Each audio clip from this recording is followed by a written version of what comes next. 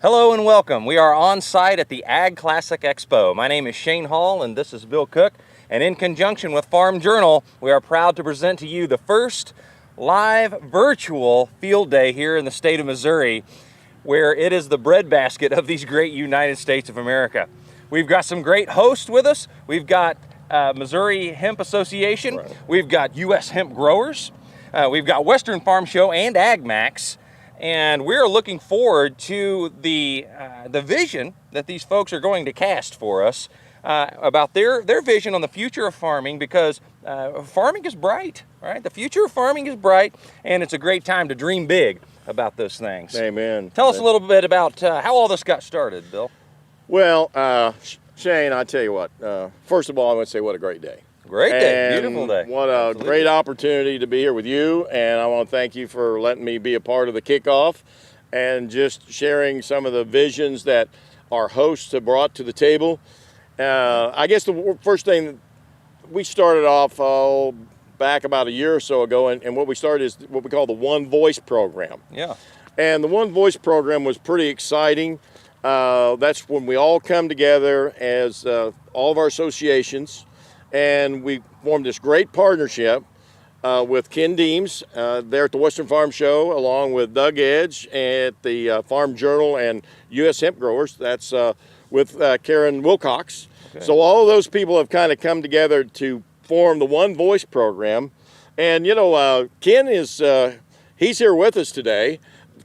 He's here whatever you want to call it, virtual. Oh, great. But he's going to join us later on this afternoon. So, hey, why don't we just roll to Ken right now? All right, Ken. Thank you, Bill and Shane. It's my pleasure to be here today to take part in the Ag Classic Expo. You know, and on behalf of the Western Farm Show held annually in Kansas City, Missouri, let me say just how excited we really are to have you and the Missouri Hemp Association on board as a new partner in our farm show. When we met with Bill and John Ortiz prior to our show last year, it was pretty evident that it made very good sense for us to be working together.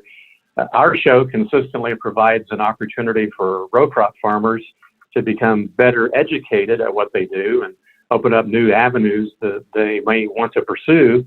And since the Missouri Hemp Association has the same principles in mind and a similar audience, we became even more valuable to farmers by combining our resources together. So at our farm show, in addition to seeing new equipment, farmers are able to visit face-to-face with our exhibitors, enter the Missouri Hemp Association.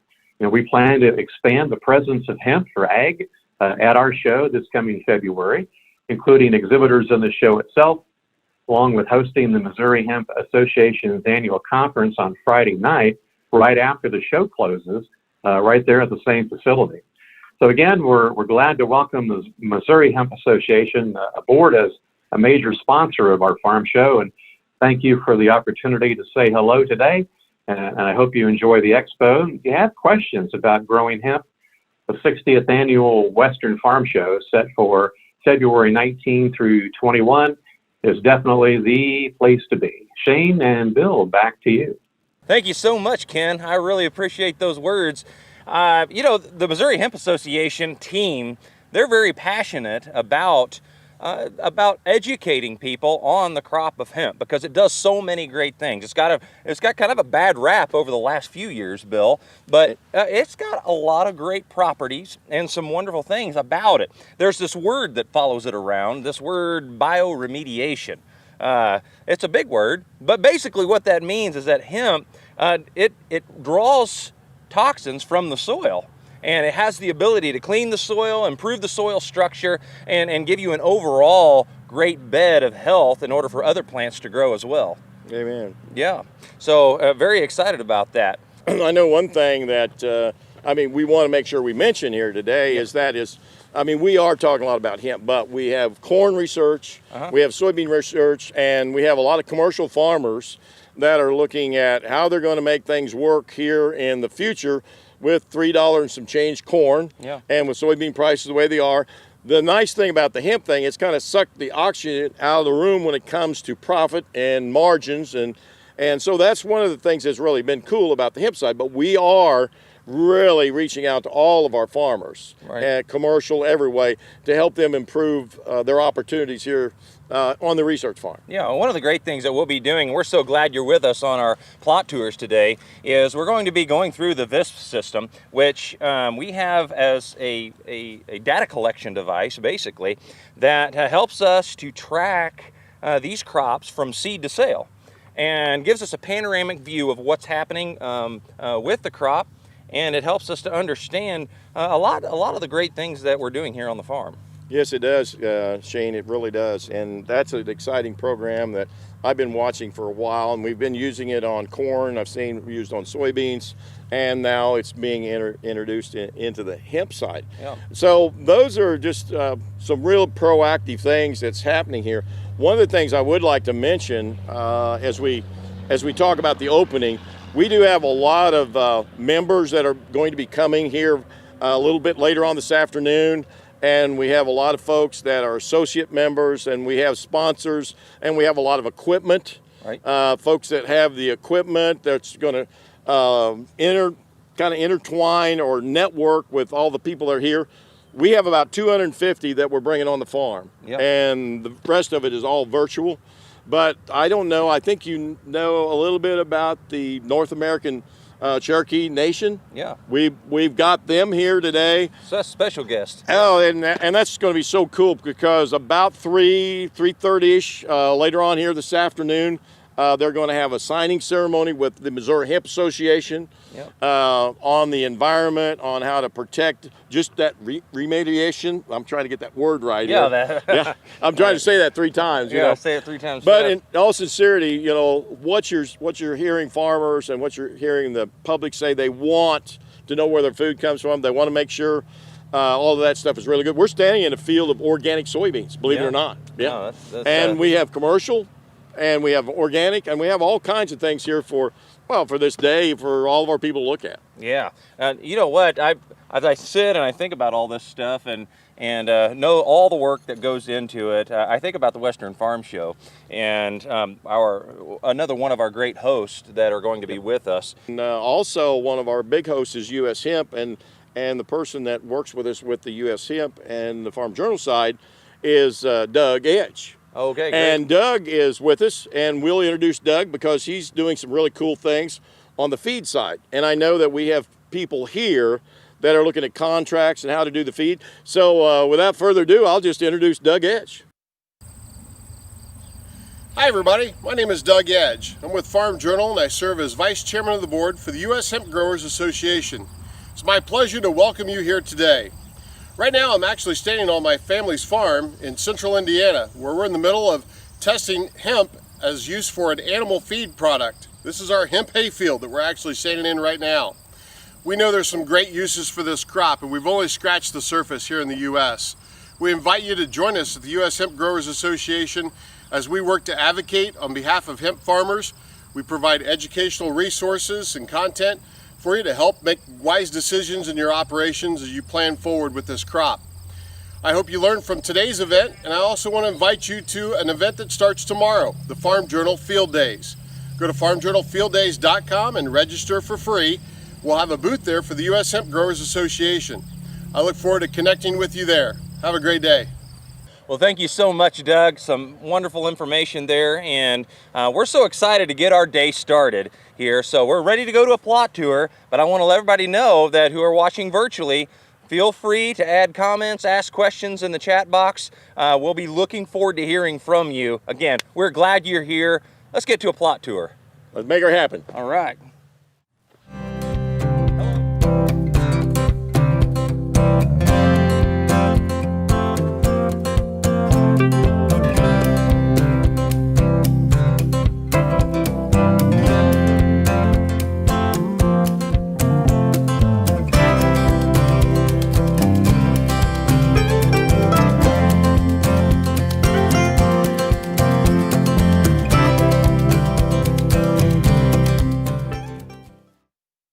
John Ortiz with BigYield.us. Today I've got Brian Kurz here with Renegade Research. He is the one that's responsible for all the data that we collect, also working with the university with our third-party data collection. He plants it, he sprays it, works with the university on harvesting it, but also he can tell you a little bit about everything that we've got going on. We're also going to be focusing on big yield products. Two of our products that we specialize in mainly is our in-furrows and our foliars. Right here we're looking at our BP in-furrow product at how many gallons per acre? 10 gallon per acre. 10 gallons per acre versus a check. I went ahead of time, walked in, pulled some plants. We're going to do some ears, and Brian's going to tell you a little bit about what he did. Brian? So like John said, I operate a business called Renegade Research. A lot of what we do, foliars, in-furrows. We also look at seed treatments. We look at comparisons of different chemicals, all different types of things. Specifically for big yield this year, like John said, one of the main studies we've been looking at is really honing in on the in-furrows. So with these two right here, what we have is we actually went ahead and on this check, we ran a standard program that'd be comparable to what most farmers are running. So most guys on their corn are running anywhere from 0.70-70 to 0.100-100. So for that reason, that's why we ran 10 gallon of BP and furrow versus 10 gallon of just straight 318-18. And so John and I here in a minute are going to pull back a check. Some of the things I want you to take into note is on how much greener, how much slower this one is drying down with the BP and furrow. In the BP and furrow, with the mix of what they have, they're trying to feed the microbial activity as well as providing the plant with 100% accessible nutrients. Some of the other studies that we've done this year are things like comparing liquid versus dry. That's something we'll look at here in a little bit. We've also done ones on different application methods as well. So a lot of things to check in with. But let's go ahead and pull these back and see kind of what some of our development looks like. So basically what we've got here is we've got a check that you're looking at, normal fertilizer program. This was planted when? So this was planted about May 20th, give or take a day or two. Again, you can see now we had a decent amount of rainfall early. That's why our plant date was a little bit late.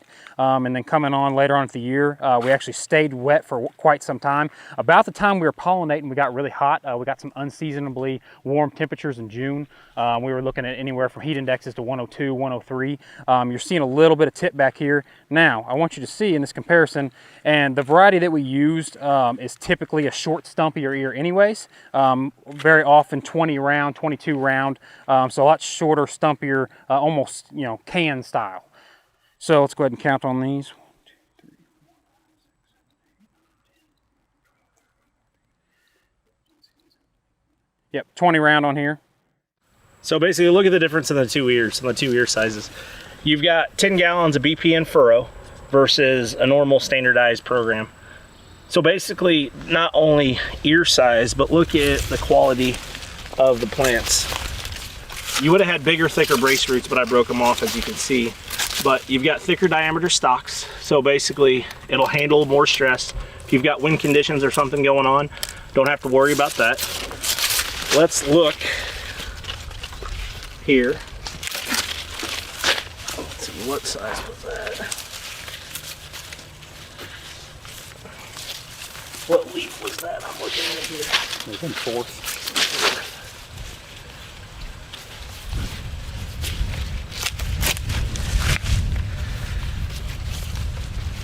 So look at the diameter and leaf stalks as well. 4th leaf down. Much healthier, greener plant, bigger ear size. Leaves are much bigger. And for some people, the factor that plays in, having a broader leaf space, especially early on in development, is going to create more photosynthesis, more chlorophyll production. That chlorophyll production is eventually what's going to be pumped into the ear once pollination and once we start filling kernel size. So that's what's going to help develop part of that. It doesn't seem like much, but especially some of the other things that we test, like a cold process sweetener, same thing.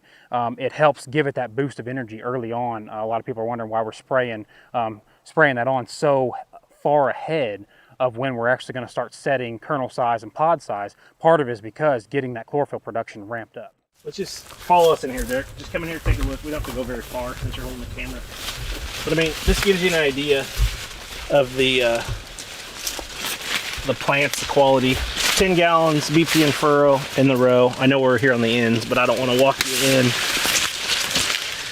And again, this is going to be for data as well. All right, so here is the BP and furrow. We're looking at different in-furrow applications on this side, and we've got some foliars, which we've hit. But what we're showing you and comparing you is in-furrow. Where was the check at, Brian? So we had just biological, and then we came over here with, yep, here's the check right here. You can see even on the end, now going out in there, there is a little bit of an edge effect. But if we were to walk out in there, most of these tests are anywhere from 100 to 150 feet long. Particularly in this field, we do, instead of doing 1/1000th of an acre, we like to do more practical farm size. That's the reason why they're bigger. So John's going out in there now, but comparing the stalk size from the check to what we did with the full BP and furrow, that check is, you're going to see again, you're going to see how much sooner that we're drying down. Dry down time is there. You're going to have a little bit weaker stalk. Brace roots are not quite as strong. Just the overall health that you see with the plant, which again results into, when it comes time to fill, again here on the end you can see a little bit shorter, stumpier. Again, still good and full, good full kernels. Well, getting in your way here. So I just walked out there a little bit. Here's a little bit where you can see where it's lacking. So we went ahead and pulled an ear from there as well.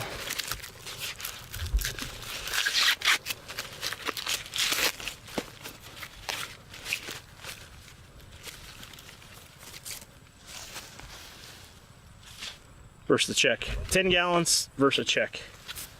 So you've got that to look at.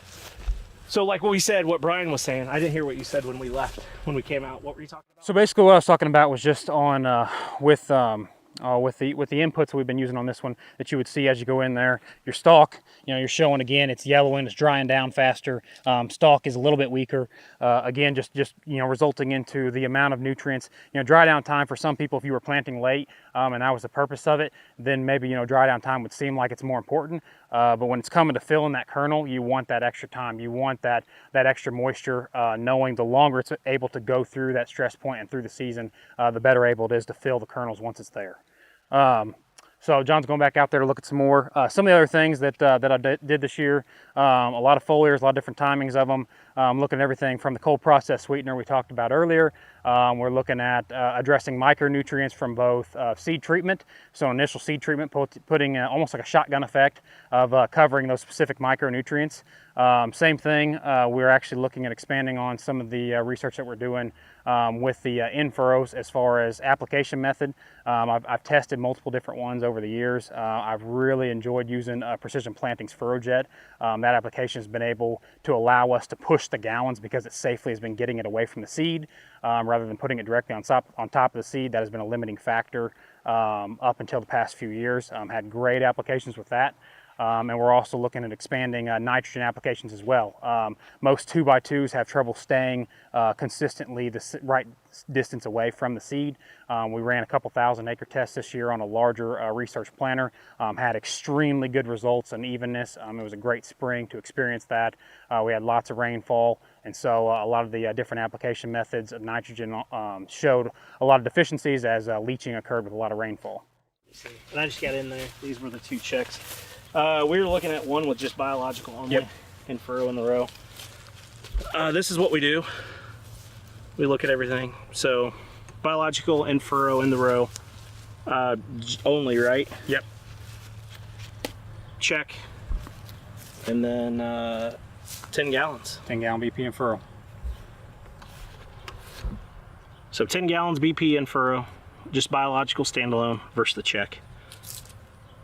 So that's what we got to show you there. Yep. Do we want to go down and look at the soybeans, give them a preview of what we're doing on the soybeans? Yeah, let's go down. We can talk about it. Right now we're hitting some of the later stages. You want to talk? Yeah. So right now we're hitting some of the later stages. A lot of what we're doing is most of the soybean stuff is foliar. We do have some in-furrow stuff as well, just like this with the BP and furrow. We do pull the rate back a little bit on the beans, usually to 8 gallon. That's what this specifically was done. Again, comparable to an 080-80 dry. But on these tests, most of the foliars are going down anywhere from V5 to R1, R3. So they're actually just now getting ready to apply. Some of them were applied last week. The rest of them will be applied either later this week or beginning of the following week as we meet the dates that are needed. So John's going in here. I believe what we're taking a look at. This is Yield Booster. So Yield Booster, what that is, it's a 1296 fertilizer, has 7 micronutrients. It's a foliar that's used A lot of times it's applied. When do we typically apply it? I'd have to look at my notes.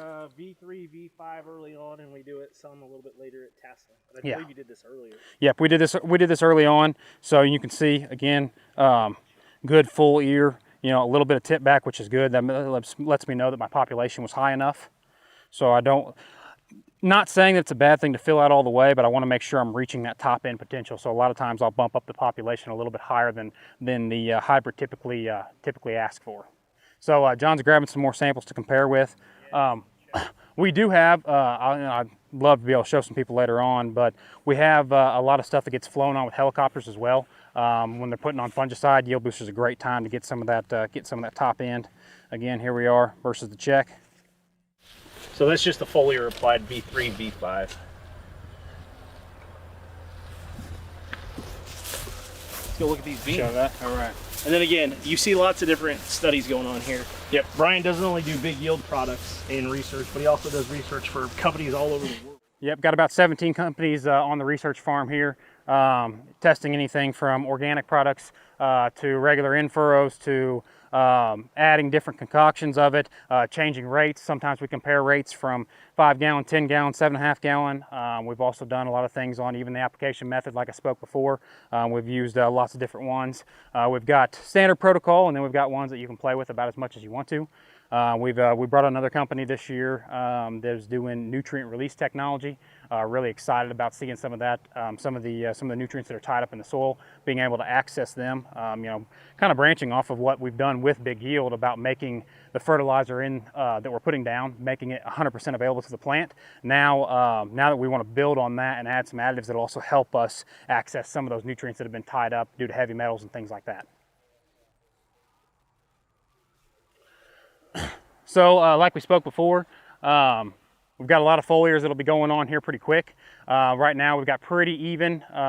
This was planted about the 23rd of May. So a little bit later on the planting, or excuse me, about 23rd of June, a little bit later on the planting. But I'm glad we did. We had a lot of, like I said, a lot of rainfall early on. So we've got some really good, not overly tall, but putting on just extreme amount of flowers right now. As you can see, we're getting a lot of, right there at that R1, R3, I mean, just flowers all over the place, which is great. We've got, like I said, here, there's a little bit here in the beginning. When we go to harvest, a lot of things, like John mentioned before, some of what I do, it's a little bit different than some of the other companies out there. I prefer to go out and do anywhere from 3 to 6 row tests, depending on what the company wants. And I do them longer. That way, you know, I'm out here once a week, every week, looking at them, checking on them. Anything that goes on or anything I'm seeing that are natural factors that are affecting it. Like I know right through here, you can see there's a little bit of dip in the field. I know from being on this dirt all the time, that's a low area in the field. So it takes into account. So a lot of times what we'll do is when we actually go to cut the test, we'll go and find the most comparable 2 rows that are applications, because when the university comes in, they combine 2. And so this way we're making sure that we can work from those best pieces. Now most times what I'll do is I'll have them harvest all 3. We'll compare them, we'll run averages, anything from standard deviations from the mean, all that, to make sure that we're getting the most broad spread, but also the most practical farm research that we can. These are all non-GMO soybeans. Yep, all these are non-GMO soybeans. And what was your population on these? We did right at 150,000. Typically, we'd be more like 130. I like being lower usually, but later in the season, we went ahead and bumped that population up a little bit just to make sure we got... So 100% non-GMO, treated with yield coat, not treated with yield? No, so well, the yield coat one, we are actually standing in a yield coat versus the check right here. Okay. So this is one of the only ones that's on here that's not a foliar, except for the in-furrows that are down on the end. But these, the only reason why is because I want to be able to isolate as many variables as I can. Now we have done, with Big Yield, we have done stacked studies in the past as far as like stacking on top of each other with, for instance, their yield coat soy with sweetener, or their yield coat soy with sweetener and with yield booster. So we really enjoy doing those. Probably look at expanding more of that as some on-farm research. And you guys asked for it, so that's why we did it. Yep, everything was always stacked, so we did them individually. Yep, wanted to know what the marginal returns were once we started adding the products together. Questions again. I'm John Ortiz. This is Brian Kerrs, Renegade Research, Big Yield. You've looked at some of our in-furrow applications. You looked at some of our foliar applications. We showed you some of our seed treatment studies here. We'll get the data back to you here right after harvest. If you've got any questions, feel free to give us a call or reach out to us. www.bigyield.us. Thank you very much. You have a great day. Thank you. Hey guys, this is Brad Dixon with Big Yield US. I'm a DSM for Big Yield. I'm also an organic inspector. I go all over inspecting organic crop operations. Here at the farm, the research farm, I've got some transitional beans behind me. These are a T2 bean. That means that they're in their second year of transition. Takes 3 years to certify an organic field. Next year we will harvest organic crops out of here. These during transition, the fields must be treated as if it's an organic field. You go with your cover crops and your approved substances. Everything must be approved before it can be applied. These beans here are looking pretty good. We've done a good job cultivating them. We've got several Big Yield products that we promote to organic farmers. We've got our dry box seed treatment, which is WSDA approved. WSDA is Washington State Department of Agriculture. All your certifying agencies recognize the WSDA. In order to be approved through WSDA, it must be up to NOP standards. So your certifiers will allow that. So that's a good certification to have. We also have our Big Sweet Yield, which is a boost of energy for the plant and allows the plant to take up more nutrients, brings the Brix level up in the plant to lower pest pressure as well. Then we have our Yield Topper. We use our Yield Topper sometimes in-furrow or as a foliar. We've put 2-gallon in-furrow before and 2-gallon furrowed on or foliared on. Got good results from that. We also have a new product, Bio-Enhance. We like to apply the Bio-Enhance as a foliar, V3 to V5.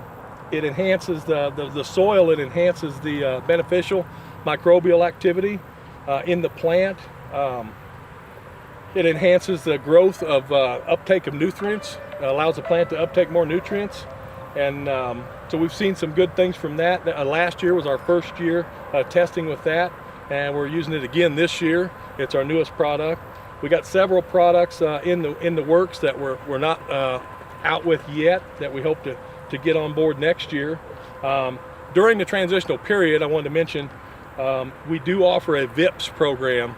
That's a third-party verification program for non-GMO and transitional crops. That allows you to sell your transitional crops at a premium that helps you through that transitional period while you're transitioning to organic. One of the things we're going to be looking at next year is incorporating more cover crops and cover crop mixes to enhance soil biology. We got several mixes that we're going to try, and we look forward to better water infiltration with some of that, loosening up the soil a little bit and getting more activity in it. Our products also promote that, so that we think that'll all work together well, and we're looking forward to see what that'll do for us. We'll keep you up to date. Thank you. Hey everybody, welcome. My name is Brian Kurz. I'm the CEO of Renegade Research. I manage a lot of plots and different things here on the research farm. I'm really excited about working here with Big Yield, Chemitech, a lot of other companies that I work with, and happy to showcase their stuff at the Ag Classic Expo. So we'll kind of dive right in, kind of some of the things that I do. Like I said before, Renegade Research is the name of my business, and what that is about is we like to push the style of things. We like to do things that have never been done before. Part of the reason why we expand on crops sometimes that are brand new to the market. Things like a lot of you have heard is like hemp, CBD production, fiber seed. We do a lot of things with trying to push increase bushels on different stuff. Like soybeans, a lot of years we'll go and do things what we call the amaze plots. What we do with these plots is we actually go and do multiple applications of things like a carbon-based sweetener, fertilizers. Most times they're foliars, and we try to push the potential of that plant. A lot of times we're reaching, like on soybeans, these plants are reaching up to 120, 130 bushel soybeans. Corn, pushing that corn up to 250, 300 on dryland corn. Just really trying to push what that plant's capable of in the soil that it's at. A lot of fun. We really enjoy doing those things. Again, we just want to show people the upside potential that what you've been doing isn't the cap for your land. You can push that stuff to the next level. Some of the other stuff that I do is out here in these amaze plots. We also like to look at not just conventional production, but also transitional, organic, everything that's out there. We want to be able to have it shown and displayed on the farm here. So you see over here to my back, these are actually transitional soybeans. Some of the amaze plots are going on out here. Look farther out into out there. We got some organic production going on, some hemp to the background. We got tons of variety trials going on down through here. Companies like Lewis, AgriGold, Willcross, MyCorn, even Prairie View Hybrids. We've got all kinds of different varieties going on out here. Really enjoy working with what they do. Happy to expand on it. We look at everything from in-furrow, foliar, seed treatments, mycorrhizae products, everything we can do to push that plant to the max and get that big yield, get that top end that we desire so much. So I appreciate you stopping by here at the Ag Classic Expo with me, Brian Kurz, and I look forward to hearing from you soon. Hey guys, John Ortiz. Well, welcome, and Brian, we're so thankful for all the great information that you were able to offer there. Also thankful for Brad and his efforts. Brad Dixon does a wonderful job out here as our organic inspector, and has a lot of great information as well. And I'm here with John Ortiz of Big Yield, and he's going to offer us some great information that he has about some of those big yield products. John, welcome. Hey, thanks guys. Again, you guys saw the live presentation. We talked about in-furrow applications, foliar applications, seed treatments, things of that nature. I think that's why I'm here, to talk about some of those things that we discussed. Yeah, and I think everybody's excited to hear about all this. It's going to be a great day. Yep.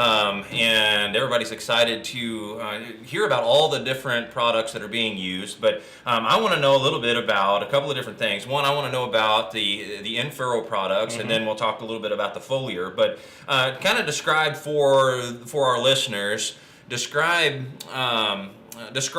what goes into the in-furrow. Describe that process a little bit. All right, so basically what we're doing is there's a lot of guys that are trying to get away from dry fertilizer programs. So in-furrow has been around for a long, long time. It's nothing new. People have done it way before I was born, and you as well. So basically it's a way to place fertilizer directly in the row, directly where the plant needs it, where it's more beneficial, where they can uptake it a lot more. There's some studies out there, there's some theories that are saying in-furrow applications and liquid fertilizer is just as readily available as a dry, or in some instances it's actually more available since it's placed directly in the root zone, directly where that plant needs it. Doesn't have to go out there and find it or search for it. It's there. So that's some of the things that we've done, and we've come up with a formula that's specifically geared for and manufactured for big yield. We use a food grade product. We've got biologicals in there, 10 strands of bacillus, humic acid, kelp, carbon, more carbon as well, and we've seen some great benefits, great ROIs, and great referrals. Right. Well, that's great, and I think being able to place those nutrients, place those products right next to the seed. Correct. As you already mentioned, it allows the plant to not have to do so much work in order to reach those beneficial things, right? Correct. Because the plant needs those macros, the plant needs those micronutrients in order to flourish, and the more readily available we can make them, the better off we'll be. So. Yeah, and some of the things that we're looking at as well on in-furrow is not just the products that we're using, but we're actually looking at fertilizer placement. We're looking at seed firmers, we're looking at totally tubulars, we're looking at furrow jets, we're looking at it all. Anything that's new and the latest and greatest, we try to get on the research farm and look at. Well, that's the exciting thing, is looking at the future of farming and noting that it's bright and that it's okay for people to dream a little bit. You know, it's okay for people to say, okay, here's how I've been operating, but you know what? I can get outside that box a little bit, and if I can get outside of that box a little bit, I'm going to see an increase in yield. I'm gonna look at ROI increase and all those types of things. Exactly, and that's what we're going for with the in-furrows. Yeah. So as far as in-furrow, that's amazing. So as far as the foliar feeding is concerned, it's one of those things that I'm interested in. I think a lot of people are. And the question about foliar feeding is, what exactly am I doing, right? What am I doing to the plant? Because there's a lot of different products out there. Yep. Is what I'm putting on the plant beneficial? So tell me some of the products that you're putting on the leaves. Some of the products that we're doing, first application, and our go-to product is our Big Sweet Yield. It's our carbon source. It's what we use to to incorporate with our herbicides, our fungicides, insecticides, everything like that. First application, what we typically do, which Brian went over on the plot tours, V3 to V5 is typically when you spray your first application of herbicide, whether it be Roundup, glufosinate, dicamba, whatever enlist. Then we come again back over the top, R1, R3. As you know, timing is crucial and beneficial for all of this. If we're too early, too late, you pretty much pissed your money away, in my opinion. Right. But again, that's what we're looking at. That's why we do all the research, and we're looking at basically a 12-9-6 with 7 micros, again, some biologicals and some sweeteners over the top. Well, the science says that the plant is ready and capable of taking those products in through its stomata and through their epidermis layer. So the science is there, and I myself have seen just how much of a difference these products can make in people's everyday operation. And again, we've looked at products, all sorts of types of sweeteners on the market, from molasses to normal sugar that you buy at the wholesale club. This product mixes very well, stays in suspension, and it's in a usable form that the plant can uptake immediately, that it doesn't have to sit there and create or just sit there. That's what's great about this. Plus, great benefits. Tank mix is unbelievable. Got a lot of aerial applicators using it. We got airplanes, choppers, custom applicators. Yeah, so that's really great. So just a little bit, just a snippet of this helicopter application. I was a part of an application last year. A helicopter came in and was able to put fungicide on a customer, and right at the right time. That was a special thing, because it gets to a point, corn and soybeans too. It gets to a point where you can't get over the field. Exactly. Or you're going to have yield loss, and so it's important to have those options of aerial application. So tell me just a little bit about the helicopter. So basically what we did is we used Buckman Aviation out of, he's around Columbia. Buckman Aviation came in. What I like about helicopters as opposed to an airplane is they can literally fly up to a field and load, unload, go fly, go put on your application right then and there. Don't need a runway, don't need an airstrip, anywhere. Yeah. You call, they haul. That's pretty so awesome. It's great. That's awesome. Okay, so one final question for you before we let you go. Y'all's plot tour was great, and we're going to be getting to some more plot tours in here in just a minute. But one more question: if folks are just wanting to kind of get their feet wet with these big yield products and saying, okay, it's time for me to try some of this, to try to push my yield, as Brian was talking about. It comes a time where it's time to push that yield to see what type of ROI you can get. So entry-level program, someone who hasn't tried the products, what would you tell them to do? First of all, I'd say give us a call or shoot us an email, or go to www.bigyield.us. There you go. But besides that, what we do is we're not trying to get you to switch up or change what you're doing. We want to incorporate our products to what you're doing. So we want to not get you to change the way you're farming or get you to do anything like that. But again, typically guys start out with foliars, and we ask you to try the Big Sweet Yield. It's simple, it's easy. You're already putting an AMS or a liquid AMS at the time of your herbicide application. So then put it in there, Big Sweet Yield. Again, if you're gonna foliar feed, or if you're gonna spray for insects or a fungicide, that would be an optimal time to apply the Big Sweet Yield DB that we talked about earlier. So those would be the two simplest, easiest things to do that's cost effective and shows a great ROI. Great. Well, again, a lot of awesome information, and I appreciate it, John. Appreciate you coming in and talking to us. As a certified crop advisor, I myself have seen these products firsthand, and not only in real life situations in farmer fields, but in test plots and everywhere else where I've seen them do great things. And so check out Big Yield and give their products a run, because I think that you'll be thankful that you did. Well, it's time to go to our next plot tour, and we're going to go to the boys of Willcross, Caleb and Ben. All right, hello everyone. Thank you all for joining us here at the Willcross research plot. We're going to go through and kind of touch base on just a few different varieties that we offer, as well as all the genetic traits that we have. My name is Caleb Stowers. I handle mostly the eastern and northern half of the state as their district manager, joined here with Ben Snook, who actually handles all of our local guys. in most of our growing. So I'll kind of pass it over to him and let him kind of touch base with a few things, and then we'll just kind of work our way down and introduce you all to some other varieties for us. So we'll start with our Liberty Link traits. We got everything that goes from a mid 3 to a later 4, so we have a lot of variety there. We've had a lot of good luck with our Liberty traits, still killing weeds and producing on yield tremendously. Our Liberty bean that we're featuring right here is our 1441, which me and Caleb both agree it's one of the top yielding beans that we have. It can pretty much go just about everywhere, and you can plant it through your drill, through your planter, 30-inch rows, but preferably on 15 or so on. Absolutely. It's a great bean. Like he was saying, it can go a lot of different places. If you've got some tough hill ground, some thinner soils, if this is a bean that you're looking for that's going to still produce you with great ROIs into it, that's going to do what you want it to do, that maybe you're having tough getting to that next step on a total bushels on that farm, this would be a great bean for you to go to. Like I said, we're still able to knock back the weeds. If you want to push the population up with it a little bit, you're more than welcome to do that. If you want to kind of keep it around that 135 to 140 range, you're still going to see great results with it. Like he said, it goes everywhere, but if you want to see it really push it to its next toll, go ahead and throw it on some better soil, some bottom dirt, and this bean will probably knock your socks off as good as it's going to be. Still a fan favorite. A lot of guys out east really love it. This area it still sells a lot, and we've even got some guys in southwest Missouri that plant it and really enjoy it. So like I said, it goes a lot of different places, and everyone, you will be very happy with this bean.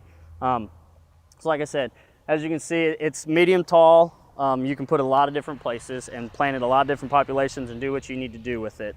So that's kind of just a highlight of our 1441 bean and the trait that we offer there. And as we kind of work our way down, I believe Ben said this is actually one of his favorites. It is an extend bean, our 4.6 extend bean. As of right now, with the way things are going, we still have production to kind of see where it is, so this could be an offer for next year as well. But Ben, why don't you go ahead and tell them what we enjoy about it. This is a personal favorite of mine. So much I grow it on my own farm. I like about it some of the newer technologies if you're having issues with weeds and so much so forth, but you can plant it just about everywhere and anywhere as well. Bottom ground, stuff like that. It has a tendency to bush out, so you can fill those 30-inch gaps, but you can also put it through a drill or so, and it kind of keeps the height down as well.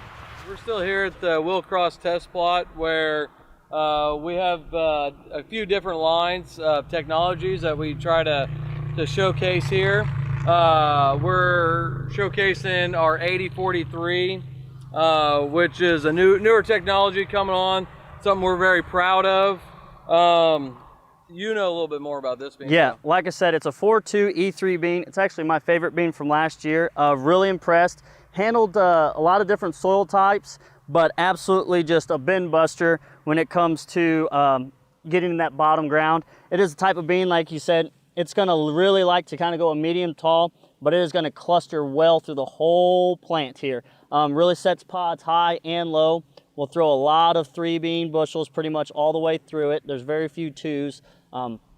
It is a very high yielding bean. Excited about this one to see what it can do, being last year, its first year fully out. I got guys already calling me this year saying they're extremely excited for it, that what we have to bring here with our genetics for it. So like I said, this bean moving forward, I think is going to be a top seller of ours, and it's going to impress a lot of different growers. Like I said, sets nicely, grows nicely, great emergence with it, and then we'll just throw pods all through the plant from low to high. Here at our Willcross plot, I'd like to showcase some of our conventional beans. We take a lot of pride with because they are still top yield potential beans, and we've had a lot of great luck with them, putting them just about everywhere. Just like this bean here, they're 9542. Pushing those into a lot of bottoms. They'll really go anywhere, but for me, they really showcase great in the bottoms. They'll fill all the way up, they'll stand tall, they won't lodge, they won't go down. They'll cluster up really, really well from top to the bottom of the plants. Like I said, this is a conventional bean, so you can market that into a few different places for premiums and whatnot. Just things we try to offer here at our company.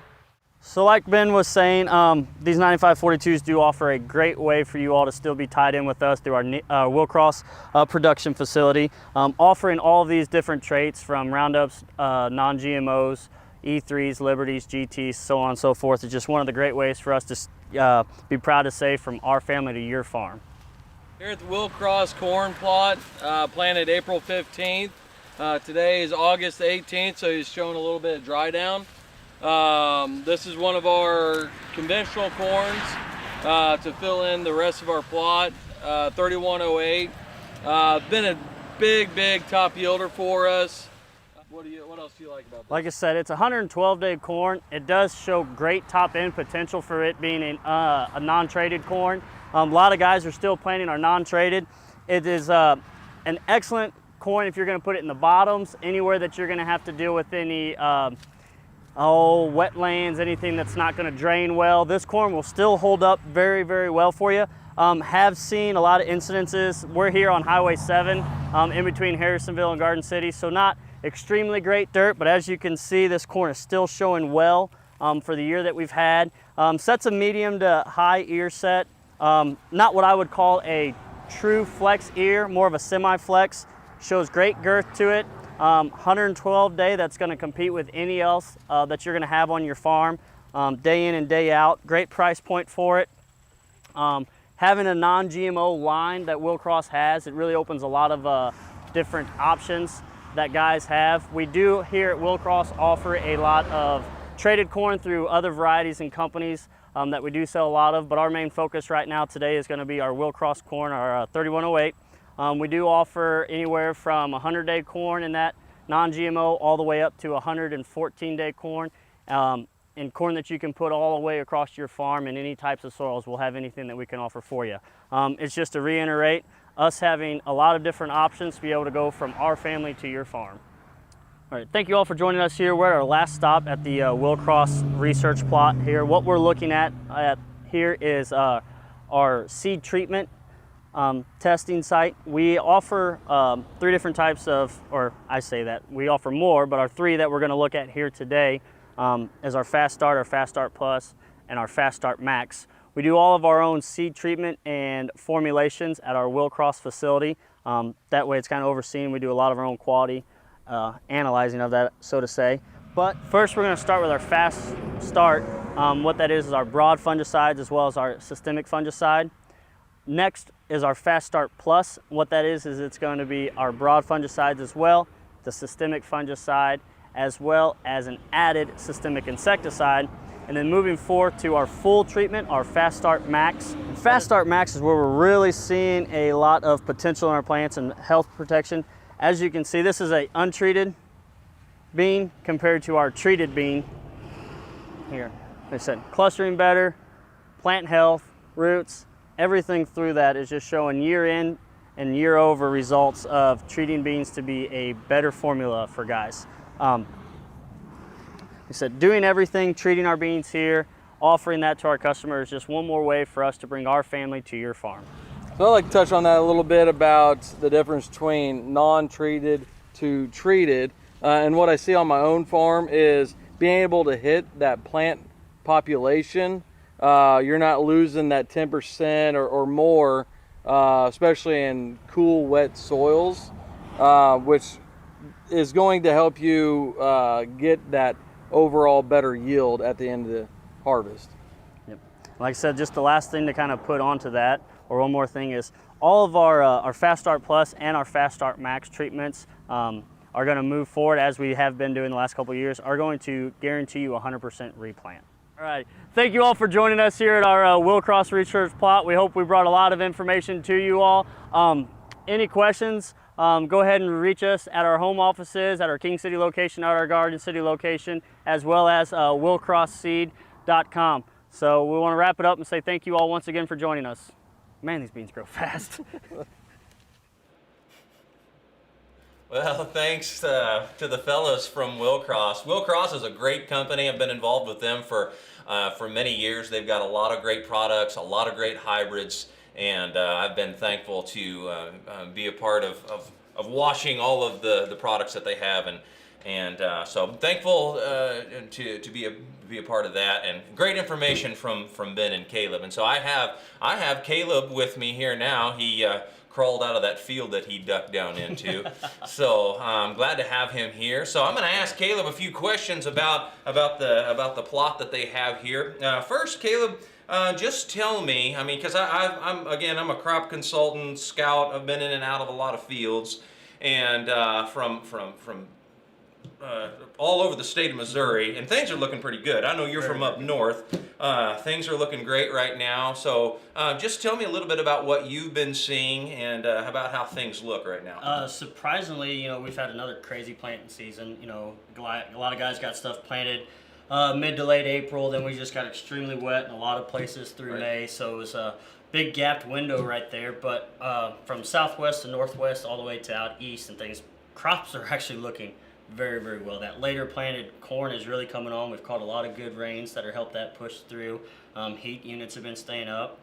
Not a lot of corn is fired up this year. I don't know if you've seen any of that, but it just hasn't gotten extremely tough on this. Good uptake, right? Yeah, very good. Yeah, very good. And that's all the way across the board. I mean, there's spots here and there where it's just a little rough, but other than that, I mean, crops from corn and beans I think guys are going to be really happy with where we're going to be at this year. Oh, very good. One of the things that I look at when I'm in corn test plots is I look up how a plant has the ability to be pushed, and if it can be pushed, how does it respond to some of those applications? How does it respond to additional nitrogen and those types of things? And a couple of things that are very important to farmers these days is, well, I guess it's probably been important to farmers throughout time, is when we're not getting rain, how does the plant react to that? When we are getting rain, how does the plant react to that? If wind comes through,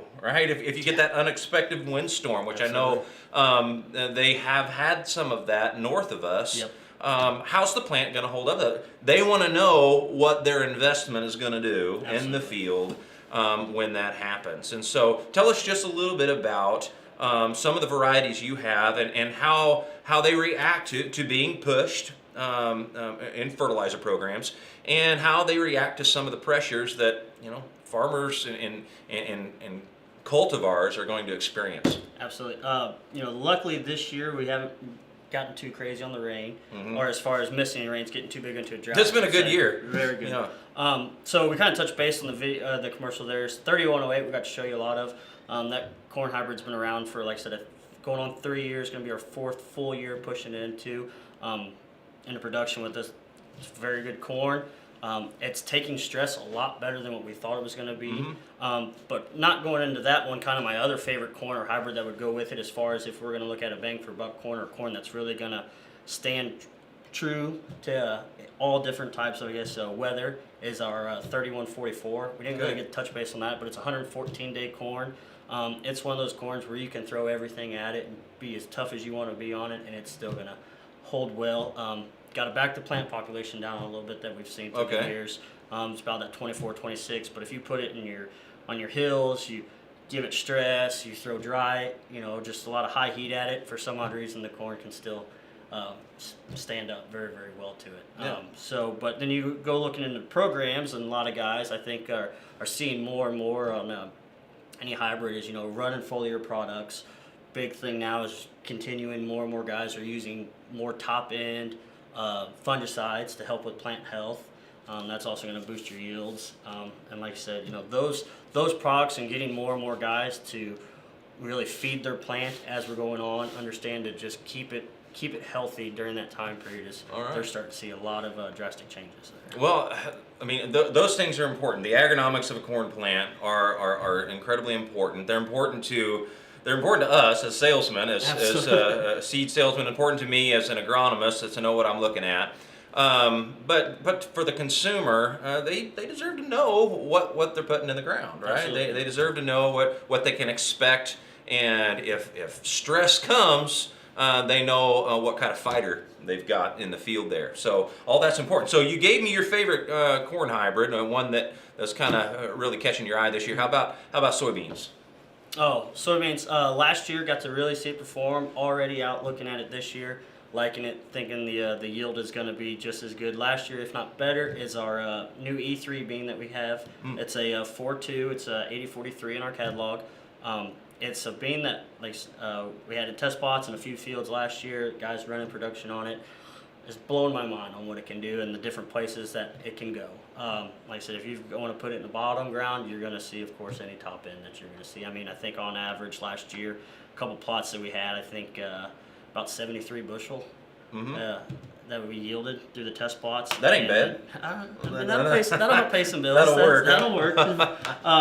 But another one is our 1038 on our GT 27 bean. Guys up north, I didn't get to see it too terribly in a lot of different places still, but a couple guys ahead up north say it was about 70-75 bushel or better in a lot of different places across a couple farms. And then of course you got your spots where it can drops down in the 50s and 60s range, of course, and that's in that tougher dirt. So if we're still getting anywhere a mid 50 bushel bean and some tough that's ground, good stuff. Yeah, that's okay. That's more than what you can expect. Yeah, absolutely. I think that's awesome. But that 4.2 bean is probably my favorite. I've already talking to a lot more guys that are wanting to see that bean more, so we've kind of revved up production on that one a little bit. So making sure we've got a lot of supply with that. Yeah. So you've got whatever y'all are looking for, these folks are making sure that they've got inventory for it. So that's good stuff. So. Brass tacks, if someone wants to get in on this awesome Will-Cross game, right? And they've been with other companies before in the past, and they've just heard how great these products are. Because on the video, I was noticing those pods clean up to the top, right? Yeah. When those flowers start making pods, you've got something good on your hands. So those were beautiful. So somebody wants to get on, and they're looking for the right hybrid for their operation. What type of advice would you give them just out the gate? ROI. ROI. ROI. Right off the gate, look at our data, look at what we're bringing to you, look at the price, what we're offering you. Second, other than that, I mean, with where we're going at with the chemicals right now, the thing is what type of program can you run and keep your fields clean? If you can just get away with still running Liberties, where you got a Liberty line that you can carry. We don't have to go too crazy to see where a lot of these commodity prices are going to be at, but we can focus on starting to look at what bean do we need to put on your farm that's going to keep you clean, keep you productive, and make you money. Like I said, you're bang for your buck and your ROI. And I think a lot of our guys, and I might be a little biased, but we do a pretty good job of putting the right bean necessarily where it needs to go. And that's and kind of focus on that. We're not a huge company as far as what you get with your big Bayer brands or anything like that. We're well known here in the Northwest, and as we're venturing out, you get a personal experience. But I'd like to think that guys are working with us. We put the right bean in the right spot, pretty good, and help those guys with their ROIs and keeping things clean, or at least running a program that we can work off of. And that's kind of this. Let's know what we're going to do before we have to get to plant season. It's kind of my best advice and what I would go for with these guys. Awesome. Well, man, I appreciate all that information, and thank you, Caleb. And again, thanks to Ben. Will-Cross has some great genetics, and I know they spend a lot of time. They put a lot of effort in selecting those genetics to make sure that they're going to work on your farm. So check these guys out. Check out Caleb if you're in the King City up in that northern area, and call Ben Snook if you're down around here in the Garden City area. So again, thank you to Will-Cross, but our next plot tour is with Chemitech, so let's head out to those guys. Hey everybody, my name is Brian Kurz. I operate a business called Renegade Research, and today at the Ag Classic Expo, I want to take you on a little bit of a tour of what we've been doing for one of my companies that I work with. This company is a Chemitech Group, and I've been working with them for a couple years now, and we've been integrating multiple types of both foliars, mycorrhizae products, different things, focusing really on soil and plant health. Really trying to push the production, but at a very cost-effective rate. And so one of the great things that I like about that they were already doing, and something I was happy to support was they focus very heavily on ROI. So they want to look at return on investment. And so what we're looking at is basically, what are we getting out of the dollars that we're spending? And I'm really, really excited about some of the returns. Actually, last year, for some of you that attended our field day last year, we had some of those products that just blew us away. We actually had one of their products be the plot winner last year. Was really impressed with it. We had extreme nodulation, a really good taproot, especially in the soybeans. Really good return. The ROI was through the roof, even with low crop prices. So really excited to look at what their stuff is this year. So if you want to check with me, I actually went ahead and pulled a few earlier on. That way you didn't have to watch me just walk around through the corn. But anyways, so what I've got here is these two here in my left hand. They are a check. Again, everything planted same time. I do want to say that this corn out here is non-GMO corn. We were about 130 to 140 pounds of nitrogen right in there. Split applied throughout the year. So I usually like to put chicken litter on at the beginning, get some organic matter going. And then everything else is applied with precision planting. I use their furrow jets and I use their conceal program to apply liquid everything. I love it being 100% accessible to the plant. It also works really well for putting additives in with it. So again, looking at these, I got the check here in my left hand. Here in my right hand, it is Bombardier applied foliar. And as you can see, definitely a size and width change here. Again, just a biological that was applied over the top. But again, looking at that ROI getting return. Based off some of the counts and the numbers that I did, I'm going to assume there's probably about a 6 to 8 bushel difference in these two right now, depending on what we get for rainfall, dry down time, things like that going through the year.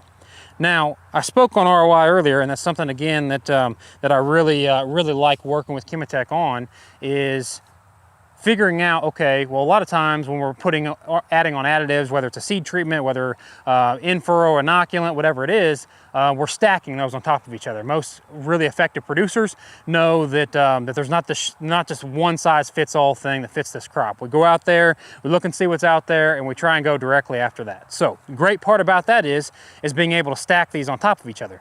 Now the thing is you end up spending that money, but when you spend the money and you get it back to you, that's the best part. Now some people think, well, making that investment, something that's as expensive maybe as a whole herbicide application, or even making a separate pass by itself, does it really pay for itself? And that's what the research is for.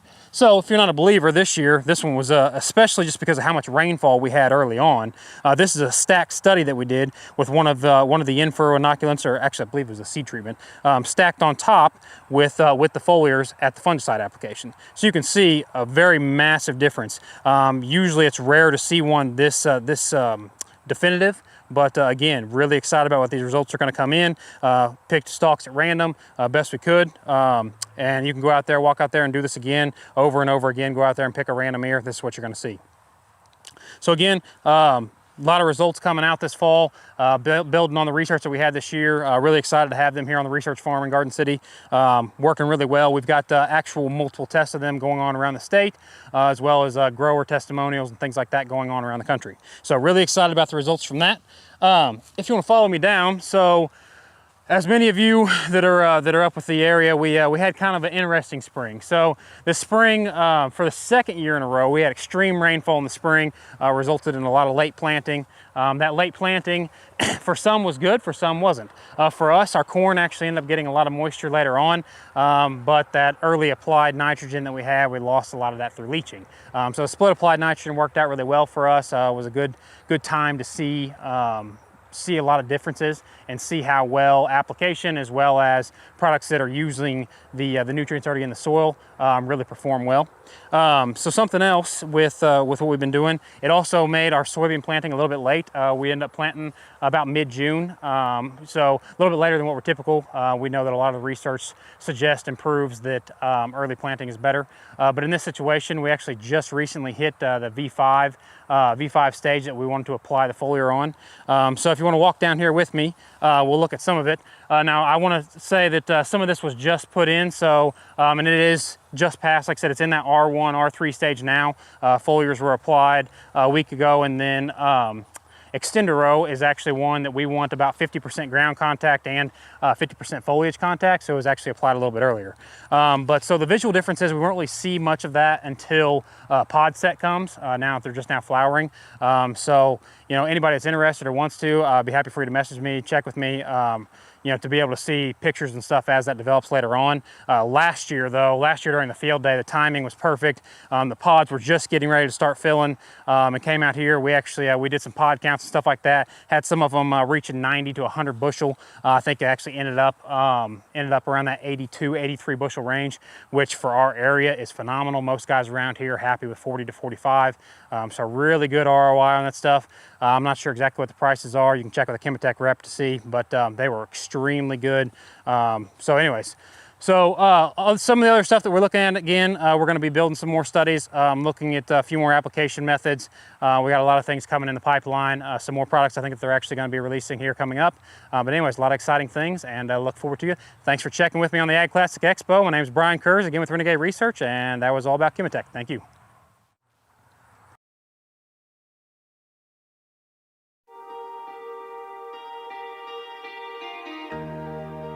Welcome to the new and improved SureTrack farm. With this release, you'll find the same management function you love, but now those functions are easier to use with additional features. In this short video, we'll take a look at navigating the new SureTrack. In the top left, you'll find 3 stacked bars, also known as a hamburger menu. This will operate the side panel. Using this button, we'll toggle the panel from hidden to shown. Along the top, you'll find the main menu, streamlined into 5 pillars: fields, equipment, markets, day-to-day, and traceability. Within fields is where all agronomic data is stored and viewed. Here is where you can pick your seed based on characteristic or performance. You'll also find your data from devices like Field Data Manager, Soil Probes, Machine Manager, and others. The equipment section is where you'll view all smart equipment data. Here you'll find data from sources like Bin Manager, Tank Manager, and Dryer Manager. Inside the Markets section is where you can search cash bids, contracts, and SureTrack Pro listings. Day-to-day uses real-time data collected throughout the year to maximize profits. Traceability will allow you to market and deliver a fully traceable commodity. Day-to-day and traceability are currently available through AGI Compass. Soon, it will be integrated into SureTrack, resulting in one location to access all your customized farm operation data. In the top right, you'll find a search tool, alerts, and your account menu. See the favorite star just below your avatar? Use this to set your home page. When a page is set as a favorite, it will be the first page you see when you log into SureTrack Farm. Simply click the star on the page you want to make your new favorite. Unsure what a specific function does? Hover over any blue question mark for insights and tips. Having a problem in SureTrack? You can use the feedback function in the lower left of your screen to highlight and comment exactly what your issue is. We'll use this information to improve your SureTrack experience. If you have any other questions or feedback, don't hesitate to contact your customer service representative or salesperson. We hope you enjoy the new SureTrack farm, and thanks for being a valued SureTrack customer.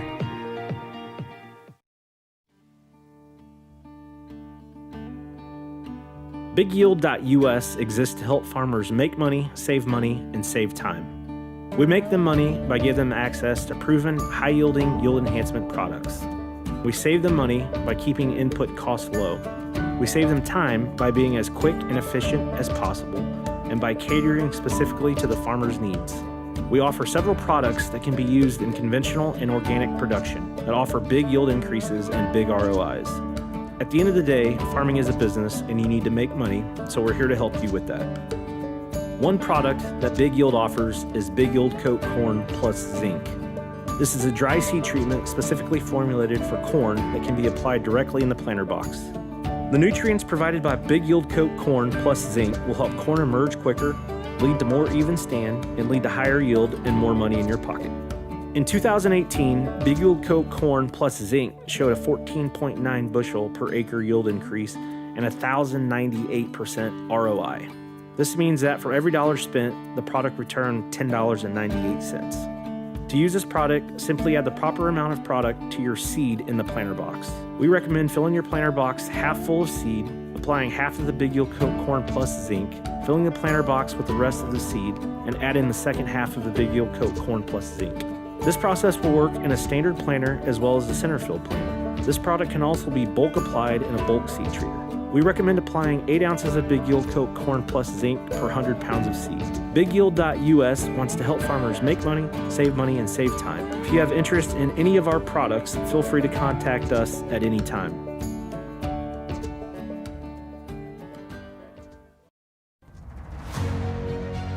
Hello! Last year, we held our USA Corn and Soybean Field Day, where we tested our product, Bombardier. What is Bombardier? Bombardier is a natural, bio-based fertilizer specially designed to help plants overcome stress. Bombardier is a versatile product showing positive effects in foliar and soil applications.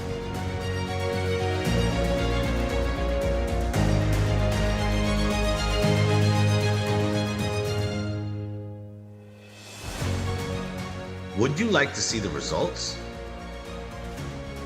In corn, Bombardier achieved an increase of 6 bushels per acre compared to the control with a return on investment of 488%. In soybean, the average increase was 4 bushels per acre, achieving a return investment of 819%.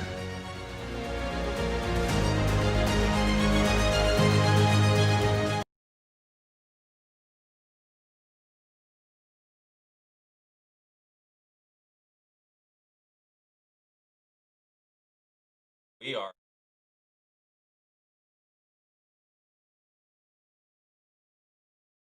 natural and effective solutions for crop nutrition, and in a time where one of the biggest obstacles in feeding the world is finding good solutions for synthetic chemistry to keep the crop production high enough to feed the people who are interested in healthy, good food to feed their families. So we've got a Chemitech representative with us here today remotely, and it's good to have him with us. So I'm going to have him introduce himself and then tell us a little bit about his products. Okay. Well, first of all, thank you so much for this such an interesting opportunity for me. My name is Ginés Navarro. I'm the Chief Product Officer of Chemitech Group. I'm talking today from Spain. It's a pity because last year we were there with you visiting the field day and sharing knowledge from our side, but especially learning a lot from yours. Well, this year we have to do it on that way. During these trials that we have performed this year, we have used 3 of our solutions, okay? The first one was Bombardier. Bombardier is a unique solution. It's a biostimulant to reduce, to avoid the condition of stress on plants, on the crops. Every single crop during the season suffered different kind of stresses, from biotic to abiotic, or well, chemical, many of them, low temperature, high temperature. With Bombardier, we are able to keep the plant growing, especially when there are some condition of stress. And doing that at the end of the season, at the end of the year, we are producing more with better quality, and at the end it's more money for the grower. Bombardier is a unique formulation. Why? Because it's a product, it's a biostimulant based on a bacterial fermentation. It's 100% organic, okay, and no chemical at all. And with one main aim is to keep the plant growing and produce more. The composition is quite complicated because we have many different secondary metabolites, we have amino acids, we have many things. But today I would like to say something about one of them. One of these components is the glutamic acid. Glutamic acid is one of, it's not one, it's the amino acid. It's the best or the more versatile amino acid. Why? Because it's a precursor of other amino acids. It's like a joker on your hand. But also, it's also the first step of the chlorophyll. So imagine when you are under stress, the plant is not producing enough chlorophyll, the different processes are stopped, and using this, we are able to keep moving the plant and keep producing. The second product that Brian told is Extender Row. Extender Row is also a unique formulation. It's a biostimulant both for soil and also to the canopy. And when I talk about this product, I like to talk about the results of this product, okay? Last year, for example, in the trials that we performed there in Missouri, with Extender, we reached, in terms of ROI, as Brian told previously, we reached, in some cases, more than 12% of ROI. So this is amazing. This is something crazy. And the last but not the least, Mycosur, formerly we call it Black Ray. Black Ray is a world patent product. Okay, it's the unique mycorrhiza produced under in vitro condition. It's the formulation with the highest concentration of propagules worldwide in every single market. Using the mycorrhiza, well, we have many other different things on the product. It's with the highest concentration of propagules, with different kind of propagules, because we don't have only spores as other product on the market. We have also HIFA and mycorrhiza root. We produce under in vitro condition, as I told you previously, but also it's a product that is produced in gel. Okay. So it can be applied in furrow, as in this trial, but also it can be applied directly to seeds. So it's a very versatile product. In terms of mycorrhiza, there is no other like this one. Okay, using mycorrhiza, we are improving how the plants perform on soil. Okay, we are improving the nutrient uptaking, the water uptaking. We are solubilizing nutrients. We are protecting the roots. At the end of the day, we are increasing the production and giving more money for the grower. Well, that is some great information. Y'all do an awesome job of using nature's resources to increase productivity, right? And you're using nature's resources to improve the quality of the farmer's crops. And the same resources are going to improve food quality. And so it's so interesting to see all the great things that you all are doing. So I read a little bit about this 4Health technology that you all are using. So very quickly, tell us a little bit about that 4Health technology. Well, the 4Health technology is something deep in the ADN of Chemitech Group.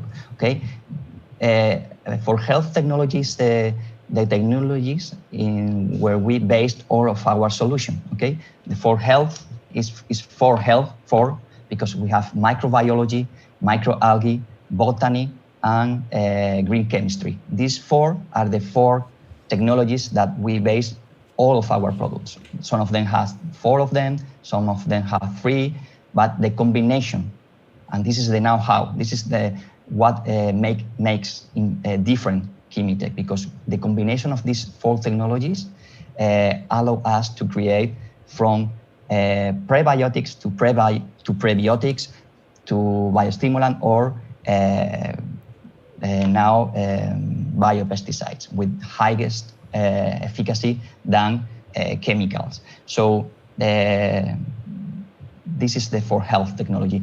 Also, always focused on health. Okay, we are thinking in the health of the soil, in the health of the crop, but for sure in the human being health. This is our focus. Produce foods with the highest yield, with the highest technology, but being natural. Well, I appreciate all that information. It's amazing to me, and it's very powerful that these folks are achieving the same efficacy as when they apply synthetic products with these things. So, Mr. Navarro, so much appreciate your time, and we look to hear from you more later in the day. And thank you for joining us today. And for now, we are going to turn it over to Corey Plank for our hemp tour. Okay. Hey, thanks everyone for stopping here today at the Native Prairie Hemp Subdivision Research Plot, and we're really excited about all we're finding out about hemp. We're here today with Corey Plank. Corey is our expert in hemp and also is running the AMAZE plot, which gives us a lot of different ways to look at ROI on different plants. So, hey, tell us a little bit what you're seeing out here. All right, so first of all, over here on the research plot, we've been, our goal is to try out a lot of different genetics of hemp, a lot of different phenotypes, kind of seeing how they are in Missouri here, especially in our area with our kind of soil and whatnot. And just kind of seeing, even on top of that, planting at different times of the year throughout the summer, seeing kind of what we get away with. But a lot of it's just, you know, just a lot of research, trial and error, kind of seeing what we get away with the plant and seeing how they grow. You know, there is a lot of different, you know, kind of growth patterns with different phenotypes and whatnot. So that's kind of what we're looking at right now with the research plot here.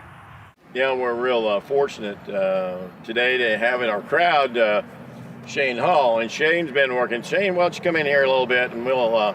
Shane's been working with Corey. Hey, you guys. Yeah, and tell us a little bit about all your bug traps, and now we'll want to talk just a little bit about the Autoflower and some of the things that's not working, some things that are working.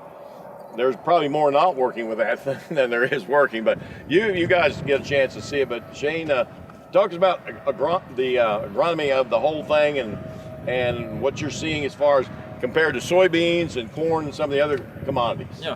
Well, as a crop consultant, I mean, there's just a wide variety of things I'm interested in when it comes to this hemp plant. So I'm looking forward to learning a lot from Corey here. So I'm still in the learning phase about all this stuff, and it's very exciting. And so, yeah, as far as the insect traps are concerned, I set up several insect traps around the Native Prairie subdivision, and they're pheromone traps is basically what they are. And I'm pinpointing, at this time of the year, I'm pinpointing the fall armyworm because I don't want those to sneak in on us like moths, you know, in the moth form and cause us any trouble. Yeah, and on that topic with insects, one thing I'm knowing, because I'm new to all the bugs out here as well. One thing I've noticed out here is the Japanese beetle. Yeah, right. And then little caterpillars. I seen them hanging out on the buds the other day, and I was flicking them off. They don't seem like they're doing too much damage or anything. For the most part, these plants are pretty resilient when it comes to pests. There's a lot of foliage for them to feed on, I know. Yeah. As opposed to like a corn plant or a soybean plant, there's just so much foliage on a hemp plant. It'd take a lot of work for a single corn rootworm beetle to do a lot of damage on a hemp plant. One thing I do know is spiders definitely love spinning webs between all of my plants. So I get to clear those out every morning by walking through them. So that's always fun. Right. But they don't really hurt the plant that much. They're just more of an annoyance. Well, let's talk just a little bit about the Autoflower versus some of your other plants. And I mean, I think our experience this year has been very difficult with the Autoflower. From the time of planting to replanting to watering to getting too much water, weed control. See, all this stuff is organic, so it's a whole set of issues that you guys have had to deal with. And so, you know, everybody always talks about the good stuff, but a little bit of what we're learning on the Autoflower, it's just a pretty temperamental little critter. Could you come show us the difference out here, like the difference between the Autoflower and a photo period? Yeah, if you want, real quick, almost all of this is all photo period. So everything you see right here, this would be all photo period. Meaning... And this is photo period over here. Yeah, this is all photo period. Those look beautiful. Those plants look beautiful. These right here, we planted pretty late, about like, we transplanted these smaller ones here about 3.5 weeks ago, just to get them in the ground, see how late we can get away with planting. As you can see, they're already forming buds and everything like that, because around the first week of August, the day and night become about even, so they triggers them to flowering. Now with Autoflower, they're not light sensitive. They go into flower when they reach a certain maturity, which we'll go over there and show you some of the Autoflower real quick. You've actually harvested a little bit of Autoflower. Yeah, yeah. And the theory that we started with Autoflower here on the research farm was the possibility of maybe even 2 crops. Getting a crop and harvest, and then another crop, and then your other hemp plants, so you could have an even flow into the manufacturing side. Yeah. So you could be harvesting, drying more as a smooth product. It's kind of the direction we were headed. And that's the ideal situation. Yeah, that's ideal. Yeah. Only we run into a few bumps. One thing to consider if you are doing Autoflower is, if you don't get it from the time you sow that seed in, if you have any hiccups, it's going to be very frustrating. It's a very temperamental plant. If it stresses, there's too much stress, it could go into flower prematurely. Stress meaning, lack of water, too much heat, or a combination of everything. On top of that, soil prep is a huge thing that we've learned firsthand. Right. With having proper tilling. Really loose, nice soil. We actually used several different pieces of equipment to get that in shape, and finally we ended up doing it with a rototiller. Yeah. So we were using the rototillers to get it in fine, and then when we got the rototiller, we got it so fine that then we were having trouble keeping it at that 1/4 to 1/2 inch. And so we had to take all the press wheels loose, all the springs loose, let it float. And after, I think we ended up, that crop was planted 3 times before we got it right, I think, the planting side of it. And that's a good point. What Bill just said is the depth, which, boy, it's a hard thing to nail. Well, and then also the thing we found out on the Autoflower is you have to have water on it. So, we did not have center pivot there at that time.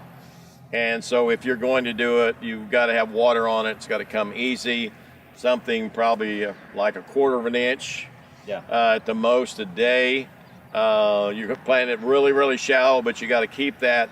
And it looks like you're going to have to baby that plant for the first 10 days to get it out of the ground. Yeah, getting that stand is so important. And that's planted from the seed. Now, what Corey's here doing, when you do the transplants, it's easy. Yeah, you can start it in a greenhouse, start your seedlings, or if you have mother plants, do clones, veg them out in your greenhouse, and then slam your plants in the ground. People go anywhere from 4 to 5 foot spacing. Completely up to the farmer, honestly. I mean, that's one really cool thing I like about growing these plants is it's fully customizable to whoever grows it. So you can make it your own thing, which is really cool. There's not you don't have to do it a certain way. And that's what makes it more fun for a lot of people is you could really just tailor it to your own personality, I guess, Well, the recipe, the way you're going to dry it, the way you're going to do things. So you got a bigger flexibility window there. Mm-hmm. Yeah. I think that's why a lot of people like growing it is because the flexibility in that, you could make it yours. But I mean, there are, some guidelines to go by, but there's a lot of wiggle room there too. Well, let's walk down to the Autoflower? The Autoflower. Yeah. Okay.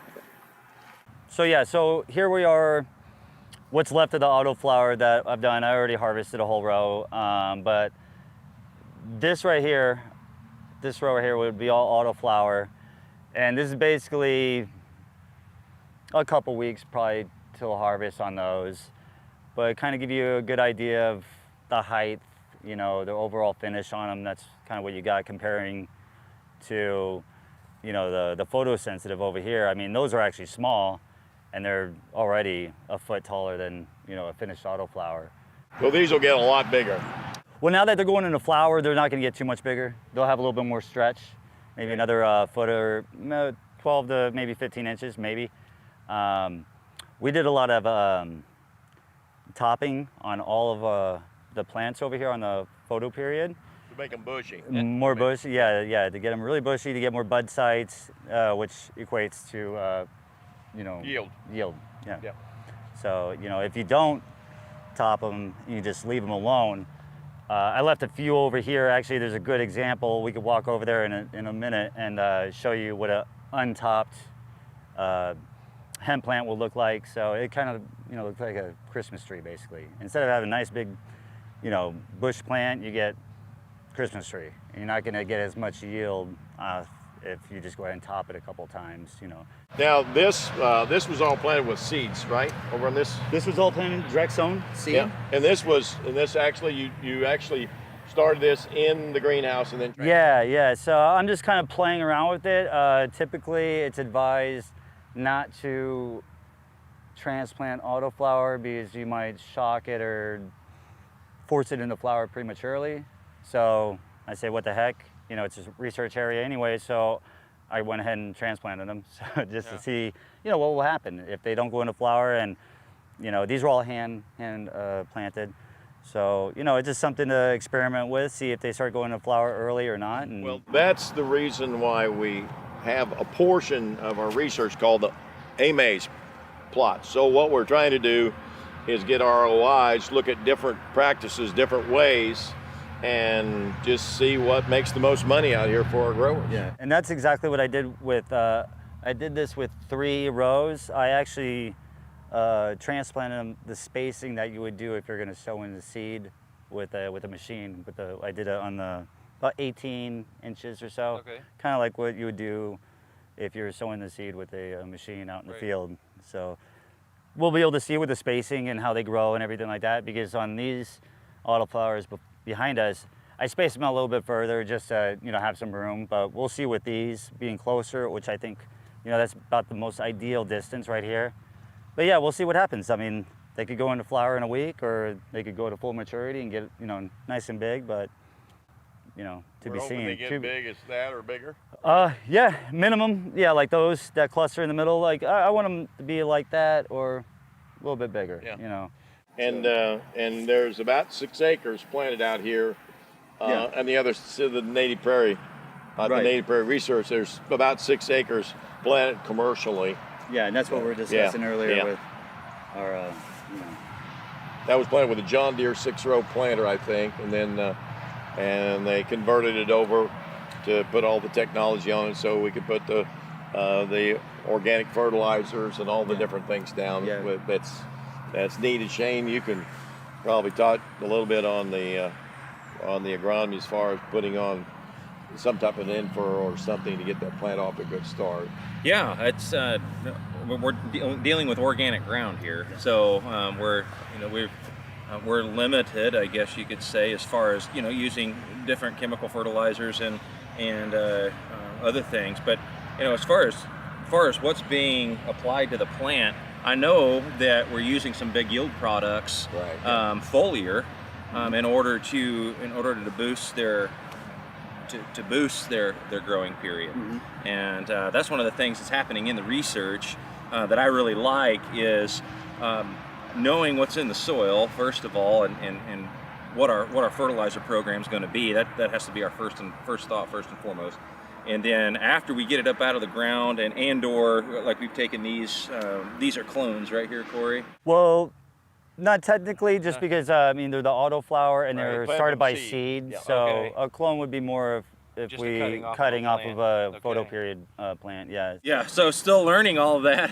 You know what I'm interested to see, and it's great that we have this research here to see what does the plant need, what conditions does it grow the best in, and I know as much foliage as these plants put on, they're going to need that NPK in some form or fashion to push them and make sure that they are as productive as they can possibly be. Yeah. So if you had everybody had one word of advice for all of our folks here, whether they're right here with us today or whether they're online watching us, what's the one bit of advice that we could give them to help them get involved in the hemp industry and be profitable? Well, I would recommend, obviously research, and then secondly, just doing it.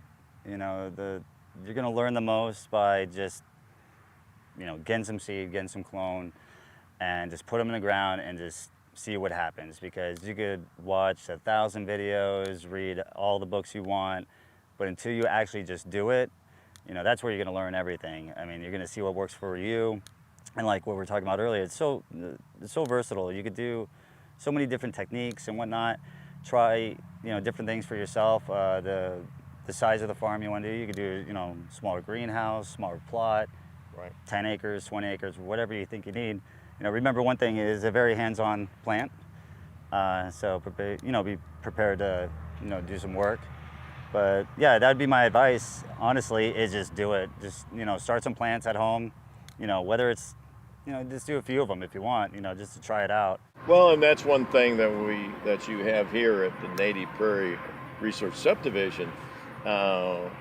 We've got ambassadors, and they'll be around with hemp shirts on them, and just talk to them, because they're the folks that have been out here and they've done the 1 acre, or they've done a half an acre, or they've done the training. So for you that don't have the ability or want to just plant more than 1 acre, we do have a 1 acre and a half an acre program, and strictly a one just education. Yeah. So those programs exist so that you don't have to spend a lot of money or take a lot of risk, and then you let people like Corey and Shane do all the work for you. Yeah. So that's a big blessing. Not a lot of places have that available to them, Corey or Shane. I would piggyback on all that just very quickly. As far as my advice would be is attach yourself. If you're looking to get into the industry, if you're looking to be able to do some of this stuff, attach yourself to somebody like Corey or the professionals here at the subdivision. At the subdivision. Yeah. Attach yourself to those people and get educated by them. See some of the things and talk to them about some of the things that are happening here. And as you said, hands-on is the best way to learn something. Yeah. And talking to somebody who's got their hands dirty. Oh yeah. You can't learn any better than that. When I first started out, we did not have nearly the amount of resources to bounce ideas off of. Right. 10 plus years ago, you didn't have all the YouTube videos. You didn't have all the companies like Native Prairie and everything else. Just to you just had to do it, and then that's why I'm in the position I'm now. Is just from all the times I pretty much messed up, and then knowing what not to do the next time. That's the best thing. That's the best teacher is messing up. Yeah. Exactly the best. Yeah. Failure breeds success. Amen for that. Amen for that. Over here, this is a prime example. It's never been touched, no scissors taken to it, untopped. See how it's, you basically got like this Christmas tree design, So that's what it would look like if you just never even messed with it. That's a perfect example. There's a couple other ones, even, they're a little bit more slender, but those are not ideal. In my opinion, this would not be my ideal plant. It literally takes a second just to go through when they're younger, clip that top off. So if you were, this plant would look like this if it was topped. Yeah, 100%. If I would have topped this. These are topped plants, and these are untopped. Now, 100%. This one looks a little like it was planted later or something. This was actually a direct sown. I had some rogue seeds, so I just tried them out, and it ended up being a photo period. Okay. So I just left it alone. I was like, you know what? I'm not gonna, top. This is one of those amaze plants. Yeah. It's going to amaze us, maybe. Yeah. Hopefully. So when we get to the end of the line, then we get the production off of it, and we're actually get the yield off that plant. Correct. And the way you collect your data, you're able to you're able to keep that data. Yeah, that's pretty cool. But yeah, you can see, and another good indication that this was grown by seed is, and I know this was not a cutting or a clone, is see this symmetry? Yeah, I can't see the word. Everything is symmetrical. See how everything is perfect. So that is a dead giveaway that it's been grown by seed. See how everything's boom, like everything's perfect. It starts to stagger a little bit up here, but yeah, you could tell that was, you know, started by seed just by looking at that. You know, most clones, they won't grow like perfect like that. So I just actually just now noticed that. That's kind of cool. But yeah. So like Bill was saying, all these, the bushier photo periods, you know, that's what they all would look like if you you could top them. And then when I say top, you could do it once, twice, 10 times, you know, whatever you want to do. Like, it's completely up to the grower, you know, what you want to do. If you're only doing a few plants or you really want to maximize your yield, you know, clip off of them. If you're doing it outdoor, try not to do it too close to when you know the sunlight's going to be getting shorter and they start to go into flower. You know, so you want to do that during like the vegetative time. But we go over here and show a couple of different plants that are a little bit further along in maturity. Actually, I have about 10 of them that went into flower a while ago. I don't know how or why they triggered into flower, maybe a little bit of transplant shock or something, but I mean, they're pretty cool. We'll go check out some buds real quick. So walk over here. Let's watch out for this. So Corey, why have you got these plants staked like that? Oh. Oh, okay. Yeah, like Bill said, he was asking why I staked a lot of these plants is because, well, for one, they got so big and we had a, you know, really heavy rainfall, and basically I came out here and about 6 of them just opened up, just split right down the stems, everything just not the most ideal thing to walk out to, so that kind of sucked. But yeah, so we had to pull them all up, you know, just take some twine, wrap them around, you know, take some of that weight off of the plants, because, you know, they might be heavy now with rain, but it's going to get even worse when they start getting big colas on them, and then they're going to be flopping everywhere. So that's just like beginning stages of staking them up. I'm probably going to have to get a full trellis netting on them and just support those branches, or else, you know, they're just gonna be snapping off left and right, and then, you know, once they snap, they're dead. So, but even with them splitting like that, I think I posted a video maybe today or the other day of pictures of how it looked with it splitting.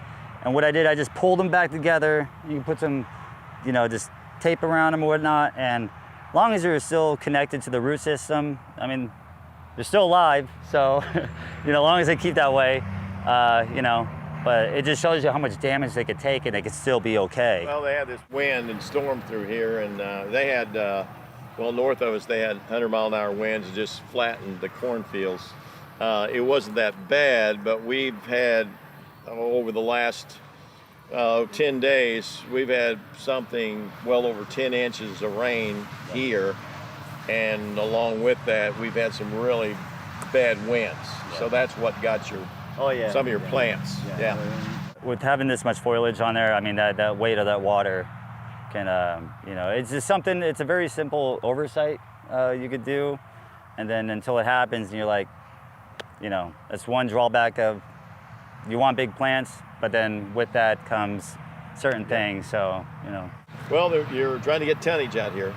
Yeah. Per acre, so, yeah. Well, I always like to try to maximize what these genetics can do, and that's, you know, that's another thing that we're looking at. You know, we probably have about 6 to 7 different genetics. So, you know, just kind of looking at the characteristics of the way they grow and whatnot, and, you know, how resilient they are to pests and, you know, nutrient deficiencies and whatnot. That's all part of the agronomic package, right? Yeah. Does it have standability? Yeah. Right? And, yeah. It's no different than breeding soybeans or breeding corn. It's got to stand up. We're in the beginning stages, and we'll have we have some really good plants, but we'll have some really good plants as we start figuring Missouri genetics or the Midwest genetics. Yeah, what's best here in our part of the country, and that's why this photo period is just may not be the right. Oh, you're talking about the autoflower. Or the autoflower, yeah. The autoflower may not be the right. It just may not be the right mix for us. I mean, for the other Or we're going to have farmers, to figure out how to plant it and harvest it. But that's what we're trying to do. We're trying to provide some good information on what genetics work the best for us, and that actually, test under the 0.3 THC limit.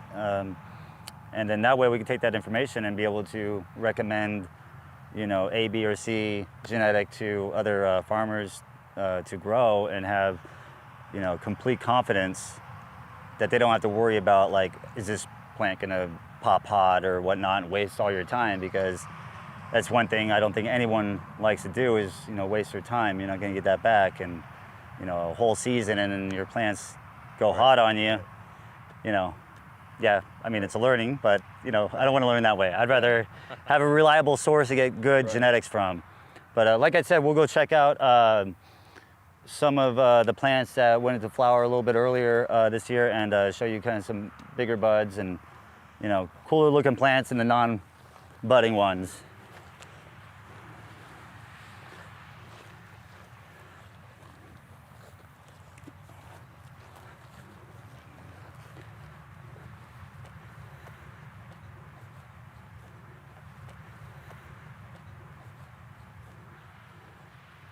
All right, so right over here, as you can see, for reasons beyond my knowing, this 10 pack of plants went to flower way earlier. And even though, as you can see, 7 feet over, this one is just starting to flower. So it just shows you, and all these were transplanted at the exact same time, same day, everything. But yet, these bad boys, or girls I mean, are about, 2 weeks before harvest, which is cool. So we're gonna get them tested, see how they do with this particular genetic. But I mean, in my opinion, I think they really, really good. Obviously, they didn't grow out as big as I would like them to, because when they started triggering to go into flower, after about a couple weeks into flower, they basically stopped their vertical growth and just put all their energy into growing buds and the CBD oil and everything. So yeah, I thought that'd be kind of neat to kind of show you guys. Yeah, when I'm talking about the plant here, this is what you consider the flower. This is your bud, flower. All the crystals you see on there, those would be the trichomes. If you looked underneath the magnifying, like a 50 power loop or whatnot, looks like little tiny mushrooms or lollipops, whatnot. But that's where almost all of your CBD content is going to be in. That's where you get the most of all your oil and everything. There might be a little bit of, you got your sugar leaf and then some of your other leaves that might have a little bit on there. But for the most part, your flower, bud, cola, all the same thing. Yeah, that's basically kind of what I'm talking about when I'm talking about. If I use the reference cola or bud or flower, same thing. So you've been out here cutting buds? Yeah, I was having a testing. Oh, good testing. Yeah. When I cut out some as well, because I noticed on a couple buds over there, there's a little bit of bud rot. I don't know if it was from some insects or whatnot, but I think it was bud rot. Usually you could tell because it has all this brown dead material inside the bud. So, oh yeah, immediately get it. Yeah, because it could spread to a lot more areas. So that's probably something good they should know. If you see bud rot, get rid of it. Yeah, and indoors, because you don't want that at all. Like, we would actually put like a baggie over it, cut it, because as soon as those spores start getting it, they go everywhere. Well, I understand it's some type of a bacterial blight. It's the same thing that you would get kind of in soybeans or other agronomic crops. Yeah. You get that blight caused by bacteria, and that's something that does spread with rain and. Oh yeah, it's evil, and when you're in especially if you're trying to grow a smokable flower. If it has anything like that, it's garbage. You just throw it away, you know. And a good indication, you could tell by some of the smaller leaves, they'll be like brown, and that's a good hint that there's probably some bud rot in there. You just open it up a little bit, and it's like you'll just see it all in there. Right. You're better off just cutting the whole thing off, throwing it away. The plant's so tightly packed around those buds. Yeah, and that comes from, you know, just a lot of humidity or something, you know, and it's just one of those things. And it's out here, I mean, it's good airflow. You know, if you're in a greenhouse, make sure you have good airflow. You know, airflow. Is there just so much biomass in this little section right here? I mean, that's the thing you want too. You want really nice dense buds, you know. So that's a, you know, it's what you know, you want it, but at the same time, it's kind of a, you know. You have to deal with the issues that come with it. Exactly, you know. But yeah, so I mean, that's basically kind of a little overview. I mean, if you want to get a couple other shots, I mean, we have also some other plants a little bit further along than like these plants right here. They're probably, I would say about, in my opinion, like week 3 of flower. But it's just funny how, like, you know, a lot of these different genetics, they go into flower at different times. So, you know, we have this genetic here, it's further along than, say, the one right over here. And it's probably just beginning to flower, you know, first week or so. So, you know, these are all just things that, like, that we kind of pay attention to, you know, because honestly, I'd rather have a plant that's quicker to flower so I can hurry up and get, you know, it harvested sooner and get it to the market faster, instead of something, you know, that takes forever to flower and to mature. You know, coming from an indoor, you know, growing environment, you know, we want short flowering times, you know, so we get more cycles in. I feel like that kind of translates to outdoor as well, in the sense of I don't want a plant that takes, you know, basically from when it starts flowering 10, 12, 14 weeks to mature. You know, it's a long time. You know, I want something that's quick, you know, 8 to 10, you know, so. But yeah, so I mean, that's basically kind of like a little good overview of kind of what we got going on over at Native Prairie. And, you know, I'm just trying to, you know, get as much information for you guys as possible, and communicating really well, show you, you know, all the good, all the bad. It sucks showing the bad, but, you know, most of the time, all you see on people's farms and videos is all the flowers looking really, really awesome. You know, they don't tell you too much about all the headaches, you know, that go along with it. But yeah, appreciate it, and thanks for coming. You know, thanks for having us, and yeah.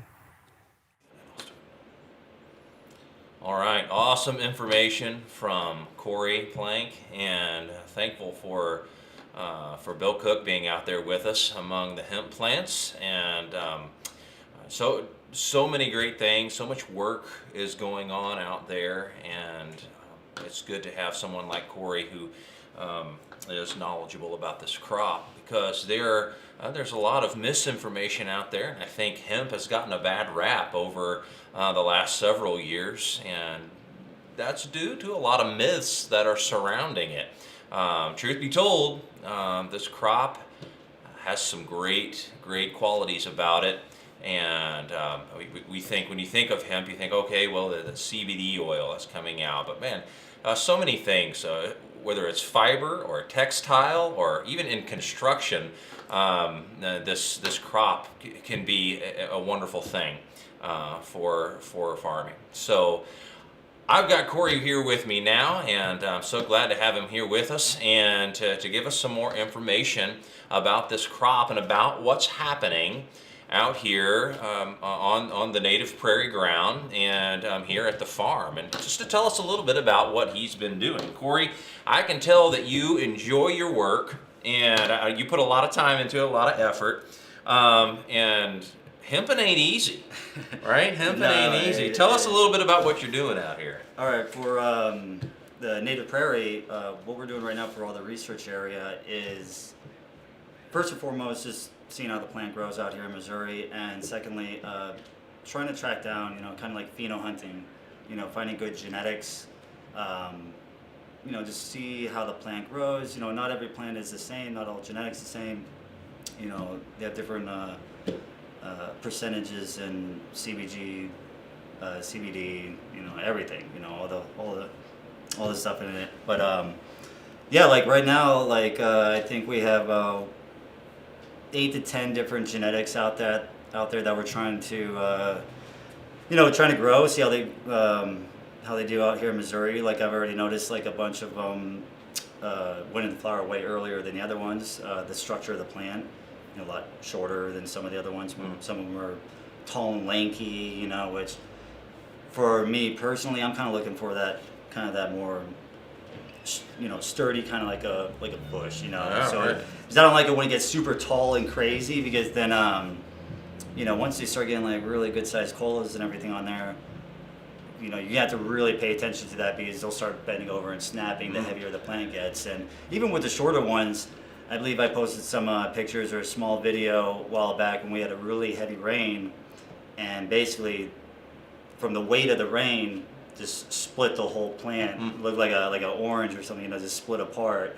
Looked like a bowling ball just dropped right on it or something like that. But yeah, so we had to stake it up and everything like that. But like you said, like it's not easy. A lot of this, it's a lot of hands-on, a lot of hands-on work. It's not just a set it and forget it kind of crop, Yeah.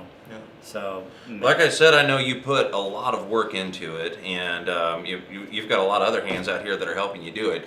But there's a lot of thought that goes into it. But there's also a lot of preliminary work before you even get out to the field.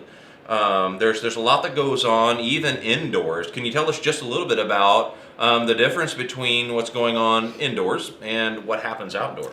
Yeah. Well, first and foremost, a lot of planning goes ahead before plants are even in the ground or even acquiring the plants. You need to prep the soil, with any kind of fertilizers that you can be using, and then making sure that the grounds work properly. What we found out here with our particular ground is tilling it. Just when you think it's tilled enough, then do it again. Right. So it's, Well, the seeds are tiny, aren't they? Yeah, well, especially for the direct sown, and even with the transplanting, they like a more of a sandy kind of loose soil. Okay. If you, well drained, huh? Yeah. If you're trying to plant in like really chunky, hard clay and stuff like that, it'll probably happen, but you're gonna be, it's a little bit more difficult. You want to get those roots established really quick, and and then to backpedal a little bit, like we were talking about with starting them indoors, is having your plants, you can start them in a greenhouse, get them all ready throughout the year, and by the time they get to whatever height that you would find that you want, usually about 6 to 8 inches, right. And then once you're ready, you bring them out of your greenhouse. You want to make sure they're hardened off, and then slam them in the ground. You do it by hand or with a machine, whatever you prefer, and then get your water on them and sit back, and hopefully they start taking off for you, and one of the techniques that we use out here that I like to do is I do a lot of topping. That's just a matter, that's a technique of clipping off, the top end of the plant so it promotes more lateral growth. Well, I saw in your video, the one I was privileged to be a part of, that the difference between a plant that's topped and not topped is you've got one that's not topped has got more of that Christmas tree look, right? And I noticed in those that the branching seems to be a little more spindly, right? That the plant's not as girthy and strong. Yeah, you get that, and you just want, like for me, you want more bud sites. Okay. The more buds you have, the more trichomes, you get more oil. Okay. I don't want to grow a bunch of leaf, and that's not what we're growing for. We don't want, we want a bunch of bud sites. Right. And if you got a big old Christmas tree, you're neglecting a lot of that lower stuff. So all your sunlight's really hitting that top portion, and then when you start topping it, you start getting more of a bush style plant where you get the sun hitting all those buds on there. Well, I know you've got a lot of people out there in the plot right now that want to ask you lots of questions, so I've got just a couple more quick ones for you. Would you say, very quickly, what are your biggest obstacles out here? In your plot, what are your biggest obstacles? Biggest obstacles right now, I think, with anyone doing any kind of farming is pest management. Okay. That would be a big one, especially with me being a new grower in this region. Learning to identify those pests and see how they affect hemp. Okay. Another one would be make sure you have a good watering regimen in place. Right. You cannot just rely on Mother Nature to do it for you. You know, get some dry spells, and that could be, it would be the end of your crop. You right. know? So just having all those things in place, and on top of that, walking your field daily, that'd be a good, little tip. You always have to be out there every day, like just for, whether it's 10 minutes just to walk through or an hour and a half. Like I told you, when that plant was split apart, I just happened to go out there, just kind of check on after it rained, and then boom, noticed I got 4 or 5 plants that, you got to get to them quick. Hurry up and stake them up. And if it had been 2 or 3 days before you came out again and not noticed that, they would have been done. Right. Yeah, they would have been dead. Yeah. Got to pay attention. Yeah, definitely have to pay attention. But yeah, one of the obstacles, the bugs, and then make sure you get watering. That's really the only obstacles I have right now. Like we're lucky enough to have really good ground. The soil out here is really, really good. All the plants right now, they're all into flower right now, and they're looking healthy. They're looking really good. So. All right, so help us out with a little bit of hemp knowledge before you go. A little bit of general hemp knowledge, and I'm going to throw a true or false question at you. True or false? Marijuana and hemp come from two completely different plants. I would have to say false, because hemp is just a definition. It's a classification of, it's 0.3% THC. Physically, I mean, the plant is the same. One's just bred as low THC, the other one would have more THC. Okay. And the THC, I've grown both, and plants are the same. Yeah. So what is the THC then? And because we're after the cannabidiol, right? That CBD oil in these particular plants. When they're growing the buds, when we're growing the flowers, we're after that CBD oil that has all that benefit. What we don't want in the plants that we're growing out here is that THC. What is that exactly? It's basically, I don't know all the science. There's a bunch of huge big old names and everything. It's Very generally it's the chemical in there that would just make you get high. Okay. With the plants that we're growing outside, like I had one test is 0.1% Perfect. THC. So we're I don't care coming how in, much you smoke, nothing's gonna happen to you. Right. You're not gonna get stoned or anything like that. But like physically, if you talk about the plant, the way it's structured, the way it looks, same plant. Perfect. Well, I think that's good information for our people to know. They need to know that we've got a CBD product out here that we're looking at. We're looking at harvesting the oil, and we're looking at different other things as well, being able to do with these plants. But just to know that 0.3% THC's got to be below that, right? Yeah. In order for it to qualify as a smokable flower, or to be classified as hemp. As hemp. Okay. Yeah. Perfect. If it's over the 0.3, it's no longer hemp. Okay. Great information. Well, Corey, I appreciate you coming and being with us, doing an awesome job out here, and appreciate everything you're doing. So we are still here at the Ag Classic Expo, and we're glad that you all are still with us. Send invites out if you have questions as we're going through some of these things. Put some questions down, and we'll be happy to answer those questions live here as we work through the Ag Classic Expo together. We've got some plots who are still to come, and right now what we're going to do is we're going to go to some exhibitor interviews that have been happening throughout the day, and so I'm going to pass you to those. Thanks for your attention.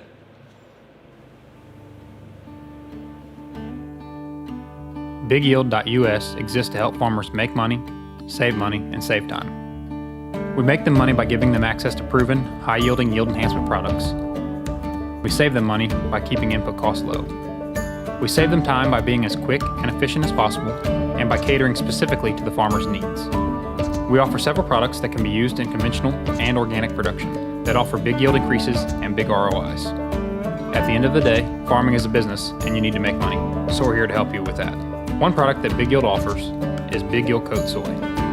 This is a dry planter box treatment specifically formulated for soybeans that can be applied directly in the planter box. The nutrients provided by Big Yield Coat Soy will help soybeans emerge quicker, lead to a more even stand, and lead to higher yield and more money in your pocket.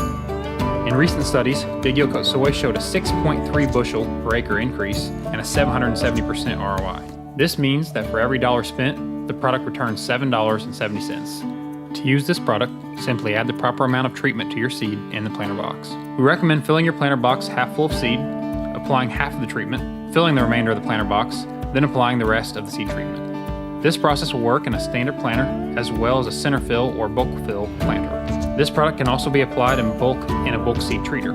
We recommend applying 4 ounces of Big Yield Coat Soy per 100 pounds of seed.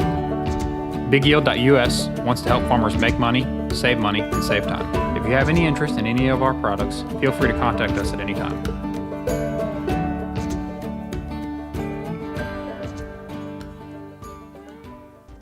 Surrounded by 31,000 hectares of protected agriculture, Chemitech's headquarters, located in Almeria, Europe's main farming hub, the biggest greenhouse farming conglomerate in the world.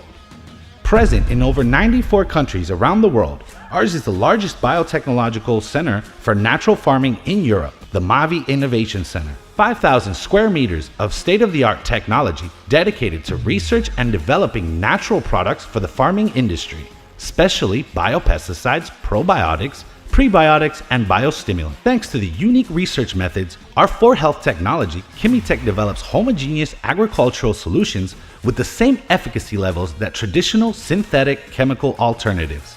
We find that efficacy in nature itself through a disruptive model based on our own research methods that combine 4 specialized areas to establish synergistic relationships between them: botany, microbiology, microalgae, and green chemistry. Botany, extraction methods and selective fractionation techniques, obtention of molecules with a high biological activity. Microbiology, directed fermentations, maximum concentration of molecules of interest, analysis of microbial behavior to maximize genetic potential. Microalgae, cultivation of microalgae cyanobacteria in photobioreactors, obtainment of the maximum amount of molecules of interest for both biostimulants and biopesticides. Green chemistry, natural enhancement of the formulas obtained through the synergy of the other 3 natural sources. Adaptability to the requirements of any client or crop. Phytotrons, small-scale trials on plants under fully controlled conditions where we can replicate the environmental conditions of any place in the world and create extreme stress situations. Industrial extraction and concentration, large-scale extraction of active plant microbial and algal molecules. Over 2,000 square meters of greenhouses. We are the only company with 4 Horizon 2020 projects. Considered the Oscar of European research, since 2015, the European Union has chosen Chemitech a total of 4 times to develop innovative natural tools for a more responsible and zero residue agriculture. Thanks to this thorough optimization process, we can offer more effective and competitive products. The company's vision is clear: to provide natural alternatives to synthetic chemical products with the same efficacy levels but excluding all the residues and protecting human health and the environment.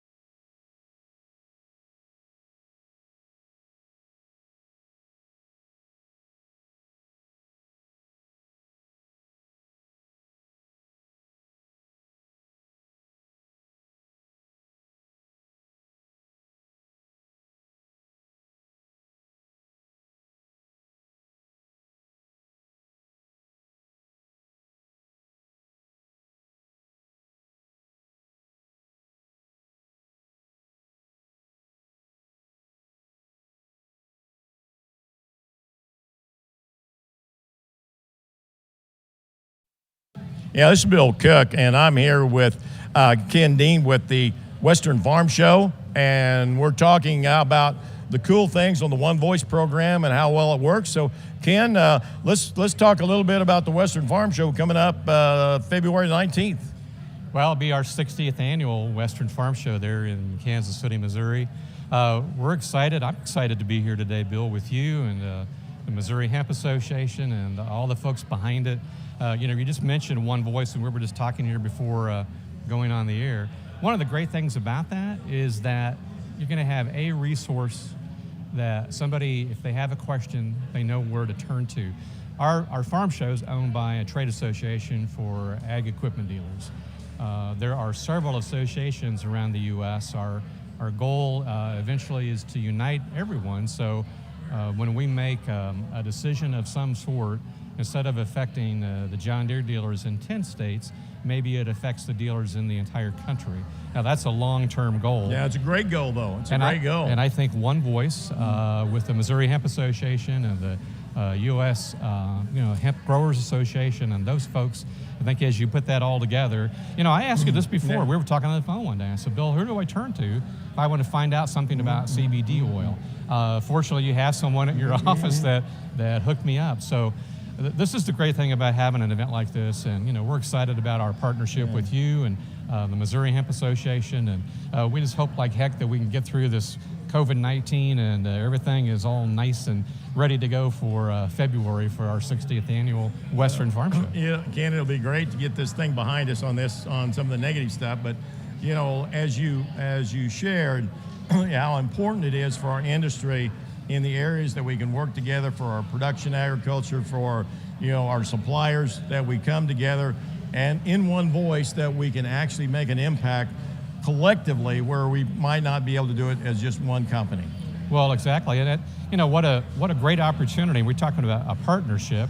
Row crop farmers are attendees at the farm show, and that's who you're looking Amen. for. So they can come to the farm show. They can come up to probably on the upper level this year. We're hoping to have our hemp hut, if you will. Yep, the hemp hut, that would be good. The hemp area.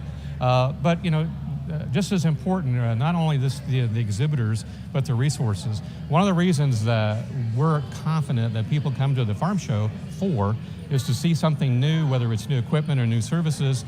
Number two is to talk to people that stand behind those products and services. So networking. So there you go. And there's been a lot of virtual this year. We're doing virtual right now, but Bill, nothing takes the place of seeing it and then being able to talk to the guy that stands behind it. And look at the equipment and touch it and feel it.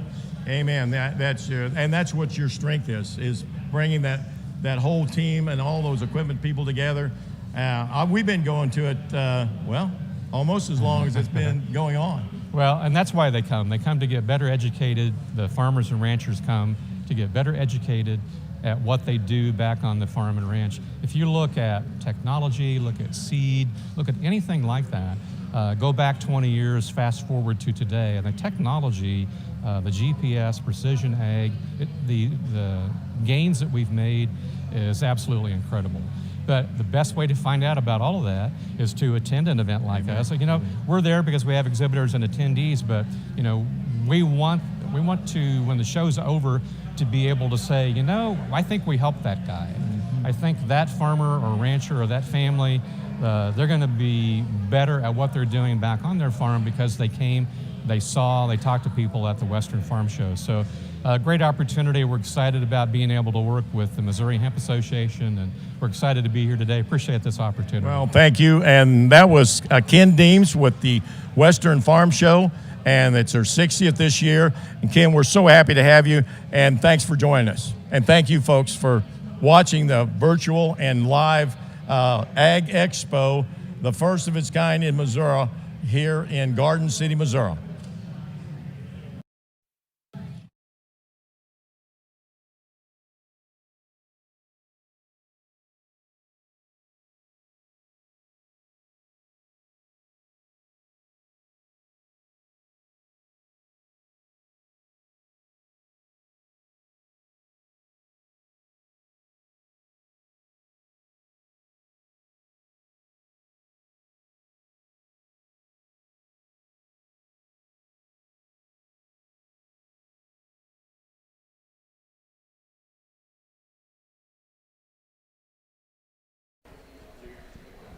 Yeah, this is Bill Cook here at the Ag Expo, and we're talking all about hemp. And we've got a gentleman here that's going to tell us a lot about some really cool things that's going on all over the U.S. And we got a group of our farmers and growers and attorneys, and they're asking a lot of good questions. So tell us a little bit about your company. So name of my company is Living Soil Hemp. We're 30 years in the green industry and greenhouse production in New York State, upstate New York. We were working on growing our first crops, and when we harvested it, we really didn't have a great market for it to go into, and knew we were going to be making some of our own products that we wanted to use off the farm. And it's what caused us to help develop this machine and bring it to the market with a company out of Colorado. It's the first machine like it. It's specific. It's a lipid extractor. It's solventless. It uses raw oil to extract the resin from the cannabis plant and put it into directly into the oil, and can be used for many different products. So I'm sure you're really excited about this. Do you have? I see it's called a IS-10, or what do you call it? It's an IS-10. IS-10. So it'll hold 10 pounds of per container, 10 kilos, I'm sorry, and which is about 25 pounds per tube, and you can rotate them out. You can keep, it isn't like you're doing a batch and you got to empty it. You can just keep rotating and process and extracting directly. You will not have like a destruction of the molecular structure of the cannabinoid with this type of system. Solvent extraction can change the molecular structure of the molecule of the hemp plant. So, and it leaves a different aftertaste, where the aftertaste is an olive oil or an MTC oil or grapeseed oil or flaxseed oil or soybean. Any molecule that's a fatty molecule will dissolve the resin on hemp. Wow, that sounds like it ought to do everything but, milk the cow, right? We have Joel Cape here, I think, attorney at law. I think he had some questions earlier. Joel? Sure. So when you're done using this process and you're doing the extraction, is the end product, is that an end product? Does it have to be processed any further, or is it usable like immediately? So it's usable immediately, but different cannabinoids have different effects, whether it's been decarbed. And decarb's a whole process that needs more understanding as far as who can do the decarbing, how the decarbing can be done, when it should be done, what products do you want decarbed. And decarboxylation is the removal of the CO2 molecule off of the chain of the molecular cannabinoid. So it'll take CBDA, which all plants in veg, usually primarily it will sit in CBDA, or THCA. And only through the conversion can it go to delta-9 THC through decarboxylation, and that's what creates the psychotropic part. You can move on past delta-9 THC and go into CBN, so there's a lot of work that needs to be done through our universities and through our schools of where we can move molecules molecularly through decarboxylation. Kind of like the same thing as fermentation in the wine or beer industry. The word for fermentation in the hemp industry is decarboxylation. Wow, that's pretty exciting, isn't it? You got a follow up, Joe? Well, I thought I'd give somebody else a chance. Well, I got Joe Zahner here. He's well, I don't know what he is. He's a little bit of everything. Scientist. Joel Zahner. Yeah. So I have a question on your. So it's an oil extraction. You can use olive oil or MCT, or what are you? Do you?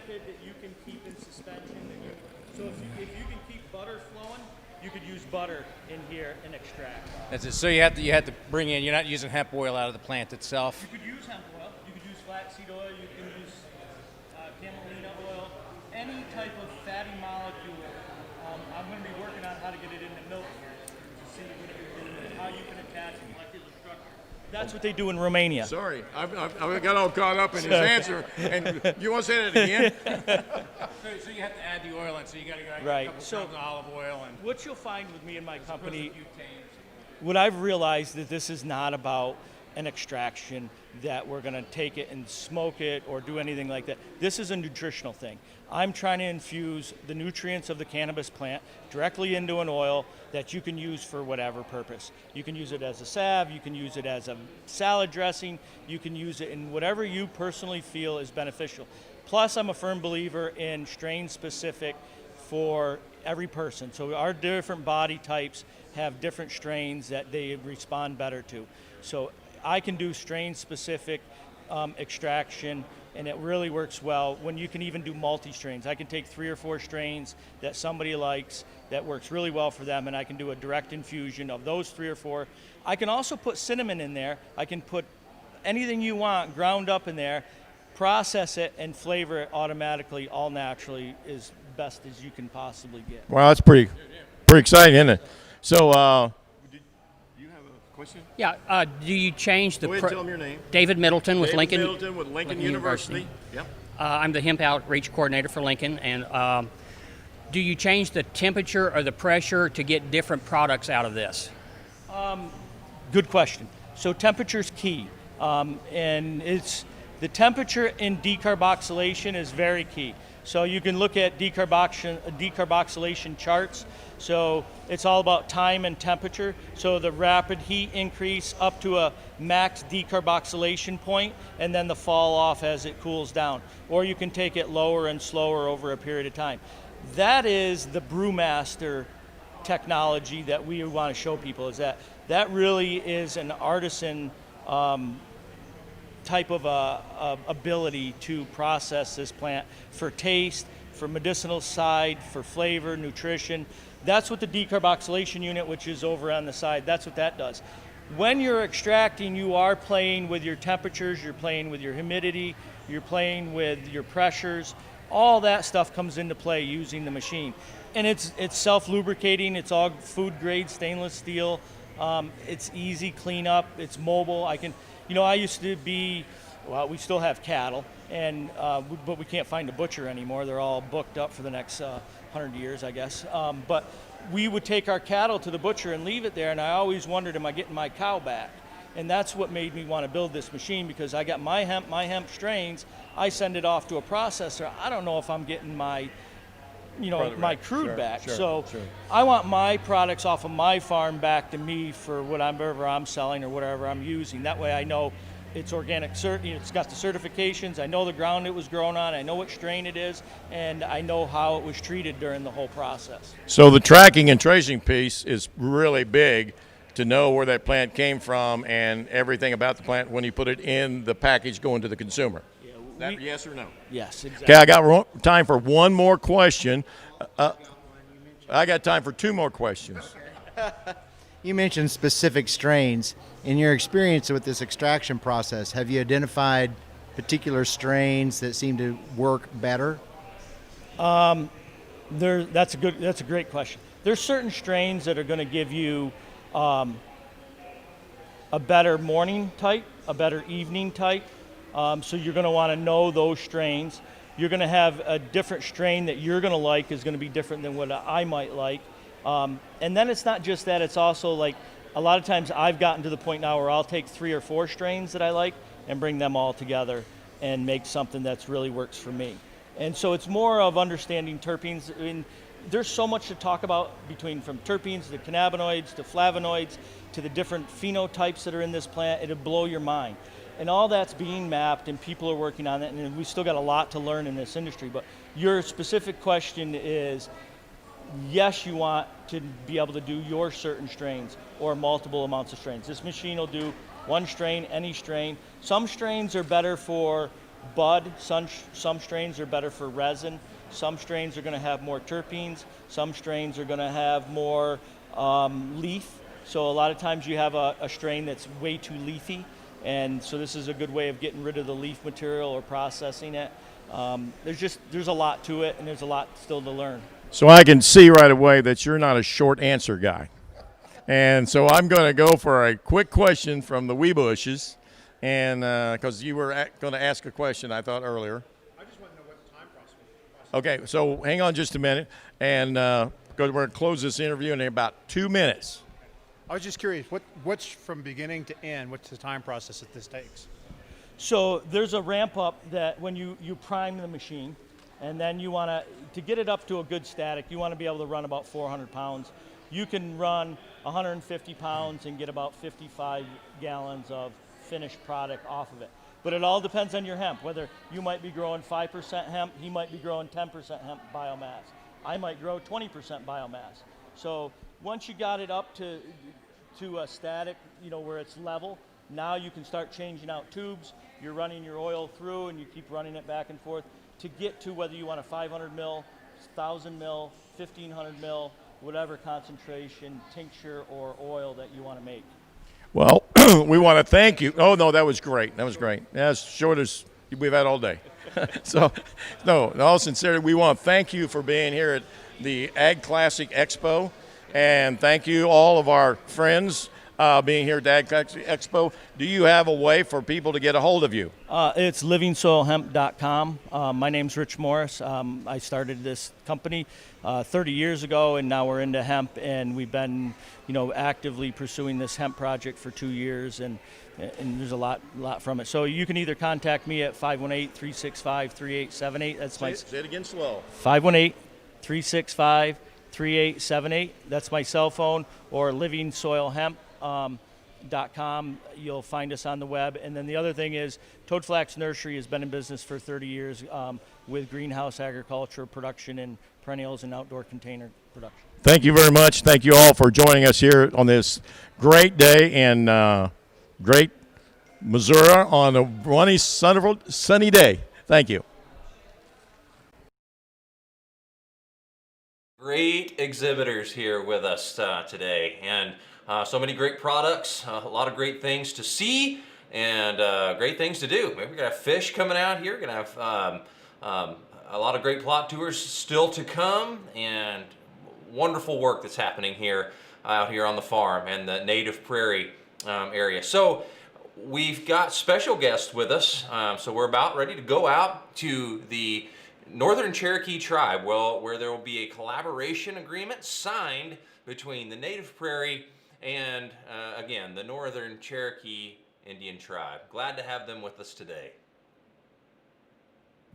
Yeah, this is Bill Cook, and I'm here with the Ag Classic Expo. Is that all right? But representing the Native Prairie Hemp Subdivision and also MHA, Missouri Hemp Association.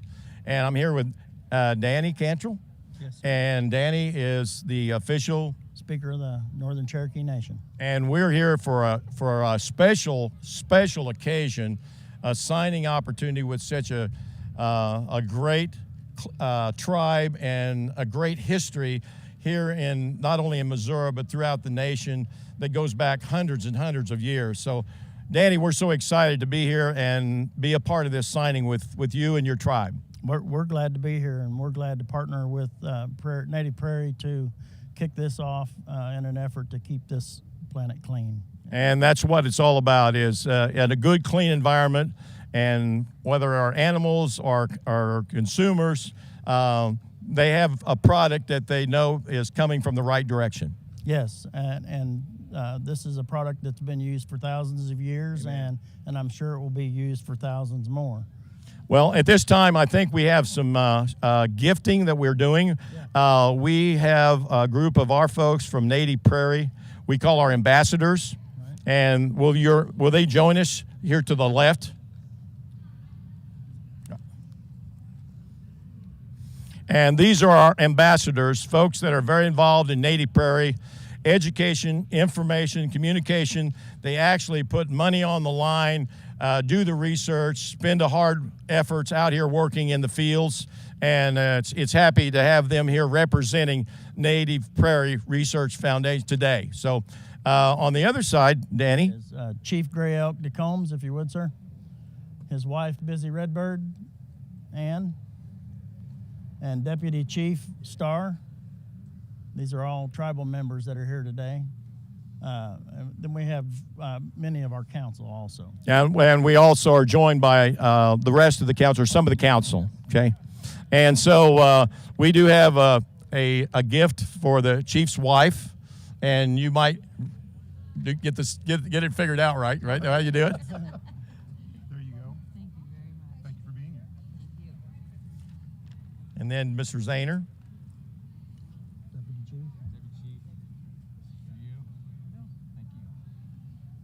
And then for our chief, this is a special gift. I actually hunted with this when I was 13 years old, Chief. Thank you. Yeah. In our language, it's Wado. Wado, thank you. Wado. that. I come from a culture that appreciates any good rifle. Yeah. It means we eat. Yeah. So, Danny, the next thing in the ceremony is the official signing. Do the signing or do the blessing, smudging. So we'll do the smudging first. Have we got the smudge pot? Smudge pot? Okay.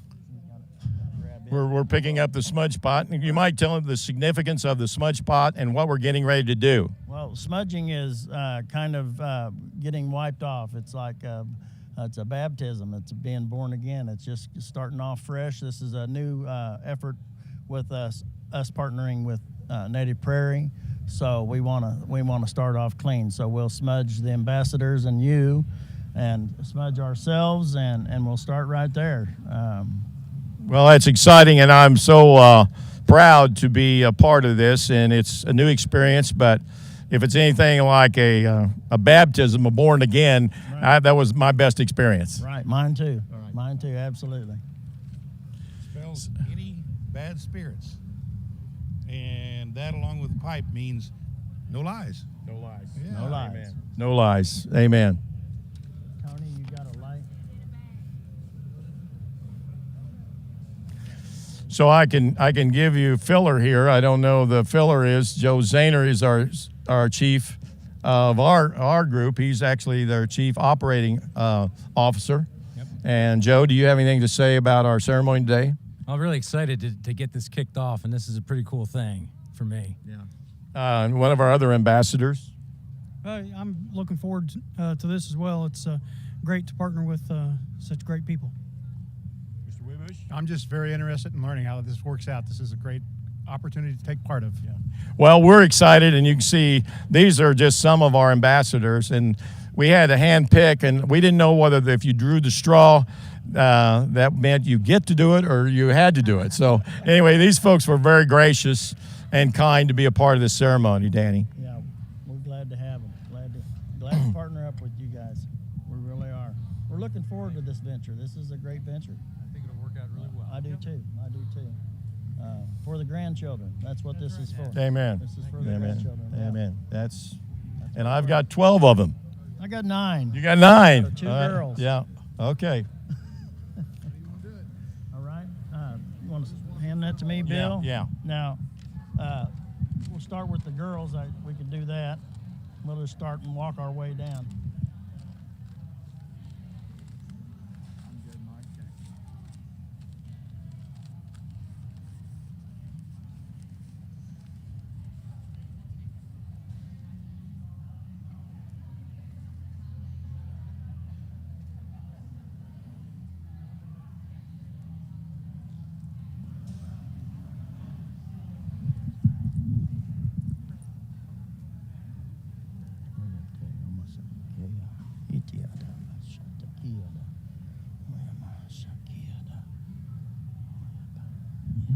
Like we rehearsed yesterday. Okay. All right. I got it now. Face. Turn around. Lift the foot. Back your other foot. There we go. No falling down. Turn around. It's a bad omen. No, I'm just kidding. Okay. Your other foot. There you go.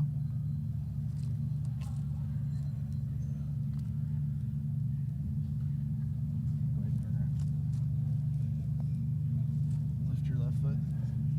Okay. You're right. This is our tribal marshal.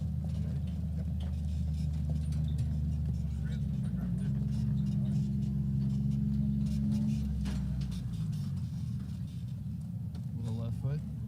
We got you. All right. Right foot. All right. That's the name of that. Okay, now we've been born again, right? All right. Okay. No bad spirits. No bad spirits. All right. So that's So now we can sign. okay. And I have our agreement over here on the table. Okay. Okay. All right. I don't know if anybody brought a pen or not, but we'll. Right. Somebody got a writing utensil. Yeah. Okay. All right. All right. Thank you. It's one of them high dollar bigs too. So it is. So here we're going to do our signing ceremony. You want to hold that, Danny? I will. Right? Sorry about that. Spare no expense. All right. All right. I have no idea what the date is. Oh, the 24th. Yeah. August. 2020 still. For a little while. All right, Okay. Chief, you're next, buddy. I'm going to do this in English. All right. Yeah.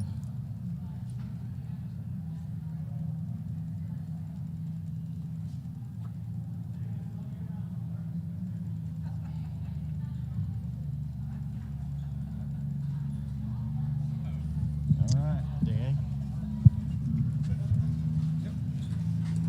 What's my name again?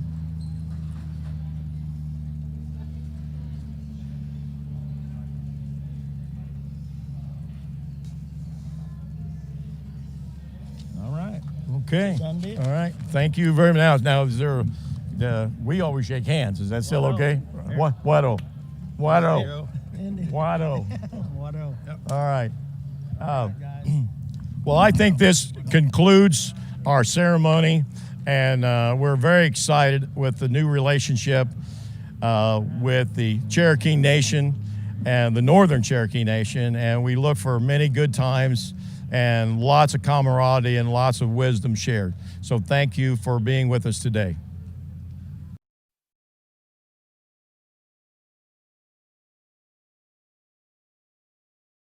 Part of such tradition and symbolism, and I know that the partnership between Native Prairie and the Northern Cherokee Tribe will be a good one. So thankful to be a part of all of that. Well, we're ready to go to John Ortiz of Big Yield.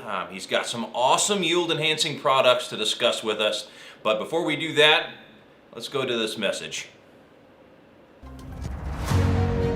Hello. Last year, we held our USA Field Day, where we tested our product Extend-A-Row Ultra in 2 separate soybean plots. What is Extend-A-Row Ultra? Depending on their biotic components, soils can be defined as conductive, which are rich in pathogens, or suppressive, which is rich in beneficial microorganisms. Extend-A-Row Ultra contains specific prebiotic molecules that function as food for attracting beneficial microorganisms and ward off pathogens. Extend-A-Row Ultra has a short-term effect thanks to its secondary metabolites and long-term effects through the activation of the soil's microbiota. Would you like to see the trial results? On the first plot, Extender achieved an increase of 8 bushels per acre, with a return on investment of 892%.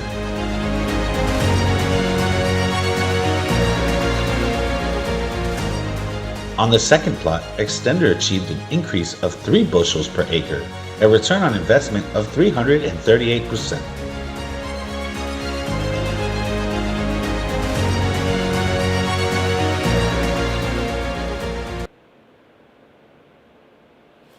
Hey guys, John Ortiz with BigYield.us. Today I'm going to be discussing with you some of our staple yield enhancing products for guys that want to dip their toe in the Big Yield water.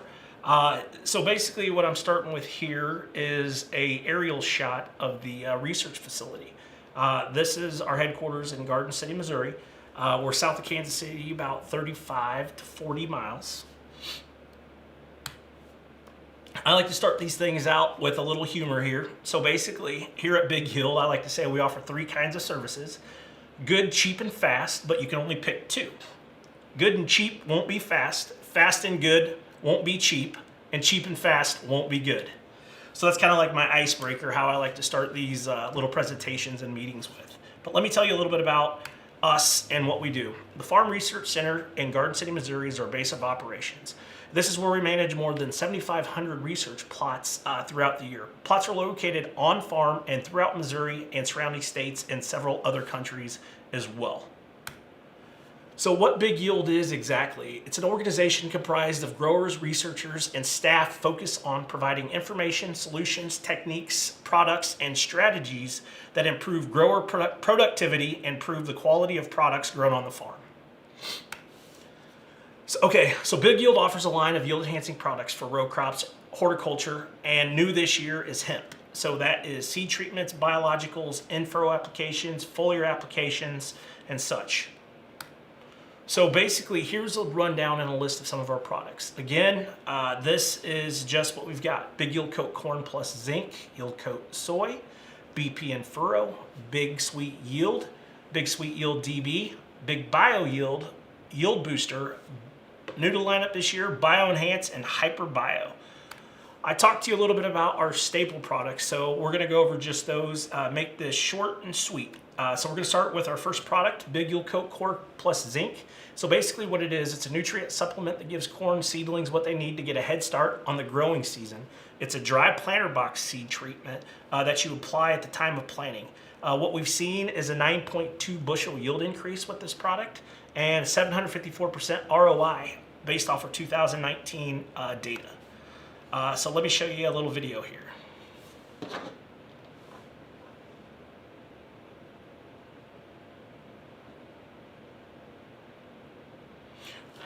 So this is a time-lapse video that we did.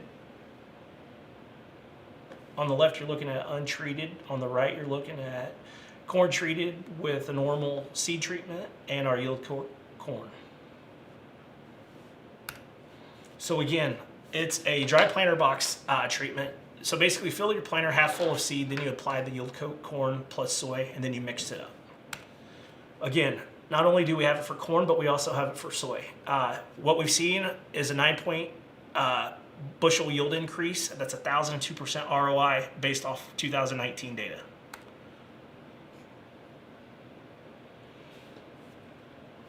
So again, another video that I'm going to share with you. Now this is a time-lapse video.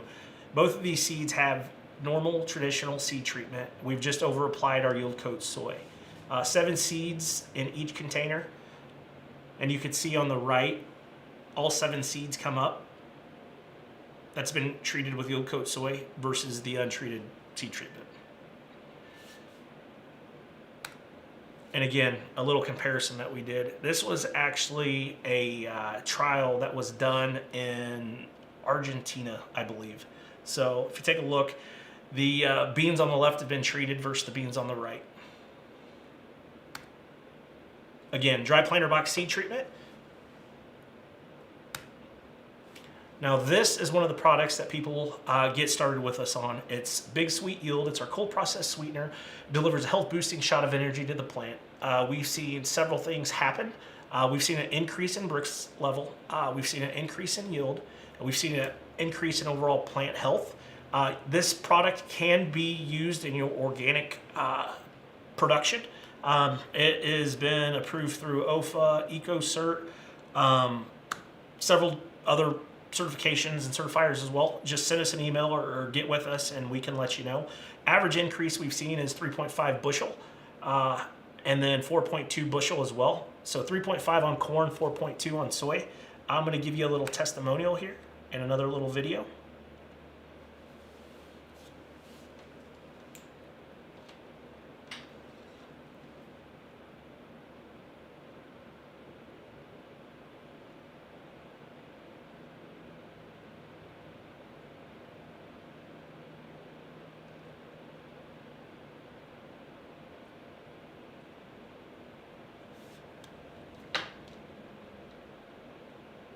Any yield increases by using the product, or what have you seen? Yeah, when we don't do any side-by-sides anymore because we just put it on all our acres.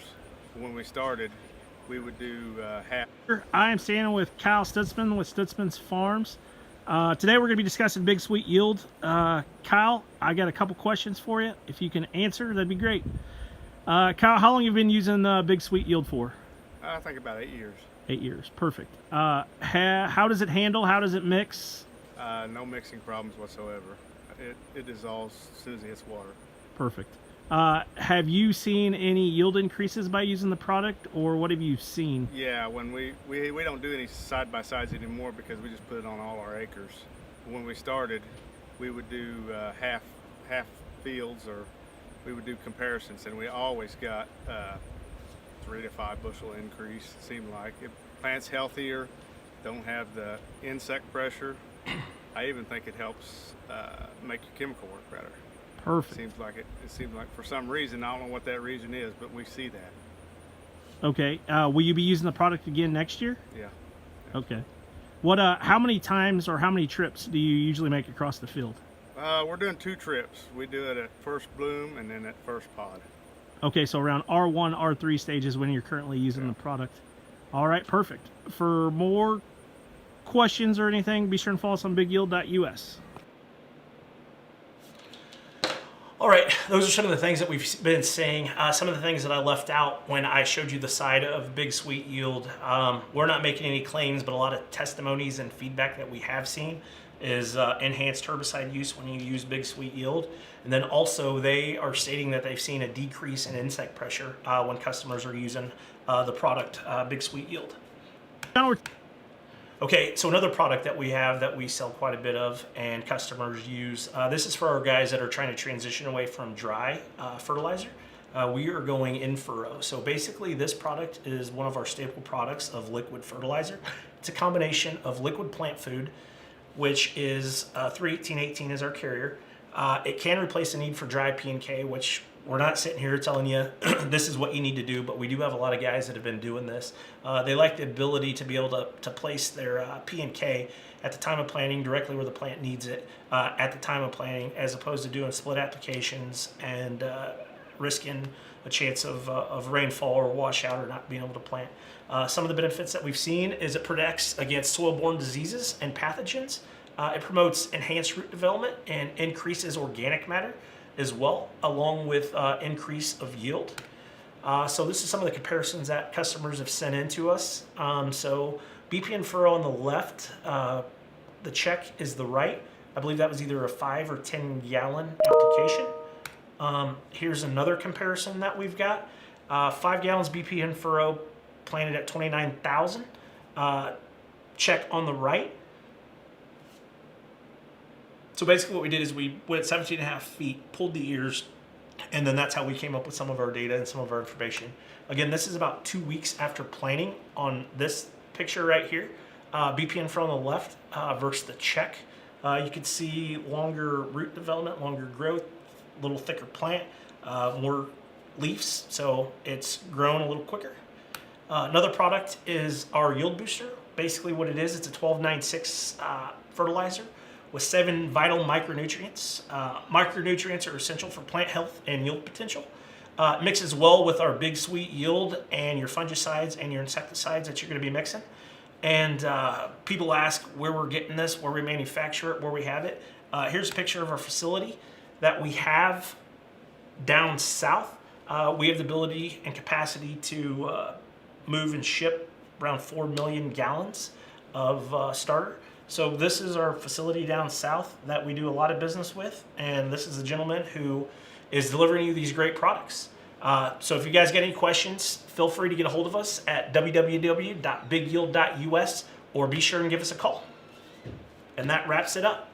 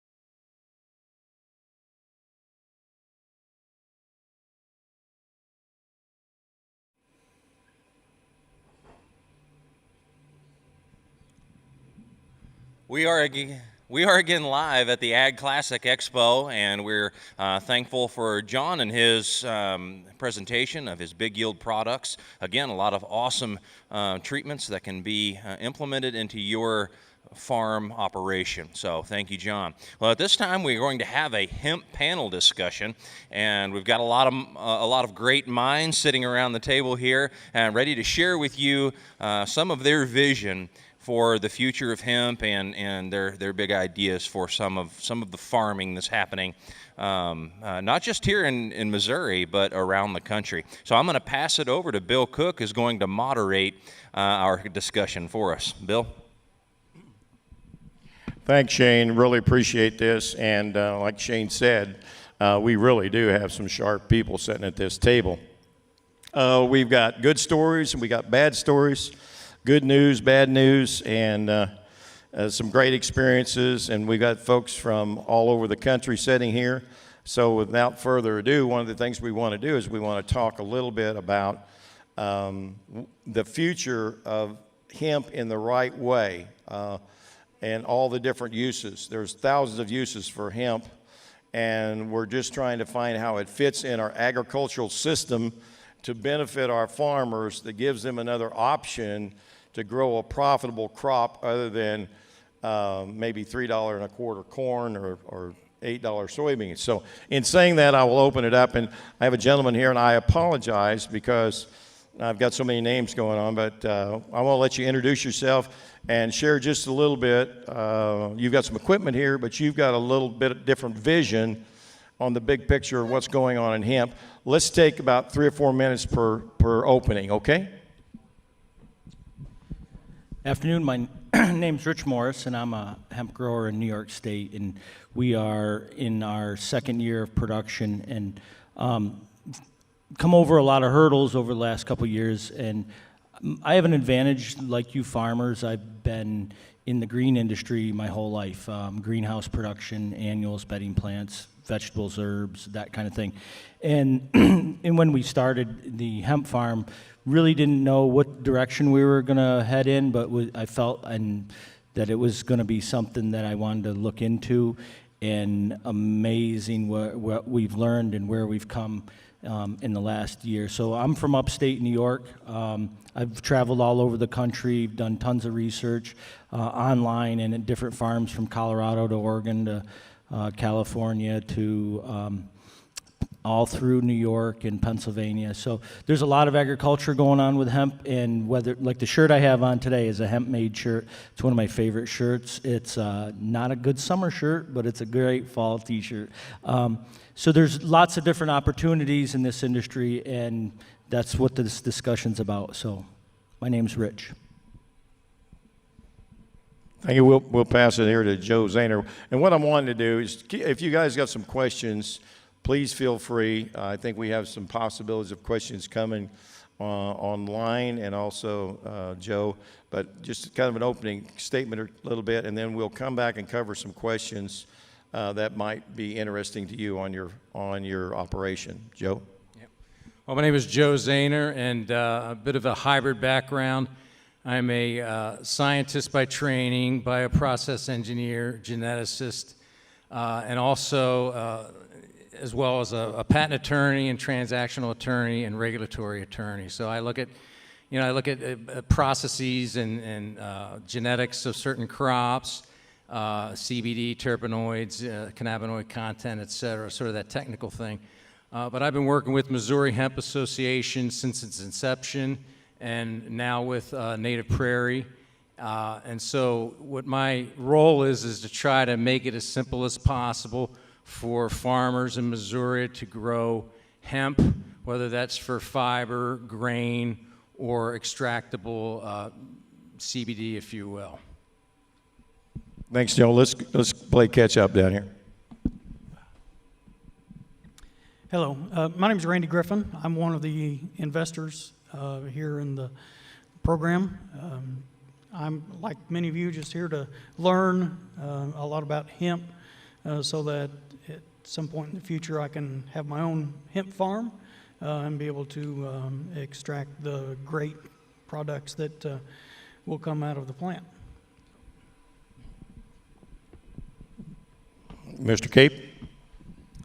My name is Joel Cape. I am from Fayetteville, Arkansas. I practice law down there. I have a intellectual property background, and in particular intellectual property and agricultural products, seed genetics, and also legal counsel for agricultural enterprises. I've also been a member of the Missouri Hemp Association since it was formed. The goal that I've been working towards is to make it as easy as possible for people to source genetics and find genetics and protect those genetics and figure out what to do with them when they've developed varieties, and then how to maximize and commercialize those lines.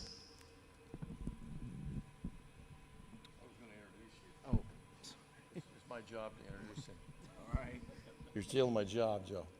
Well, I don't want to steal the MC's job. All right, I'm feeling less important right now. This is Bill Cook, the MC of the program. Thank you very much. Thank you.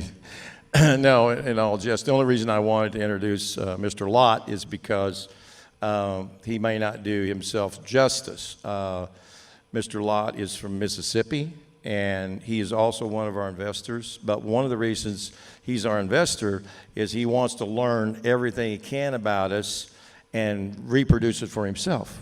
And one thing I want to share, we do not pick winners and losers. We want to help everybody in the industry. We want to help every farmer, everybody do a better job of getting this, what we call the miracle product, in the right place, in the right hands. So we're very fortunate to have Mr. Lott as an investor from Mississippi. Thank you, Bill. My name is Leonard Locke. I'm from a little place called Locke Station, Mississippi. My background is in land development, rice, duck, and hemp coming. We are registering now in Mississippi. We're about 21 days into it till October 31st. Next year will be our first grow out. I've grown out in Tennessee, and I've been trying to learn the past 2 years in various other states. But from Tennessee, what I know, not Arkansas, Louisiana, Alabama, and all the others that are first and second year, Tennessee grew from 1,000 to 4,000 farmers in 1 year. But we had a setback, and that everybody tried, those that successfully grew out, tried to dump it onto the market and didn't have contracts and marketing. So there's a lot of variables to this, not just the grow out, but also how to market it.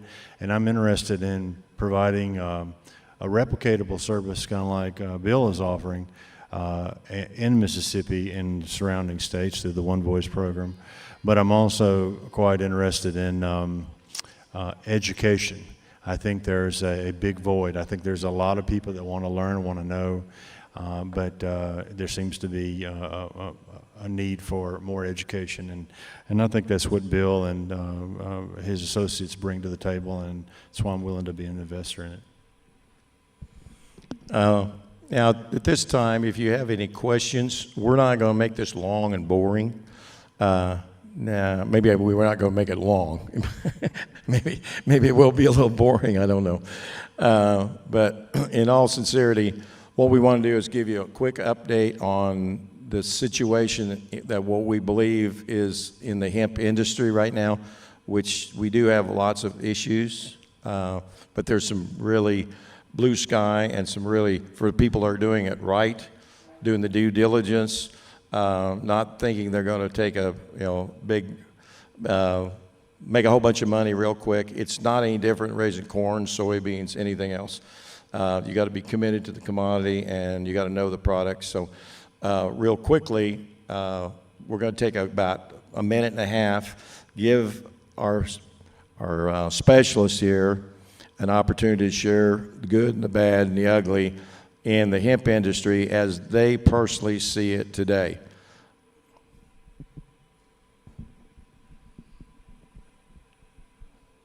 I think it's an emerging market. I think we have a lot to own and to grow from. I think that we're at the beginning stages, and there's probably 4 sectors that we've got to deal with. Of course, we've got the CBD oil, and we've got medical, recreational, and we have industrial coming. And I think it has a huge potential anything from jeans that don't wear out, or bricks or lumber, and that's things that traditional farmers would probably appreciate. But learning the specialty, the trades and everything, there's a lot of learning to do there, and trying to learn from the best and getting rid of those that are false, and the ones that know what they're talking about, I think is probably the key to it, and in implementing good practices, and I think that's why we're setting these standards. So I agree with Bill that right now I think the industry is a commodity market. I think that's where it's at right now, and I think there needs to be some price discovery established. It's hard. So for example, in your row crops, corn, soybeans, cotton, you have these very well developed markets and market mechanisms that allow you to determine price at any particular point. And the hemp is not there yet. It's a brand new market, so you are dependent on finding individuals, developing your own markets, establishing contracts, and I think that's super important before you start down this path, is have an idea where you're going to market the product,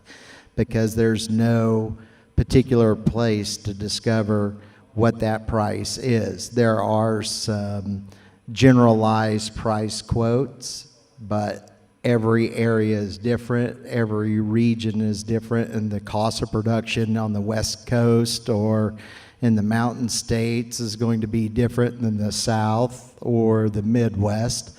So all those things need to take a part in your planning process and in your budgeting process. I tend to think that this market will develop more into specialized markets. So we have right now just commodity hemp. It will likely split off into fiber-based markets, grain-based markets, CBD markets, each of which will establish its own price discovery mechanisms, and those are thoughts that you need to take into account as you start down this path. Where are you going to go? Thanks, Joe. I'm going to make this real short on my part. We started what we call the One Voice program several months ago. We believe in the One Voice program, where we all talk and work together, one voice. That's why we partnered with the Western Farm Show, Ken Deems.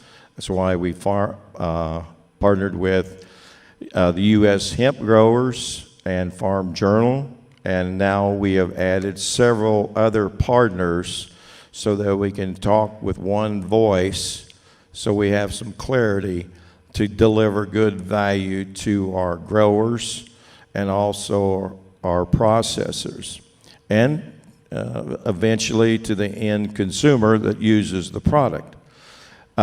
We see a bright future, but it is the future. So that's kind of where we're at. Yeah, I think the big, let's start with the negatives. I think the negative right now is that it's an immature industry. Right now, I think it's gained a lot of popularity because of the CBD and some of the pharmaceutical type products that might come out of hemp, and that was a big thing. But I think there's downstream. So we saw, earlier that a lot of the hemp biomass was dumped on the market, and that caused a little bit of a trouble for folks. But I think once we get the industry mature, Joel was talking about fiber. Fiber in hemp, it's wonderful. We grew it in Missouri up until about 1913. We stopped growing it before the Marijuana Tax Act because it just wasn't, at that time, as a fiber, it was more expensive to grow and process. So what we need now is to have these industries that can take the fiber and make, we talk about bricks and building material. We talk about graphene, lightweight materials for airplane wings. But a lot of that, I think, is on a long time horizon. But I think also I get most excited when we talk about grain, because I think food is clearly something we all need, sustainably grown, and I think that when you look at the grain of hemp, it's got the great lipid profile, high in protein. If you go to these country clubs and you want a smoothie, they charge a whole lot for hemp smoothies. But I think that's the way we're going. So I'm really bullish on grain. But I think the markets need to settle out. We need to have processors, industrial processors that can take your biomass. And also I think it's important to have those contracts. I think is when you're growing, make sure you know where that crop is going to go. Make sure that you've got that sold and you're pretty well taken care of. How many people are farmers now currently growing in the audience?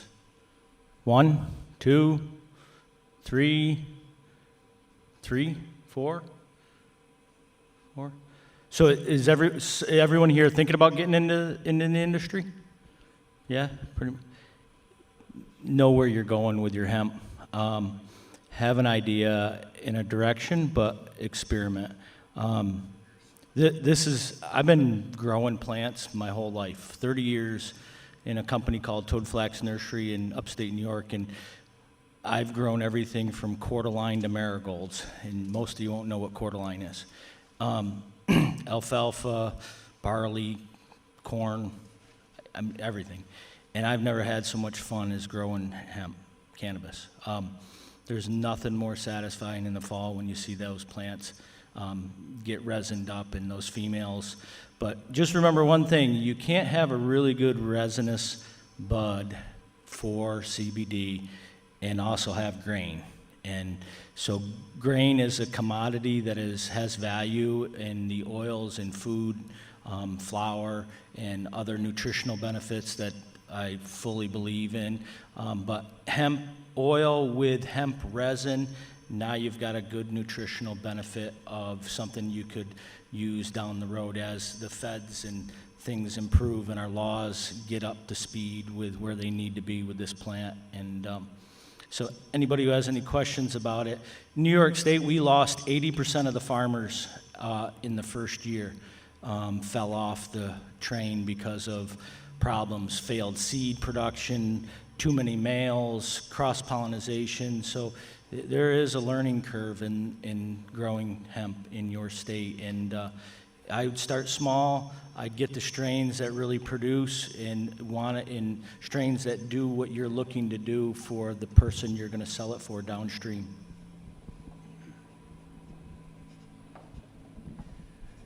Well, I'm new to this industry, but I wanted to join this program so I could learn more about the product.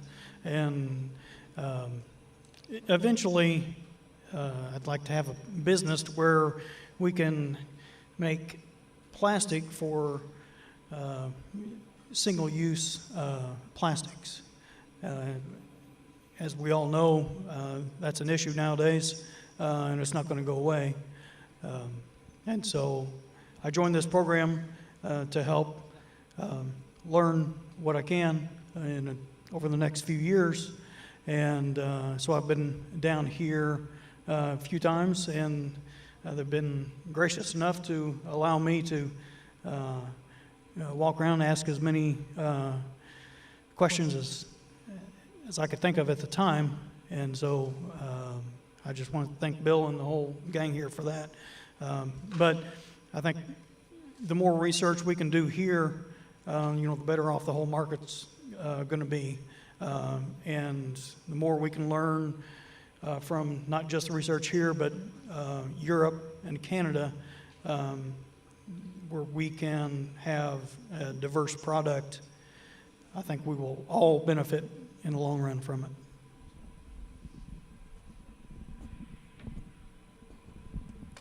Well, I want to thank everyone for their input, and like I mentioned when I introduced everyone, and if you couldn't tell, I'm not Bill, so the camera has now panned back. He got up out of his seat, so I took it. But I'm thankful for all the input. There's a lot of great research going on out here for the hemp, and there's great minds working on it. And what's important is the networking that's happening right here, just like this. So when people get together, it's important to talk about it. It's important to share knowledge, and that's what's happening here. So I'm glad everybody out here that is with us in person is getting to experience all that, but also those of you that are online virtually, we are thankful that you are with us and that you're getting to experience these things with us as well. So thank you, gentlemen, very much for all of your input and your knowledge and sharing that with us. Now we are going to go to AGI SureTrack and hear from them about their products. Good afternoon, everyone. My name is Ann Hunt. I'm with AGI SureTrack, and I'm super excited to be here this evening and to share this experience with everyone. I want to share a little bit with you about what AGI SureTrack does and how it can possibly help your facility and your operation. My goal here is to give a preview of what AGI SureTrack has to offer and how it will help with traceability. My spiel here is only going to be about 5 minutes, and then we'll sit down with Bill Cook, and he's going to give some customer feedback on his experience with our products.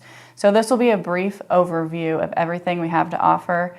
If you have questions, feel free to type them in the comment box here, and I will answer them, or you can save my information at the end, and I'm happy to do more detailed demos and information on an individual topic that you may be interested in. What is traceability and why is it important? Grain traceability is the ability to identify at any specified stage of the grain supply chain from farm to consumer. Why is this so important? This helps prevent organic fraud and product contamination. At AGI SureTrack, we have 2 platforms. One is focused on farm needs and the other grain buyers. Let's start with the farm side. These hardware and software tools were created to help streamline the grain traceability from seed to market. We start with seed selection. You can search millions of seed trials based on your yield or purpose goals. Filter your search by crop, trial year, maturity, brand, soil texture, traits, resistance, irrigation, location, and trial quantity to find varieties to fit your production needs. Well, I'm sure you get the hint. We provide many search options so you can narrow down the seed that is right for you. Next, you can establish a crop plan to record traceable data around what happens within your fields. From crop type to event planning, SureTrack captures your field information seamlessly. This is our field section. In the field section, you can monitor real-time activities from planting through harvest, monitoring items such as plant rate, spray rate, idle time, harvest yield. Data is imported off of a variety of different systems like the John Deere, Farm Mobile, Puck.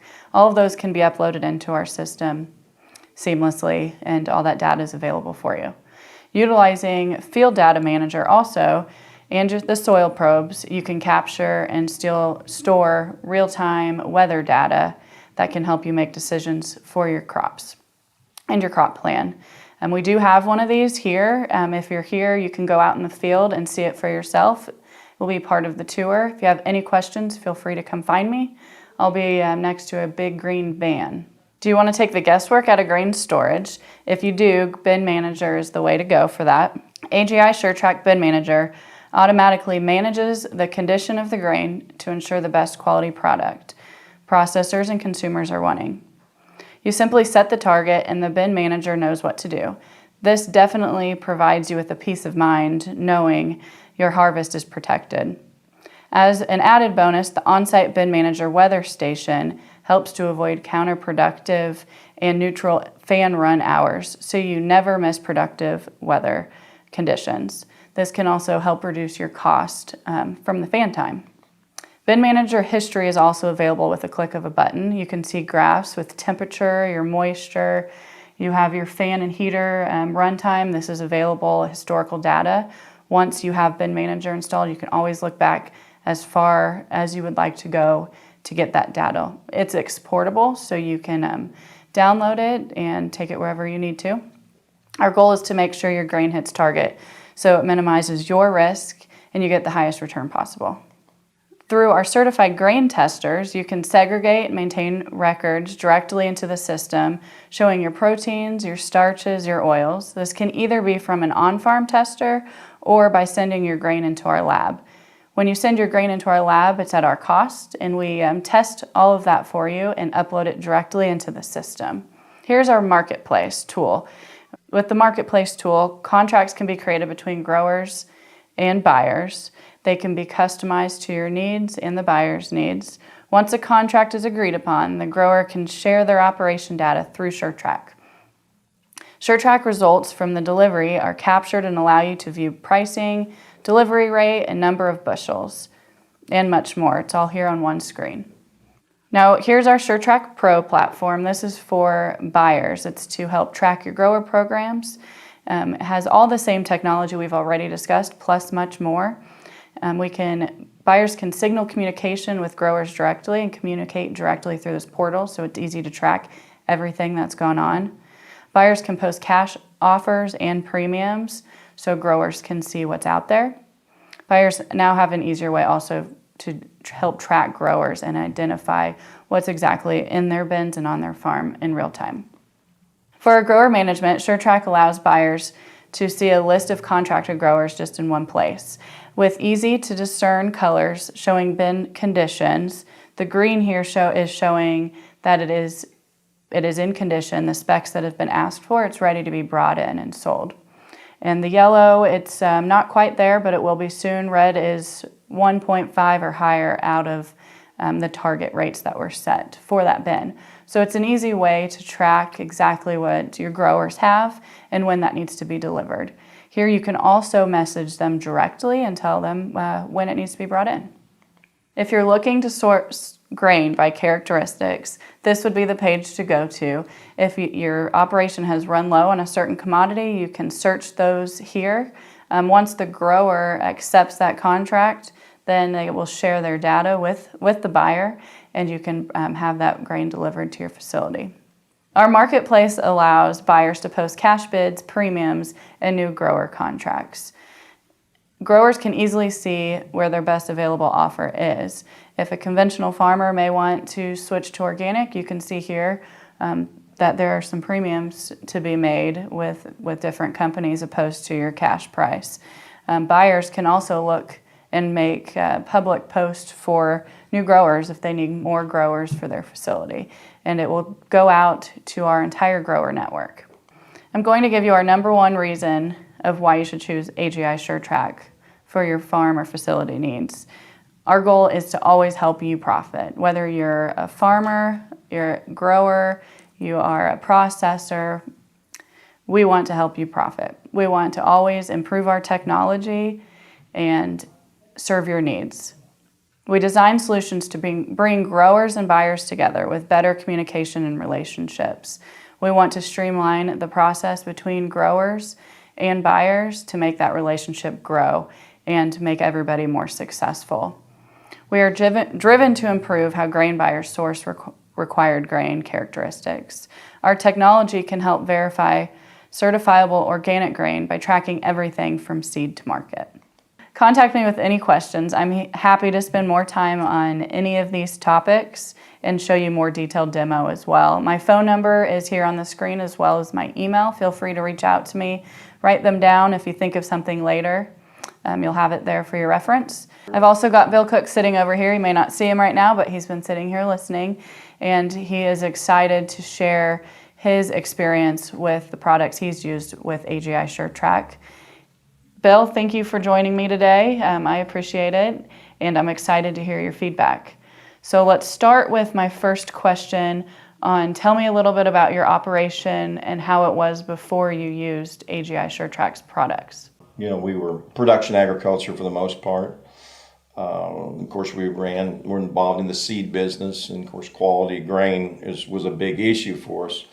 You know, I spent early years with Butler Manufacturing and learning, you know, one of my big things was equilibrium drying. Mm-hmm. So, and we always tried to use the right CFM and, you know, turn it on and turn it off and all the things, you know, we tried to do manually for many, many years. Mm-hmm. And of course, the big thing was we just wanted to protect the grain. We'd always cool it down.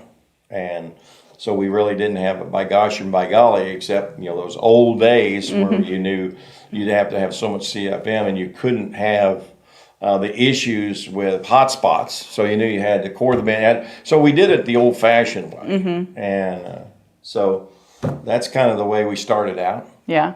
Mm-hmm. And after you had AGI SureTrack bin manager, well, that was what a big changed? deal. Oh my gosh, it's a big deal. You know, you were able to manage, of course, as you guys developed your process. You know, we were in probably the first bin managers that was there. So we were right in the beginning with your company, and it was very good because we were used to doing it the old-fashioned way. Yeah. And so now the new technology was coming on, and it was pretty exciting. And then you kept adding to the technologies, and so when we could actually rehydrate our crop, especially on soybeans would come off dry.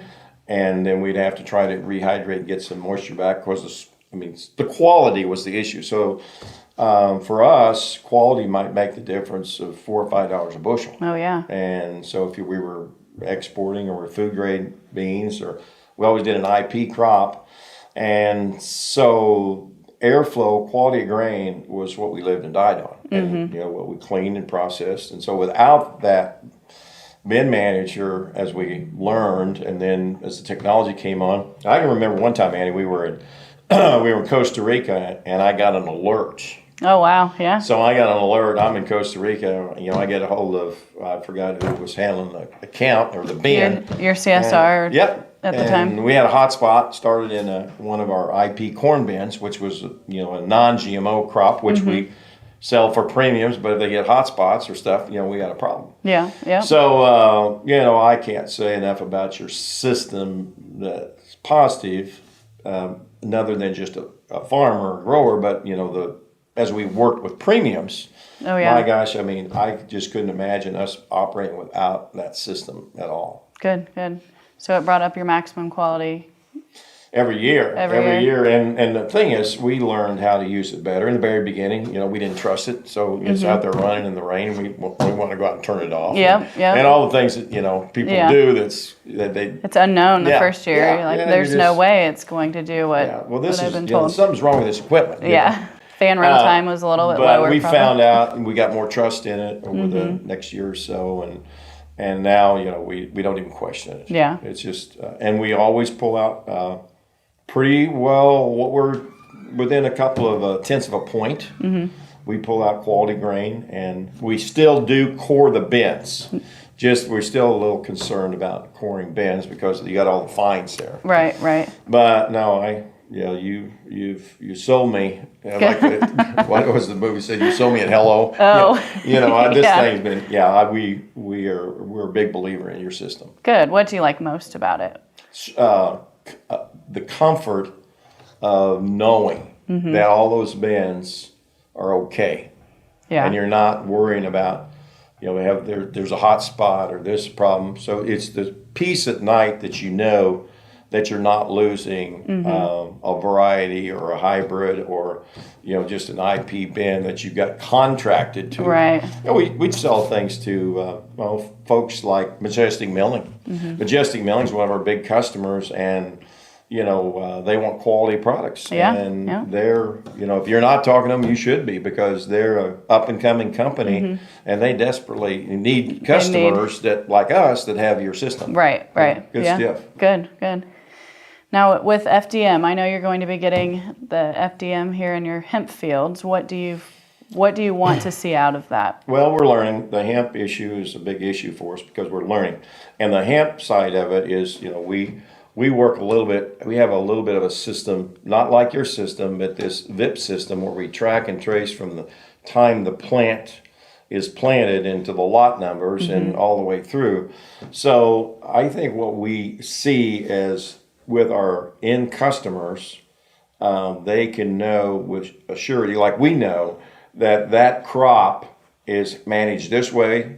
Of course, we're doing mostly organic, and they can trust, like we trust in your system, they can trust in the products that's coming out of our growers' fields. So our growers are using your system, right, and kind of with us on trying to develop what we call the ink. Well, it's actually native prairie hemp research subdivision. Yeah, okay. So our whole deal is to have education, information, communication on how we grow that good feeling and lower those costs with growers, so they got a better comfort level on planting this, what we call this miracle crop. Yeah. And nowadays, it's all about traceability. It's all about traceability. And knowing. And you fit such a big hole that was there before with your company. Well, I appreciate that. Yeah. Well, hey, I'm I'm tickled to death to do business with you, Annie. It's a pure pleasure. Yep. And you're okay to do business too. Oh, I appreciate that too. You are too. Well, thank you very much. It's been enjoyable, and I really appreciate your feedback. You're welcome. Is there anything you'd like to add about your experience? No. You covered it pretty well. I've been here a long time, and I've had a lot of experience. You know what you're doing. Well, we learn from our mistakes, and we've done a lot of the mistakes. But again, your system has helped us get data and information so you can make good decisions. And in this business, it's about making good decisions. Yep, and keeping track of what you've done in the years previous to make better decisions and that's in the big thing is your data. You're compiling that data so that you've got more than 1 year. That was a very good point you just made. Yeah. So it's long term. You can go back and see the weather conditions and whatnot, and you could have expectations on how to manage that system. Each year's different. Yes, absolutely. Yes, ma'am. Yeah. Well, I appreciate it. You're very welcome. It's a pleasure being here today, and this event is great. Well, I hope it's very valuable to you. It will be, and to everybody and joining. to all of our listeners, Yeah. I hope they learn a lot Absolutely. from all the things that you guys are doing and we're doing. Yep. I agree. And again, if you have any questions for myself or Bill, you can reach out to my email here on the screen or my phone number. Thank you, everybody.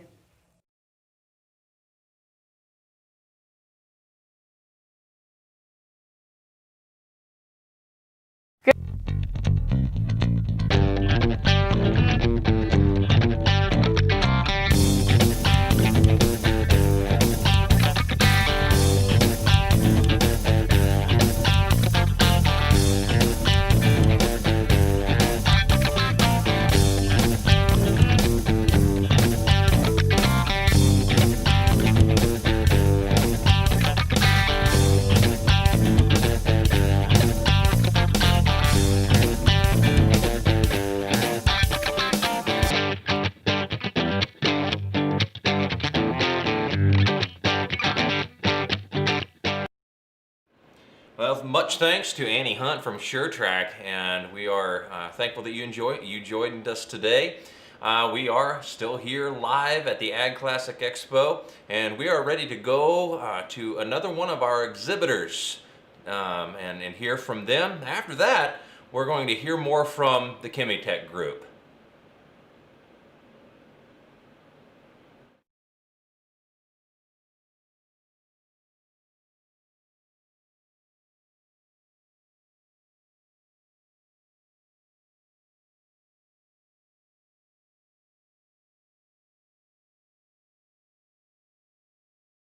Well, this is Bill Cook here at the Ag Expo, and I'm really excited to be over here at the booth with Christina Plank.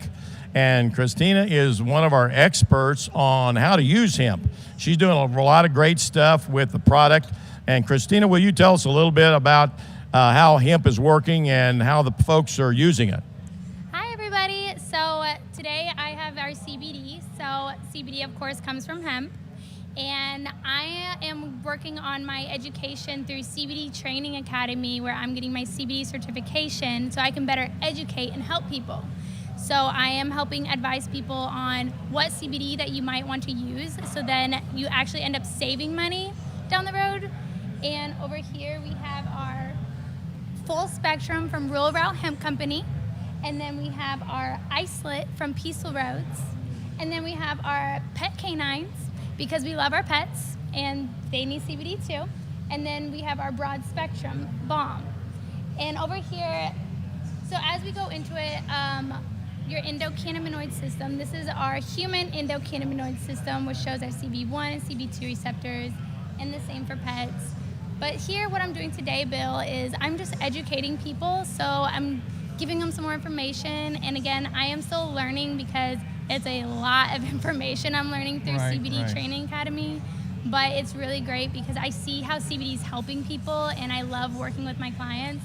If you want, please be part of our CBD testimonial trials. You get 15% off, so you can try the CBD you want to without full board spending the whole amount. And Christina, folks that are have CBD stores or brands or things like that, you as Missouri Hemp Association totally support those stores. Yep. Totally support those other brands, and if any one of those other brands want to work with you, you will more than promote their products also. I would love to promote your products. So like I said, these are from the companies, our associates. I am promoting their products, but like I said, we've looked through them. They're great companies, and I would love to promote other people who are having great CBD products, because I just want to share with everyone, give everyone options, and just educate people, because that's what the problem is today is nobody really knows what they're getting or what CBD is. And I want to be their trusted advisor to help show them the way. And I think that's what you're at is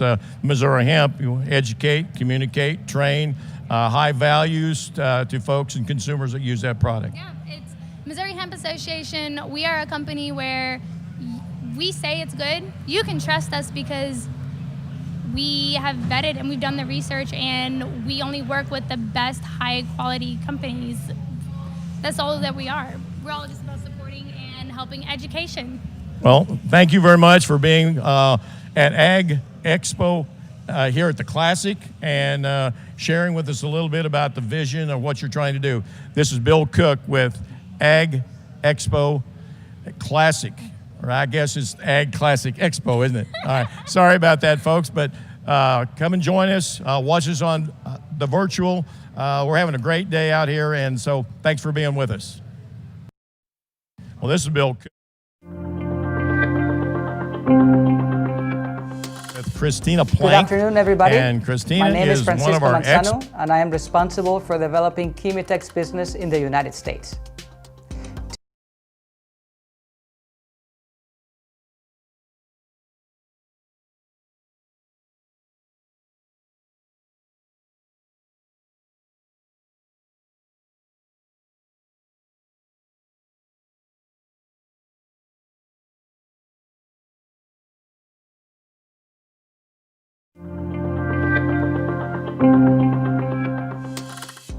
Good afternoon, everybody. My name is Francisco Manzano, and I am responsible for developing Chemitech's business in the United States. Today, I'd like to share with you a few of the things that we're working on. But before we do so, I'd like to thank Ag Team Pro and Big Yield, and in particular John Ortiz and Bill Cook, for letting us participate in the Ag Classic Expo. Some of you may have heard of us from last year's field days here in Missouri, but I am guessing that most of you are unfamiliar with Chemitech. So who's Chemitech? Well, Chemitech is a cutting-edge biotechnology company that believes in a different way of producing food. So let me explain what we mean by that. Until very recently, farmers could choose between treating their crops with highly effective synthetic solutions or had the alternative to treat their crops with natural products that were not just as effective or economical as synthetic chemistry. And so they had to sacrifice efficacy and value for the sake of addressing a certain demand. So this is where Chemitech comes into place. We set the vision to become the provider of natural solutions that are just as effective as synthetic chemistry. So when you think about it, this just doesn't address the needs of farmers who are looking for natural and effective solutions, but also the growing demands from consumers to access healthier and better quality food that is produced in a more sustainable way. We do this by bringing to the market action-specific plant performance and bionutrition solutions, pre- and probiotic products, biopesticides, and most recently, seed treatment solutions. All of these solutions are the result of Chemitech's proprietary Fourth Health technology platform, which taps into the synergies of four natural pillars: botanicals, microbiology, microalgae, and green chemistry. I just want to bring your attention to the word synergy in the middle of the screen, because it's neither of those pillars alone that can offer solutions that are just as effective as synthetic chemistry. But it's only when we understand and utilize the interaction between those components that we achieve those levels of efficacy. And that's exactly what this slide represents. If you talk on the right-hand side, you'll see what the botanicals, microbiology, microalgae, and green chemistry efficacy levels would be. And they would never match as a standalone solution the efficacy levels of synthetic chemistry, which is represented on the left-hand side of that graph. However, when you combine all of these 4 natural areas into one solution through our proprietary process, then you achieve the results and levels of efficacy of synthetic chemistry. In fact, our For Health technology platform was the source of inspiration to our company's Innovation Center, where all 4 natural areas have dedicated spaces. We call it the Mavi Innovation Center, which is an acronym for Making It Vision. Let me take you through a quick walk of our Mavi campus in the following video. Surrounded by 31,000 hectares of protected agriculture, Chemitech's headquarters, located in Almeria, Europe's main farming hub, the biggest greenhouse farming conglomerate in the world. Present in over 94 countries around the world, ours is the largest biotechnological center for natural farming in Europe, the Mavi Innovation Center. 5,000 square meters of state-of-the-art technology dedicated to research and developing natural products for the farming industry, especially biopesticides, probiotics, prebiotics, and biostimulants. Thanks to the unique research methods, our For Health technology, Chemitech develops homogeneous agricultural solutions with the same efficacy levels that traditional synthetic chemical alternatives. We find that efficacy in nature itself through a disruptive model based on our own research methods that combine 4 specialized areas to establish synergistic relationships between them: botany, microbiology, microalgae, and green chemistry. Botany, extraction methods and selective fractionation techniques, obtention of molecules with a high biological activity. Microbiology, directed fermentations, maximum concentration of molecules of interest, analysis of microbial behavior to maximize genetic potential. Microalgae, cultivation of microalgae cyanobacteria in photobioreactors, obtainment of the maximum amount of molecules of interest for both biostimulants and biopesticides. Green chemistry, natural enhancement of the formulas obtained through the synergy of the other 3 natural sources, adaptability to the requirements of any client or crop. Phytotrons, small-scale trials on plants under fully controlled conditions where we can replicate the environmental conditions of any place in the world and create extreme stress situations. Industrial extraction and concentration, large-scale extraction of active plant microbial and algal molecules. Over 2,000 square meters of greenhouses. We are the only company with 4 Horizon 2020 projects. Considered the Oscar of European research, since 2015, the European Union has chosen Chemitech a total of 4 times to develop innovative natural tools for a more responsible and zero residue agriculture. Thanks to this thorough optimization process, we can offer more effective and competitive products. The company's vision is clear: to provide natural alternatives to synthetic chemical products with the same efficacy levels, but excluding all the residues and protecting human health and the environment.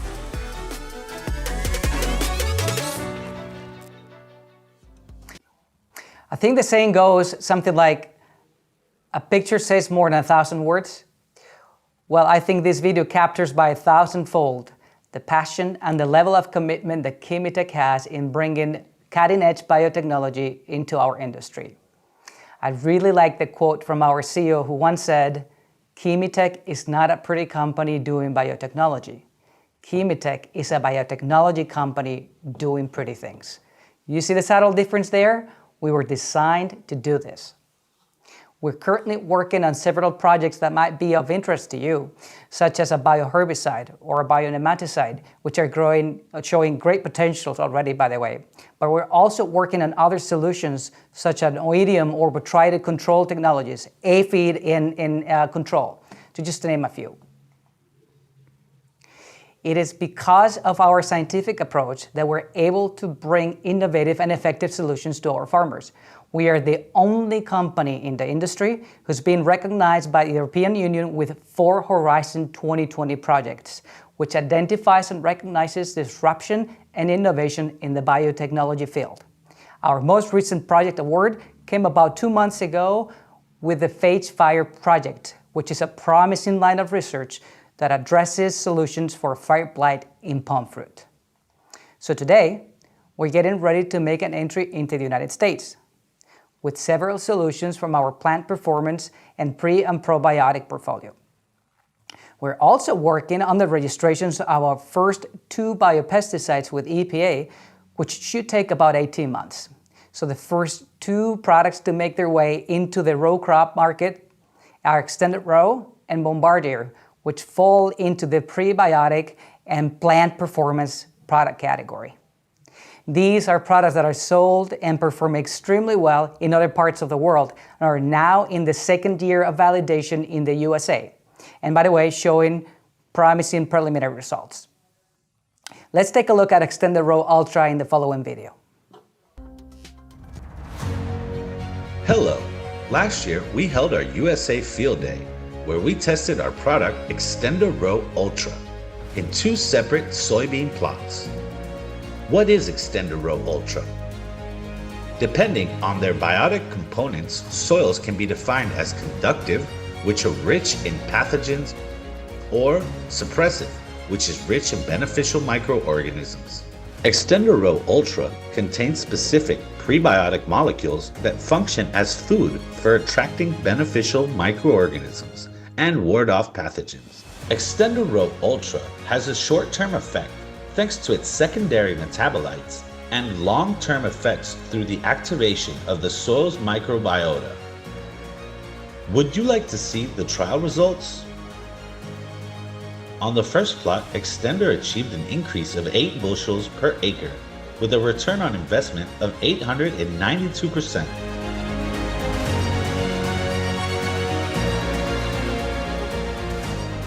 On the second plot, Extender achieved an increase of 3 bushels per acre, a return on investment of 338%.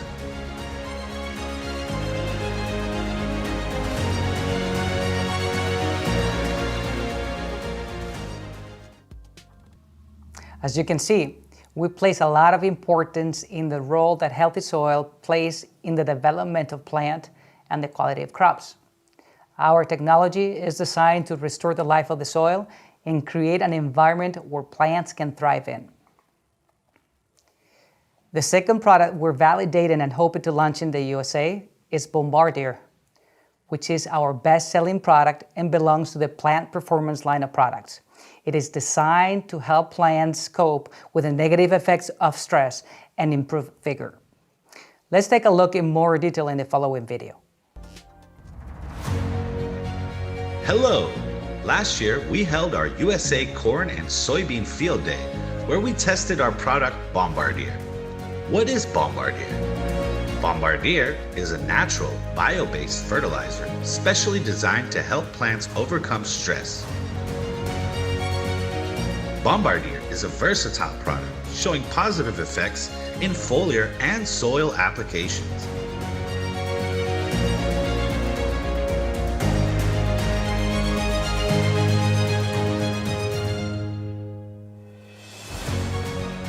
Would you like to see the results? In corn, Bombardier achieved an increase of 6 bushels per acre compared to the control with a return on investment of 488%. In soybean, the average increase was 4 bushels per acre, achieving a return investment of 819%.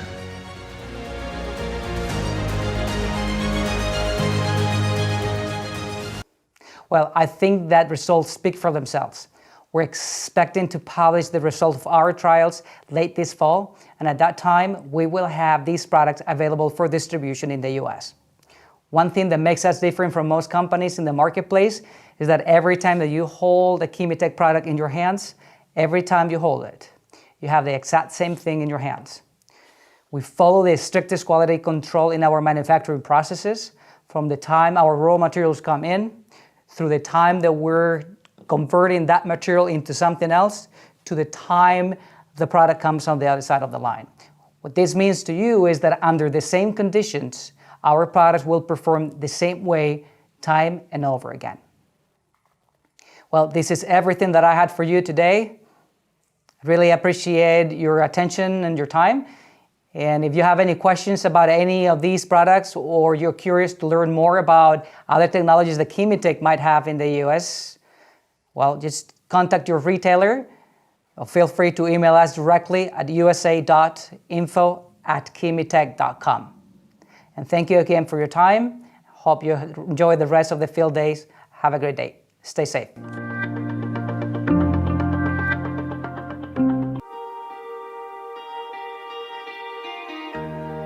Be a part of the ag conversation with the AGI SureTrack community. Join discussions about agronomy, machinery, equipment, markets, or day-to-day operations. In the community section, you'll find moderated discussions from growers and industry professionals. Ask and answer questions to expand your knowledge of the SureTrack platform and beyond. Here is where you explore trending topics or search for an issue. Just type what you're looking for into the search bar and the results will display. Can't find what you're looking for? Start a discussion by creating a new post. Under News, you'll find industry news, the latest product releases, case studies, stats, and reports. You can also view past webinars and how-to videos. In the Resources section, you can view videos, browse articles, get training, and download literature to help understand what keeps your hardware running smoothly. Experience more for your investment with a community of your peers and professionals with both digital and hands-on learning experiences. Get all this and more. Join the AGI SureTrack community for free at agisuretrackcommunity.com.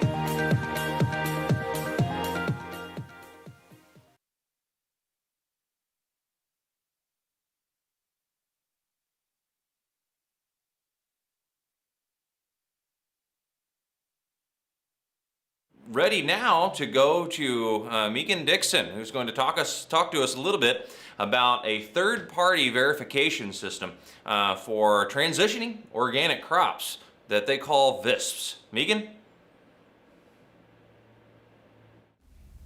Hi, my name is Megan Dixon. I'm the VIPS administrator. VIPS is a third-party, low-cost option for farmers to verify their grain, livestock, and we've recently added hemp. VIPS came into being because consumers want a safer, healthier food. They'd like to know exactly where their food's coming from and how it was raised. The farmers need to create more ROI on their farms, especially in the economic climate we're in right now. The third-party verification represents a hallmark for the VIPS program. It's an insurance for quality standards. It also ensures that a producer telling an end buyer about his product is accurate. So it's essentially a marketing tool. VIPS is a web-based program. All the information needed to verify your operation can be submitted in the online system. Some of the on-site inspections are required depending on the verification type. So if you're a transitional farmer, you will receive an on-site verification. VIPS has been based on an organic system plan, so it fits quite well with the organic certification modules. We have different verification levels. We have non-GMO as well as the transitional to organic, as was mentioned. If you're doing transition to organic, you need to be sure that you're following exactly all the NOP rules and regulations so that at the end of your 36 months, you can verify and get certified organic. Process of verification, you'll sign up online or you can call our office. The number at the office is 816-773-6018. You can sign up online at vipsverified.com, VISPSVERIFIED.com. You'll register online and create a farm plan for each year. That will include your seed, varieties. You'll need fields that you're going to be verifying, farm maps, inputs, if the verification level, like transition to organic, requires it, which it does. You'll need seed tags, purchase records, etc., as well as equipment lists for the process, or to verify that you're not commingling or cross-contaminating products. That's verifying the integrity of your crop, maintaining the integrity of your crop from the seed to the sale. Process of verification, you'll need to log all the necessary information, including cleanout logs, harvest logs. The grain tests will go for each lot for the non-GMO, and it will go through the approved VIPS laboratory. And the documentation will go with each shipment of grain, which will be a lot test report, a clean truck affidavit signed by the driver. You'll need to keep a copy for yourself. With the VIPS verification program, it has the capability to share a QR code with your end buyer, or if you want to use it on your product label, that will bring up all the information related to that lot number and your operation. It can be very detailed, or it can have less information at the user's choosing. This example that we're looking at right now is actually based on our hemp module. We've recently added hemp to the VIPS verification program. It follows all of the state required documentation. When we mentioned it's a low-cost option, it's $4.95 for the first 500 acres and 50 cents an acre for the additional. For hemp growers, there's a $4.95 fee for the first 3 parcels and additional cost for additional parcels after that. Essentially, VIPS, it's a tracking and tracing system, but in addition to that, it offers the farmer or the producer tool to market their product and potentially gain a premium, which is, I think, essential. So we're really glad that you're able to join us today virtually, and thanks for those that attended on site. If you have any questions, feel free to reach out to us. Call the office, 816-773-6018. Thanks.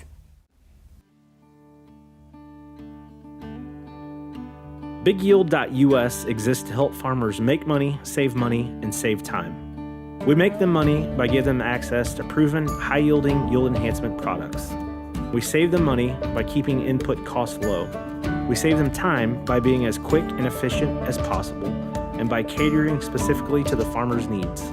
We offer several products that can be used in conventional and organic production that offer big yield increases and big ROIs.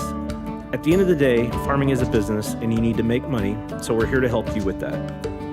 One product that Big Yield offers is Big Yield Coat Corn Plus Zinc.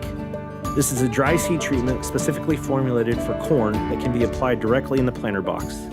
The nutrients provided by Big Yield Coat Corn Plus Zinc will help corn emerge quicker, lead to more even stand, and lead to higher yield and more money in your pocket. In 2018, Big Yield Coat Corn Plus Zinc showed a 14.9 bushel per acre yield increase and a 1,098% ROI.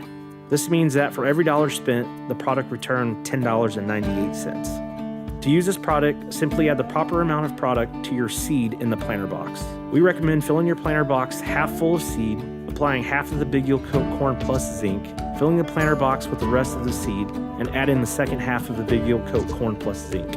This process will work in a standard planter as well as the center field planter. This product can also be bulk applied in a bulk seed treater. We recommend applying 8 ounces of Big Yield Coat Corn Plus Zinc per 100 pounds of seed. BigYield.us wants to help farmers make money, and save time. If you have interest in any of our products, feel free to contact us at any time. We're ready to go now to Angie Tunick with OCIA.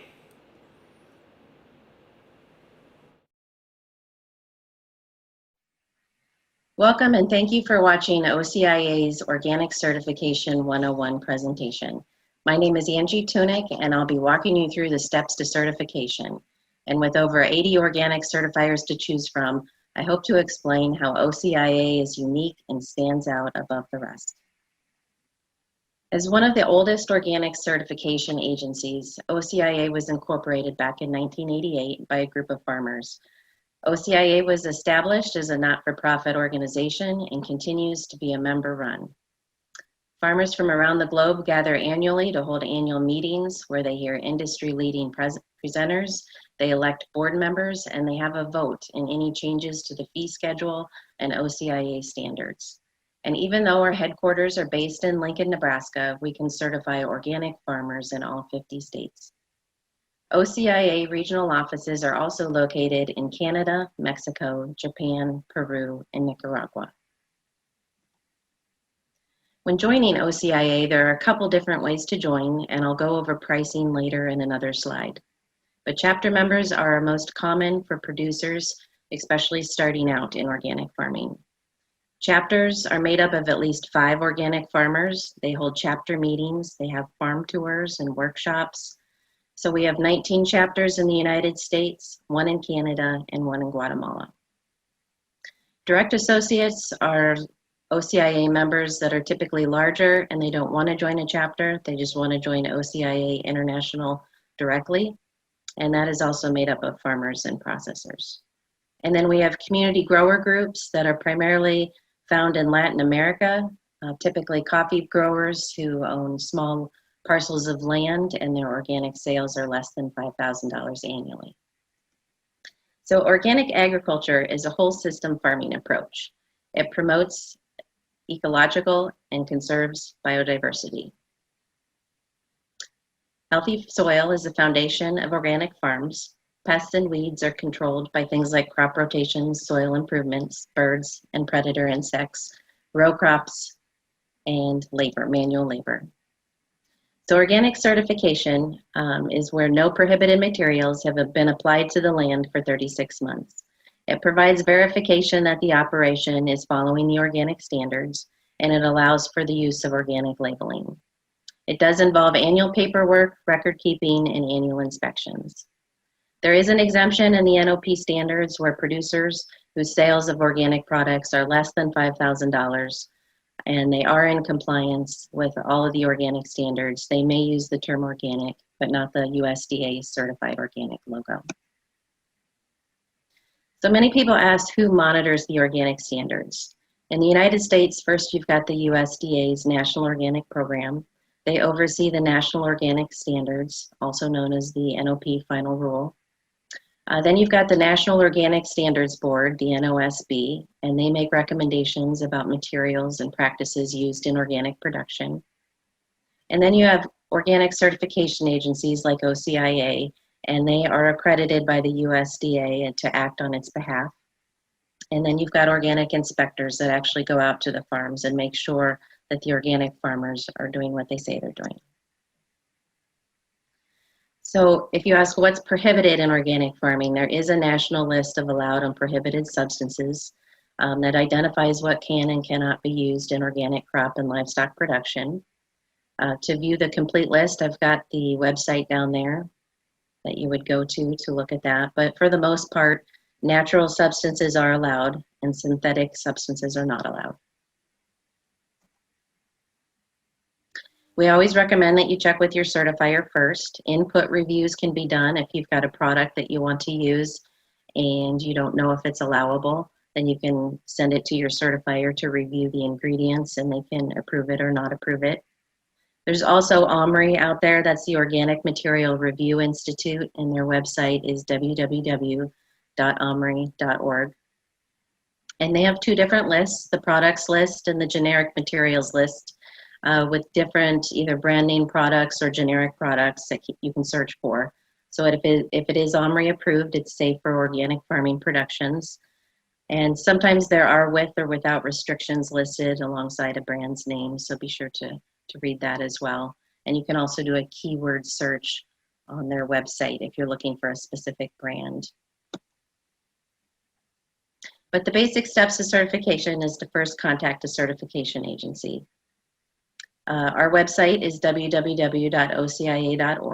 and that email address would go straight to me. You'd want to ask for an application for certification, and you'd want to apply the year that you're wanting to sell that crop as organic.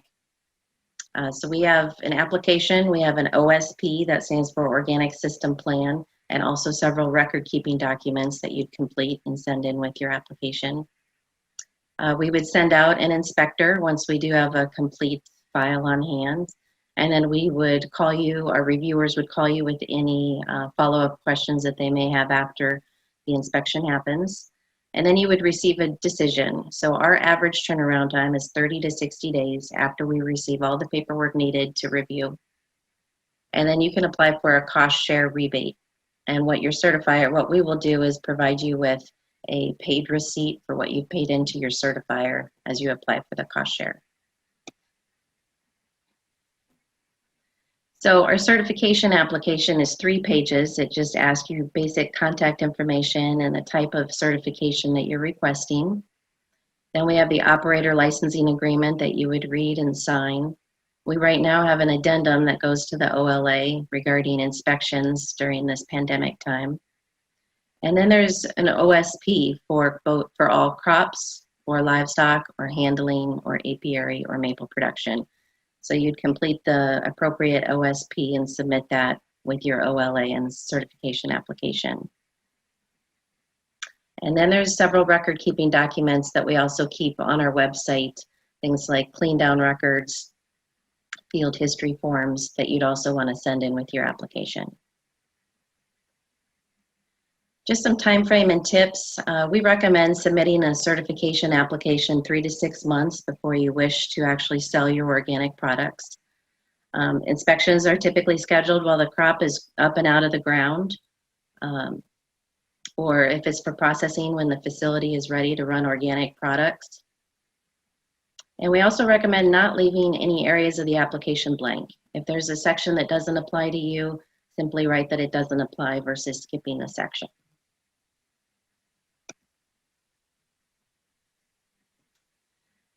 So in organic crops, soil building and crop rotations are key.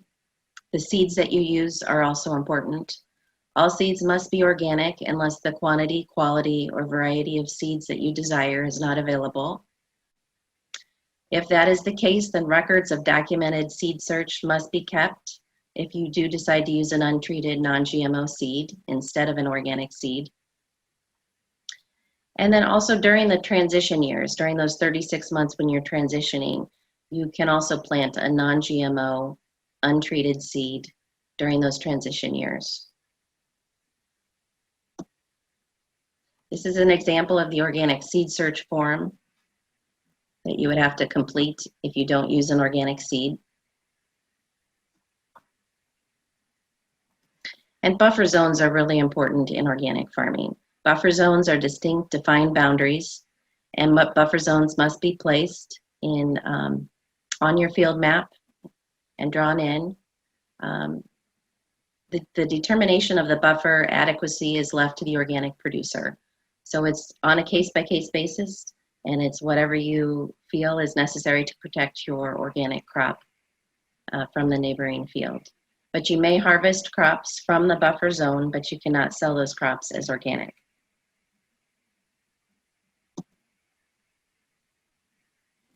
So record keeping is very important in organic farming.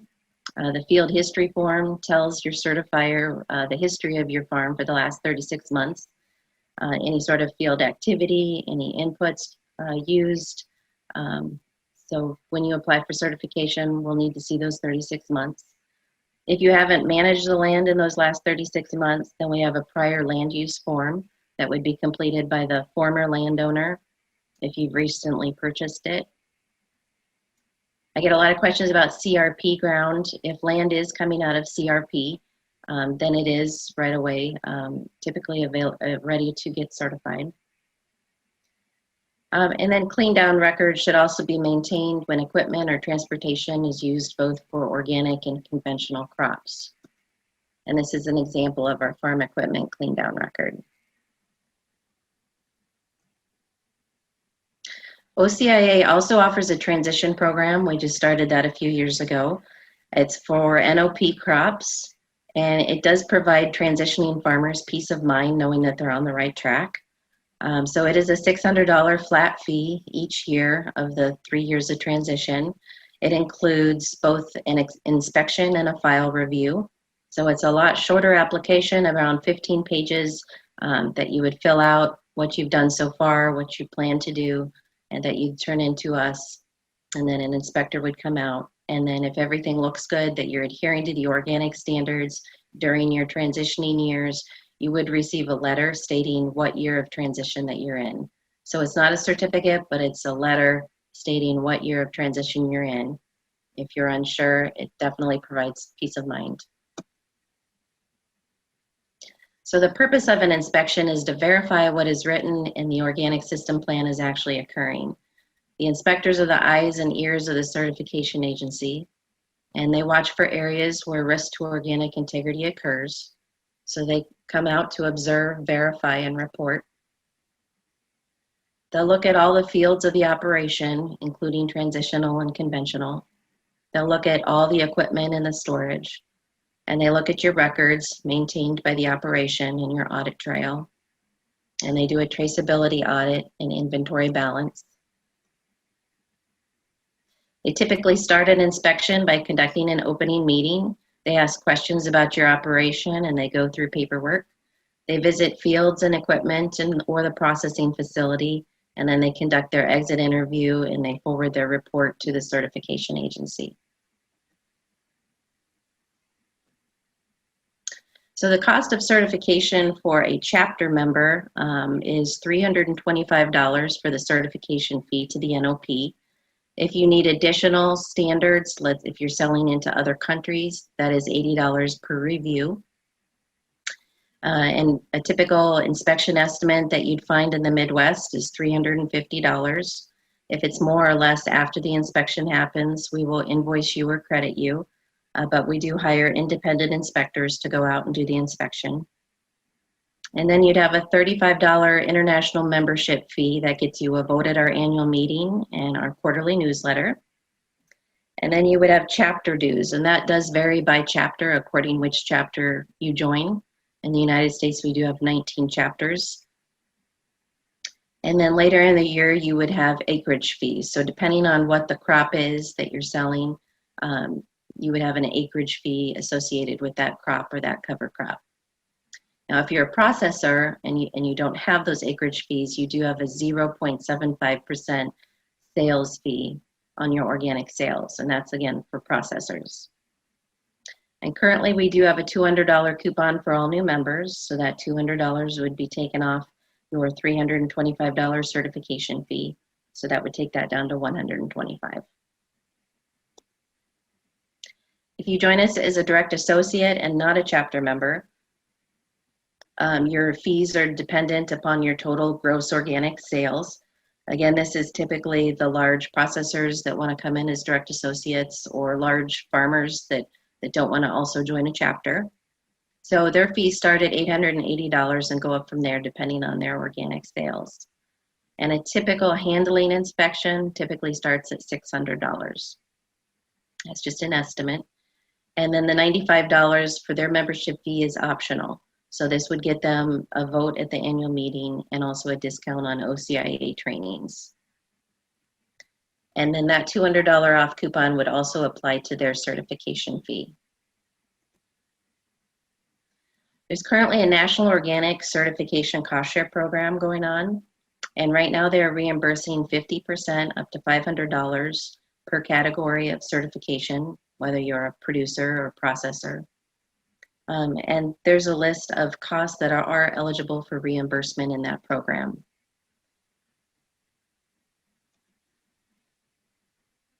You could go to the website below for more information on that cost share program, or you could visit your local FSA office for an application.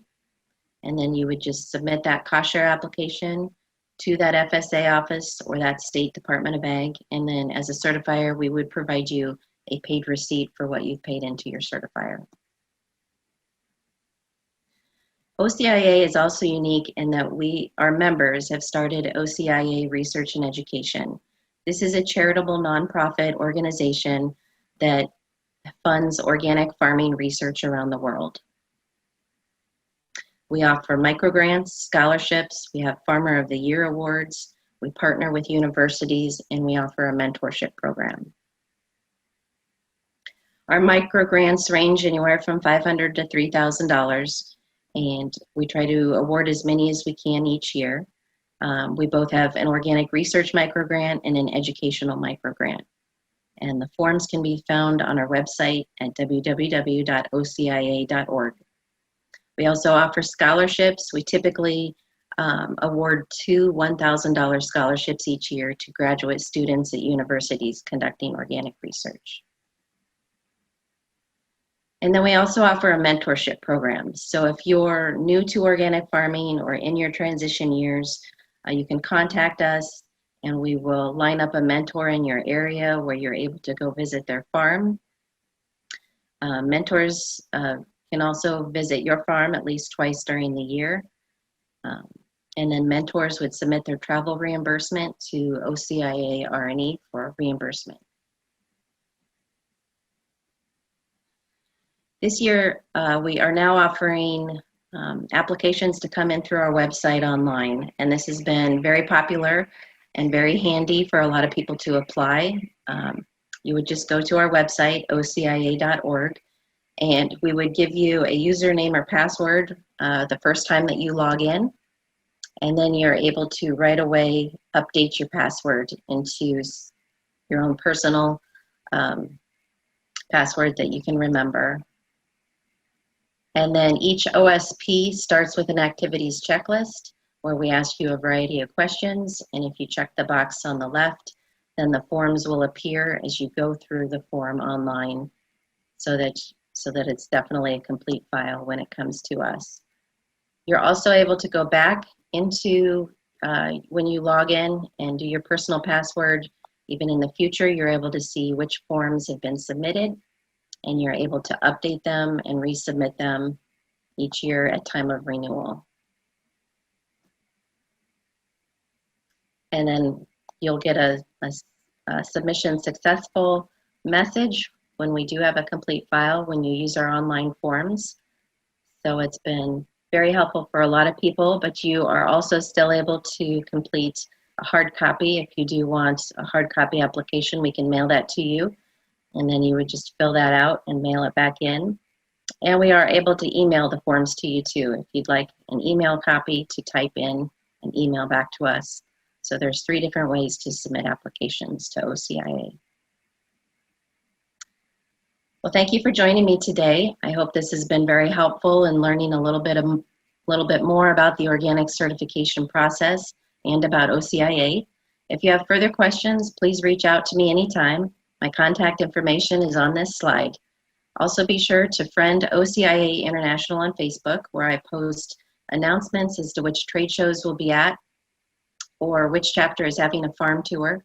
And subscribe to our YouTube channel where I post organic farming presentations from our annual meetings and videos from our members. Hope you have a great day.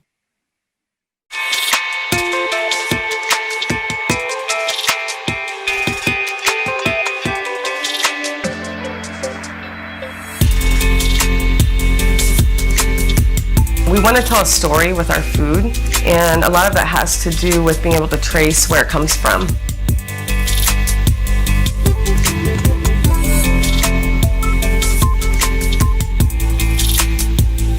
We make product that's not like anybody else in the world, and it's all about sourcing the product and taking good care of it and doing a good job of it.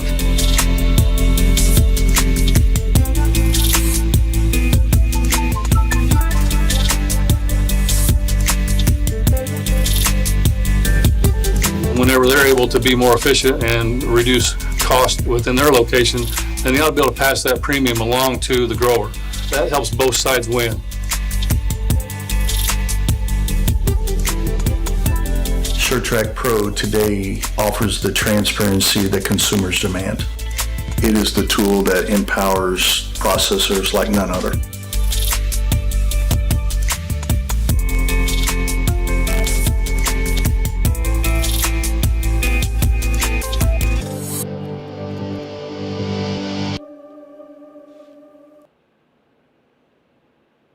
Thanks so much to Angie for a great presentation on organics. We're thankful for your presentation. Next, we're going to go to Mark Hudson with Majestic Milling. And after Mark finishes his presentation, we're going to go to Joe Zahner and David Middleton and hear some of what they have to say about some educator updates. Yeah, this is Bill Cook, and I'm here at the Ag Classic Expo, and I'm here with Mark Hudson with Majestic Milling. We've got his pickup here right behind us, and pretty exciting. We do a lot of work with Mark, and we just want to have a little visit with Mark, a little bit about his operation down by Catskill and Wheaton, and then he's starting a new facility down there. It's going to be crushing organic soybeans. So Mark, why don't you tell us a little bit about what's going on with your organization and what you're doing for organic farmers. Absolutely. Bill, I appreciate the opportunity to be here and be part of the field day and enjoying the Ag Classic here at Nico and Big Yields and all the great team that's here. Down at Majestic in the southwest corner of Missouri, as everyone's probably familiar, we've had a successful organic feed mill, and most recently, to supplement that, in Aurora, we've opened an organic soybean crushing facility. Wow, that's fantastic. It's now, are you crushing now? We are. We've been running almost 2 months now. We've had to run. We've increased it to 7 days a week, 24 hours a day now. So you're very busy. Very busy. Yeah. It's beyond our expectations. Wow. We're looking to kind of add capacity. I see. To meet the demand. So that means you're buying organic soybeans right now. We are. It's new to us, new to me, and so I really appreciate all the farmers and everyone that's been helping us with the supply chain, and we feel like we're able to create some new markets for farmers, and they support us and we support them, and boy, we're really excited about it. Just a great combination. It is. That's fantastic. That's fantastic. So you're still doing the organic corn also? We are. The corn is still in great demand. The prices, of course, have had a little tumble, but we still see a great future in organics. Bean prices are high. Demand is high. Right.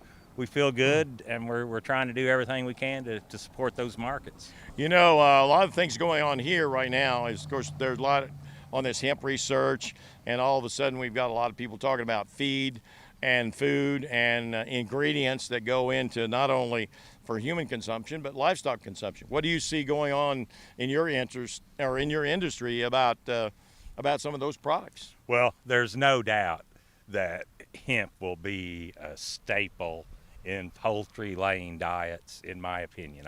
I think down the road, the omega-3s and additives that we get out of hemp that are readily available, more so than even in flax or some of the other specialty grains. It's just a matter of time to get there, to get the product there, but it's coming. We're working on research now. We're doing test plots, test feeds, test rations. So in 10 years, it'll be in every layer ration's my prediction. Wow, that's great. Well, if you got anything for our viewers before we kind of close up our discussion with you and your company? Well, I just want to leave it with the future of organics in the United States and the world is brighter than it's ever been. I want to be encouraging to all the farmers that are considering organics. Markets are real. They're in your backyard. We sure appreciate the farmers up here in Missouri and around the U.S. as the world, and keep on farming. Well, if somebody wants to get a hold of you and sell you some product or get some soybeans or corn or do any business with you, how do they get a hold of you, Mark? Well, they're welcome to reach out to us at our main phone number. It's 417-847-6247. Say that again. 417-847-6247. You can also find us on Facebook and the social medias out there, as well as our website with a contact form, majesticmilling.com. Wow, well, that's great. Well, I hope all of you take advantage and try to get in touch with Mark. I think I went down and seen him one time, and we talked about how many how many generations was in the cemetery, and I think you were telling me like what? How many generations are in that cemetery? Well, there's 9 there. I'll be the 11th. Okay, so you can know for sure Mark Hudson with Majestic Milling isn't going anywhere. Thank you for joining us at the Ag Classic Expo. Yeah. Good afternoon. My name is Joe Zahner. I'm with Native Prairie Hemp Subdivision, LLC, and work with St. Louis University to help with research on hemp. To give you a little bit of an update, St. Louis University, in collaboration with Missouri Hemp Association and Native Prairie Hemp Subdivision, LLC, is doing experimental plots. So what the university basically does in partnership with Native Prairie is help you, the grower, to grow hemp under a higher education license. In other words, if you're interested in growing hemp, don't want to put the heavy infrastructure, the heavy expense into it, you can work with Native Prairie or Missouri Hemp Association. In doing so, work with St. Louis University. And what St. Louis University brings to the table to help you, St. Louis University is a traditional university, arts and sciences, chemistry, biology, engineering. And scientists at SLU, grad students, undergrads, and postdocs are interested in questions of chemistry, for example. So Native Prairie is growing some Autoflower hemp right now, and their interest is in processes for extracting CBDs, looking at cannabinoid profiles, helping to match genetics from the Department of Biology, match genetics with chemical profiles. As well as the School of Engineering interested in material science. Hemp, as you may be aware, is a very versatile crop. It offers food grain as well as fiber, as well as the CBD, which everyone is most interested in, it seems, these days. So if you're interested in growing hemp, contact Native Prairie. You can do a small grow with a university license to help you understand the genetics, help you understand how you want to process it, whether you want to make fiber, grain, or flour. So that's a program I recommend. So if you're interested in working with the university, and this is not land grant, Lincoln University will tell us about the land grant, but this is, again, more science-oriented to help understand hemp and to help you work with the university so you're not paying for a license or out a license to try to grow hemp the first time around. So we're here to help you. The university is, as well as Native Prairie. Well, good afternoon. My name's David Middleton. I'm the Hemp Outreach Coordinator for Lincoln University. We are located in Jefferson City, Missouri, and we are the other land-grant university in Missouri. Every segregated state received a second 1890s land-grant university, and a land-grant is, we do teaching, we do research, and we do extension or outreach. And so that's part of what a land-grant does. Our main clientele, we work with socially disadvantaged, minority, beginning, small farmers.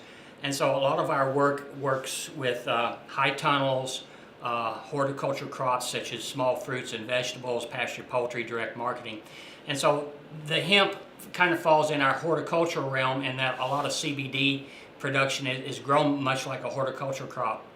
And we are doing variety trials around the state. We have, with how things played out this year, we didn't get everything planted everywhere we wanted to, but we wanted locations in each corner of the state and central to grow the same varieties to see how they perform.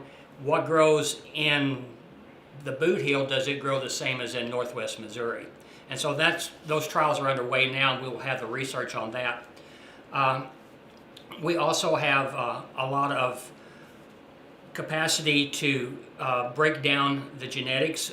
We have a geneticist on staff that worked with Missouri University for 16 years in profiling the soybean genetics, and now he's breaking down the genetic code on hemp to come and put a breeding program together.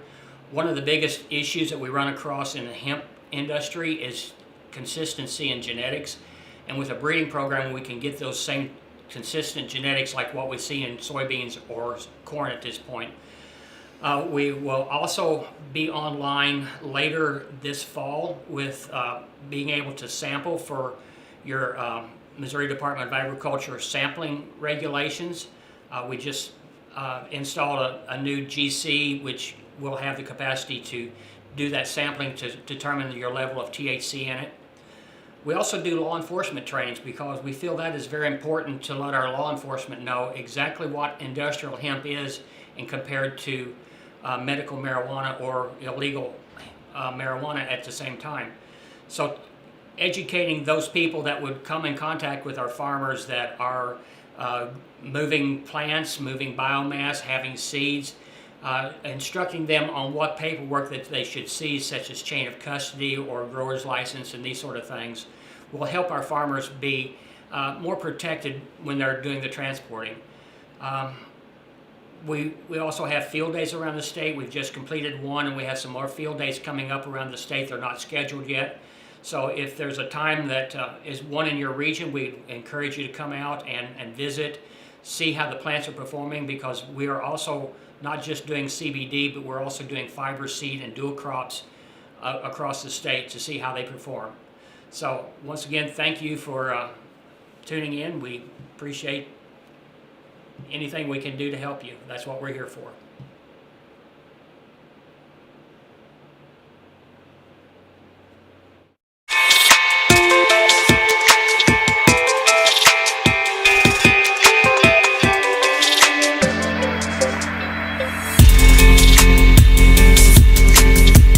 We want to tell a story with our food, and a lot of that has to do with being able to trace where it comes from.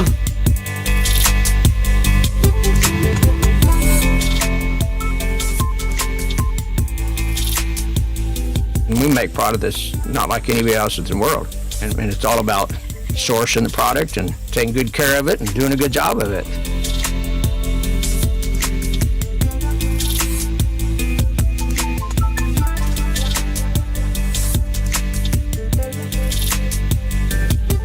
Whenever they're able to be more efficient and reduce cost within their location, then they ought to be able to pass that premium along to the grower. That helps both sides win. SureTrack Pro today offers the transparency that consumers demand. It is the tool that empowers processors like none other.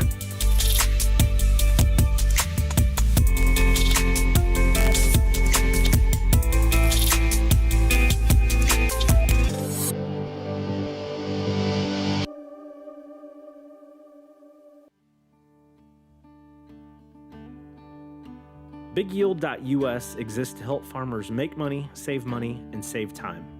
We make them money by giving them access to proven, high-yielding yield enhancement products. We save them money by keeping input costs low. We save them time by being as quick and efficient as possible, and by catering specifically to the farmer's needs. We offer several products that can be used in conventional and organic production that offer big yield increases and big ROIs. At the end of the day, farming is a business and you need to make money, so we're here to help you with that. One product that Big Yield offers is Big Yield Coat Corn Plus Zinc. This is a dry seed treatment specifically formulated for filling your planter box half full of seed, applying half of the Big Yield Coat Corn Plus Zinc, filling the planter box with the rest of the seed, and adding the second half of the Big Yield Coat Corn Plus Zinc.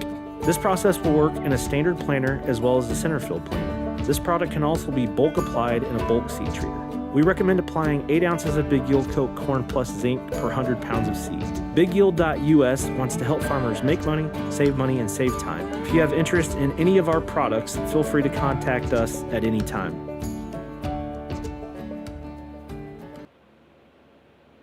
All right, we are ready to hear from another one of our great exhibitors here at the Ag Classic Expo.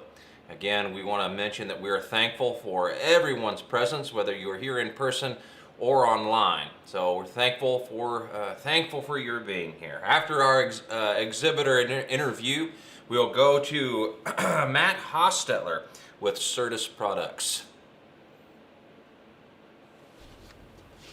Well, welcome, Jesse and Jason and Jesse. Okay, at the Ag Classic. And we're here at the Ag Classic at the Expo, and we're here with Jesse and I got it backwards, Jesse and Jason. But anyway, we're just visiting a little bit. We're out here in the middle of the hemp fields and just kind of get a feel for what you guys are thinking about the hemp, what your experience here is, and what you've seen, and just a little bit about what you think about hemp as a crop here in Missouri. Thank you. Thanks for having me down here. Me and Jesse, we want to get involved with hemp as in marketers. We want to maybe use it we both have spinal cord injuries, and we'd like to see if we could put it into a product that would help us with our spasms and some other stuff. I've learned a lot in there, just going through your shop there and listening to different people talk. I came out here to look at your fields, and this is pretty impressive. Do you want to say anything? Why we came down? Oh, well, I guess like you said, we don't know much about the difference even between CBD and hemp, and like if you can make products out of the whole entire plant, right? And so we were wondering. But just with research and what we've learned over the years, we know that CBD is a promising product for people with ailments or pains, and they need, an alternative to medication. So. Well, I've been using it for about 18 months for arthritis and stuff like that myself. And, it's exciting having you guys down here with the young minds and things and trying to think through this product. We think it is a miracle product, and we think it's going to be taking care of a lot of our pains and problems and issues. And so it's just exciting to see that you're investigating and what's going on. So what brought you thinking about hemp in the first place? Well, with our disorders, my spasms particularly is, in the morning when you have a spinal cord injury is what I have, and she has too. You have spasms that are really hard to deal with. And the only way to deal with them is medication, right. 2,000 milligrams a day. And it's particularly is, in the morning when you have a spinal cord injury is what I have, and she has too. You have spasms that are really hard to deal with. And the only way to deal with them is medication, right. 2,000 milligrams a day, and it's just not really feasible, or so nobody wants to do it. Yeah. So an alternative would be a CBD, not so much milligram, and something that would calm them down. Isn't that what you think? Yeah, that's exactly why. But besides just the CBD, we're just impressed how you can make so much. But that's the first thing that brought us down, because we've done CBD and tried CBD, but we weren't constant. We're on a regimen with it, but we've heard such amazing things. Yeah, and just learning in there, they're still learning about CBD and what different strands of CBD can target certain like Parkinson's disease or other ailments that somebody might have. Christine in there was telling us about that. So no, I'm just pretty impressed about what to come here. Well, thank you guys for being here, and I know that Christina Plank, who takes care of a lot, and she's doing a lot of research. She's doing a lot of things. Now, we do have one gentleman, an older gentleman, about 80 years old, that got Parkinson's. And until he was doing the CBD and working with Christina, he wasn't out functioning and mowing and doing stuff. Yeah. And his son tells, he's out and back mowing and doing a lot of cool things. So we're excited about it. Those are amazing stories. Well, this is Bill Cook with the Ag Classic Expo with a couple of wonderful young people, and we're all trying to figure out this miracle crop called hemp. Thank you for being with us. Well, welcome, Jesse. And hello, my name is Matt Hostetler with Certus USA, and I'm going to give you a hemp update for our products that are registered on hemp at this point, and then give you an update a little bit about our company and what we all do.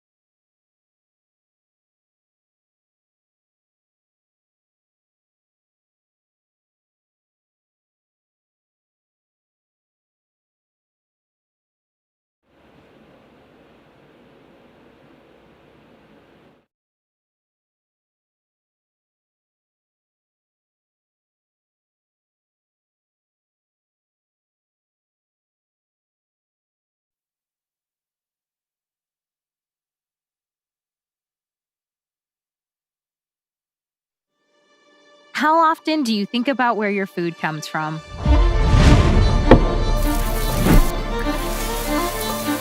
And how it is grown?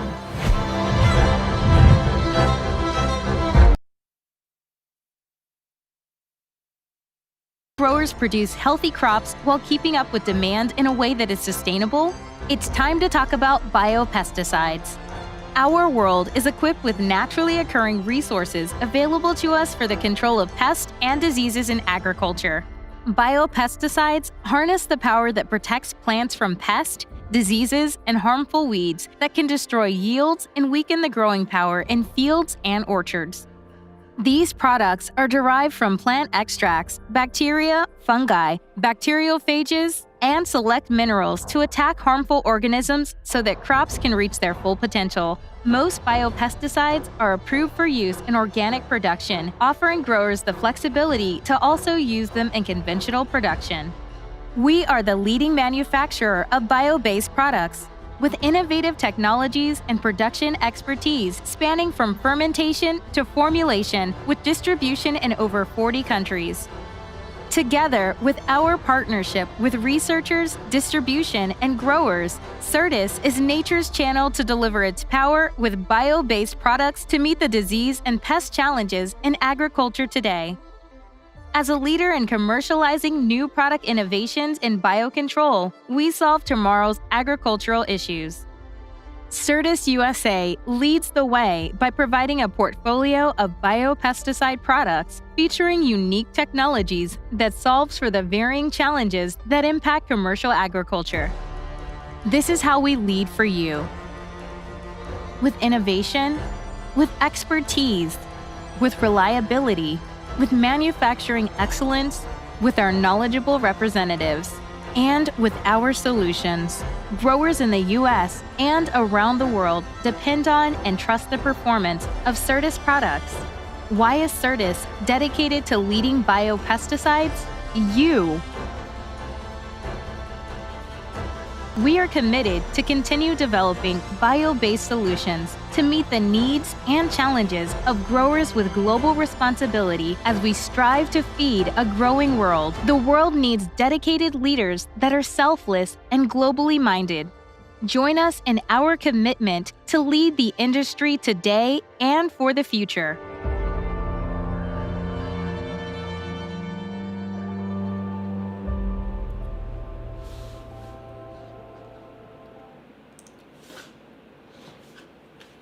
All right, so that was just kind of a quick overview of our company and what it's about. Now I'm going to visit a little bit with you on some of our hemp products along with some of our other products. As you can see, we have 38 registered products and 30 of those products are OMRI listed. We had 6 new products launched in 2019, so we're continuing to innovate, continuing to lead. Our company has 127 plus total employees throughout the United States, with our headquarters being in Columbia, Maryland. We have a manufacturing plant in California, and we have over 30 biological products. We're the leading biopesticide company in that way. 20 sales and marketing employees. I'm one of the newer ones with our commitment to getting into row crop in the Midwest and covering everywhere as we see this biologicals keep expanding. Mitsui and Company is wholly owned, or Certis is wholly owned by Mitsui and Company, which is one of the world's most diversified trading, investment, and services companies. 150 offices in 67 countries, as well as about 320 associated companies worldwide. Since 1997, Certis has performed more than 6,000 field trials. We do quite a bit of research on our products, and we back them up very well.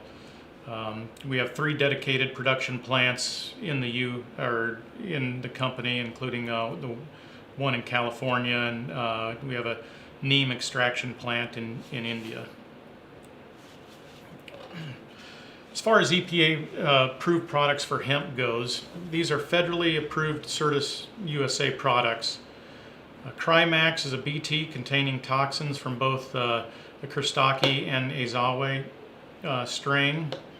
Carbonator is a potassium carbonate fungicide, powdery mildew, is what you use a lot of. Lifeguard is a biological plant activator, and what it is basically, I guess I kind of liken it to like a flu shot. You put it on the plant, it activates the plant's defense system to fight disease before it gets it. Sil matrix, potassium silicate, Bottega, Bovaria bassiana, insecticide, very good. PFR is another insecticide. A lot of times goes after kind of the same types of insects, although PFR is one that has to be refrigerated or frozen when it's not being used. And part of our products and why we work with certain companies only, like Ag Team Pro, is because the stewardship is extremely critical in our product lineup. And then we have a bunch of products that are EPA pending registrations. Gemstar, double nickel, fantastic fungicide for us, and a lot of BTs, Agreed, Javelin, and Deliver that are pending. Now, saying that, you always still want to check with your state, because a product like double nickel, for instance, is actually registered for hemp usage in certain states, such as Colorado. It is registered, even though it doesn't have a federal registration, it has a state registration there. So you need to check that always before you use the products, but we are expecting a federal one any day now.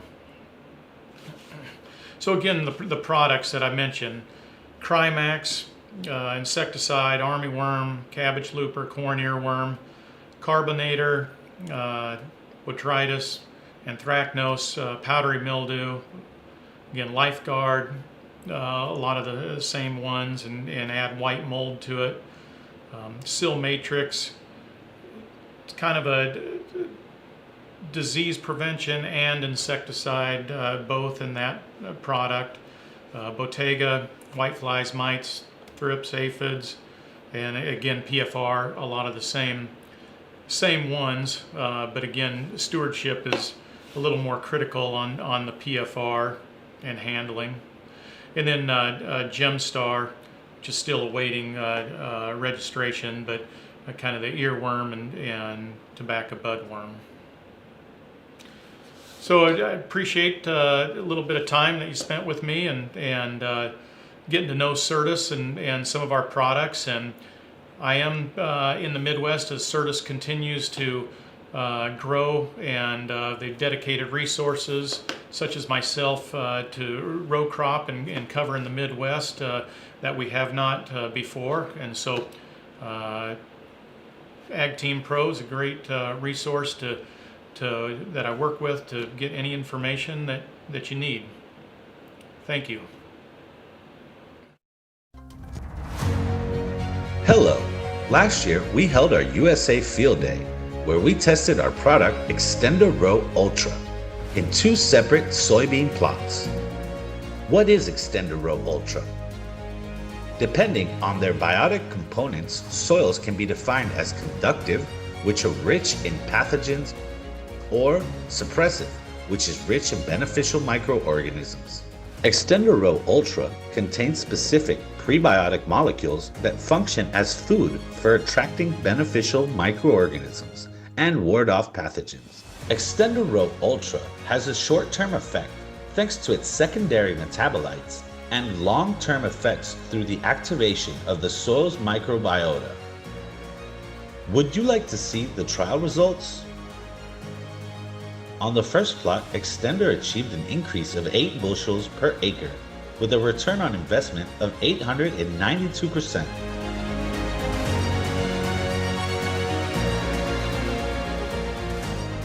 On the second plot, Extender achieved an increase of 3 bushels per acre, a return on investment of 338%.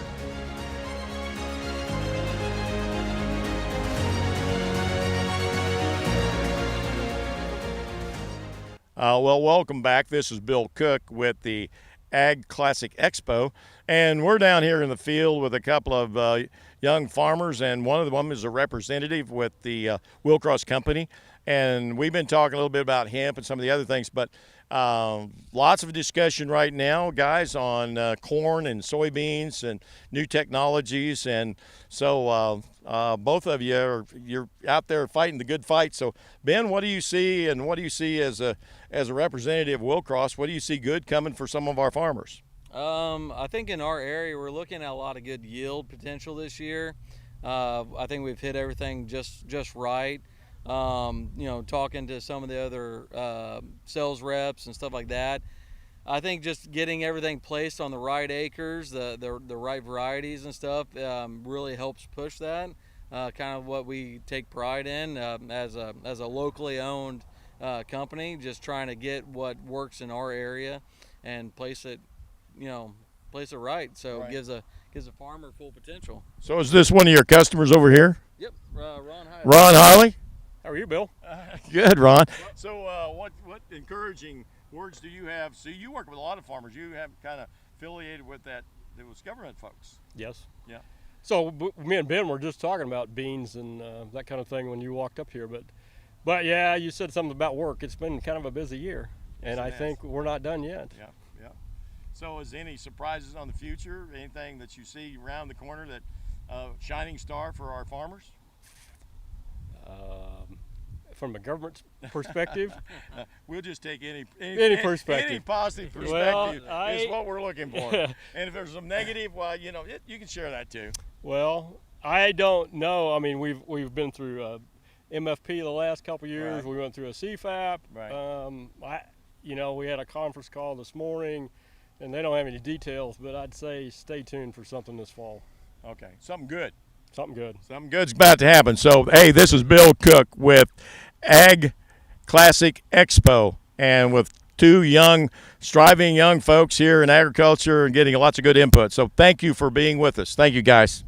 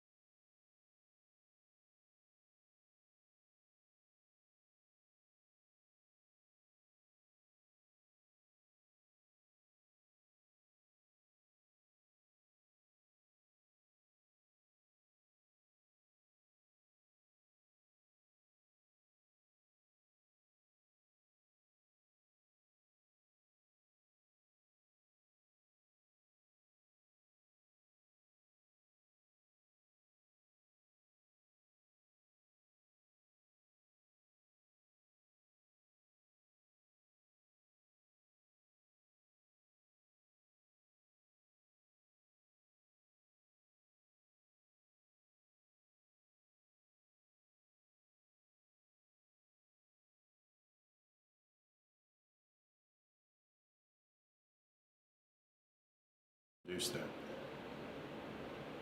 I haven't. We have had an amazing day here at the Ag Classic Expo, and we're so glad that all of you have joined us for what has been a very, very informative day. We've had so much information that's been thrown at us, and so we encourage you to take the time to take all of that in and to learn what we've been doing here on the farm. And we're thankful for all our exhibitors, and thankful again for all our hosts. And I am proud to be sitting here with Bill Cook and Daniel Cantrell, and these guys are going to help me close down our event. Guys, Bill, tell me what you think about the day. Well, Shane, yeah, I think you said most of everything that we need to say. Danny Cantrell was here. He's represents our new relationship with the Cherokee Nation and the Northern Cherokee Nation, and that's pretty exciting, Danny. Yes. We're glad to have you a part of our system, and we're looking forward to a lot of cool things there. That was real exciting to go through the rituals and do all the things, and we know that your people are very serious about what's going on in our environment, and we appreciate that. We know that most of agriculture is very environmental friendly, and anything we can do to help them and any commitments we have, that's wonderful. The other thing, Shane, I thought was real special about today was the diversity that we had here. Yeah, absolutely. We had, it was so diverse. We had young people, we had retired people, we had the Amish and the Mennonite community. We had, we had so much mixture of diversity. I was just bowled away from that diversity. Yeah. And all of the folks that traveled in from far away. We had people from New Jersey here. We had people from Colorado here. We had a lot of folks that came a long way to be a part of this first virtual field day. I think we probably ended up with about 170, 180 people. Right. It wasn't quite as big a crowd that we thought. We had 250 scheduled. Right. But those people were enjoying it, and I think they had a really good time here. Well, it's important. It's important for us to be able to speak to all generations, people of every walk of life. But you'd like to have as many people as you possibly can. But if we were only allowed 250 and we stayed underneath that, then we'd. Well, and again, we don't know exactly how much yet. I guess we will know what our numbers look like online, and we're excited to see what you folks out there that peeked in had to say and had to see.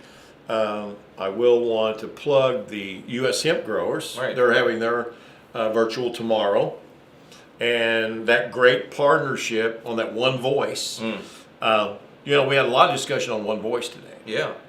And not only good information on that. Well, what was really cool is Ken Deems with the Western Farm Show. He was talking about how they're trying to put their organizations. They're using a little bit of our example. Right. Of coming together as a one voice, and that's what we're doing with your tribe. That's it. We have a message that we believe in, you believe in, we believe in, and we're very sincere as the Missouri Hemp Association, and as Native Prairie. We had investors from Mississippi here. I was just really excited about how this thing kind of wound up. Well, as much ugly division there is going on in the world today, there wasn't any of it here today. There was good unity here today, and I was pleased to see it. Seemed to me that the spirits were up out there, and people really enjoyed themselves. Well, as a whole, now we're in an area where I think we're going to have fairly good crops for all of our farmers. I think we will too. The other thing that I was visiting with, whatever it's worth to you, we had some folks here. Talking about what's coming down for farmers. They didn't want to be on camera. We had a couple of things going on that people didn't want to be on camera. Sure. Which is understandable. Yeah. But one of the things that's pretty exciting for our farmers We're pretty sure coming out of this virtual meeting and with all the folks who are here, we're pretty sure that the farmers are going to have a pretty attractive program coming out this fall to help them get through some of these difficult commodity prices. All right. And so I've been farming for 60 years, or maybe a little over 60 years. It's a great life. It's always getting better. Yeah. I've known Danny here 30 years, maybe a little, yeah, something like that. And you know, I didn't know, you know, all the things that you did till we started talking and sharing ideas and stories about our grandkids or kids and well, how we want to make their world a better life. That's what this is all about. It's about keeping the earth healthy, and I would love nothing better than to see the greater majority of the farmers moving towards the non-GMO and no chemicals, and it can be done.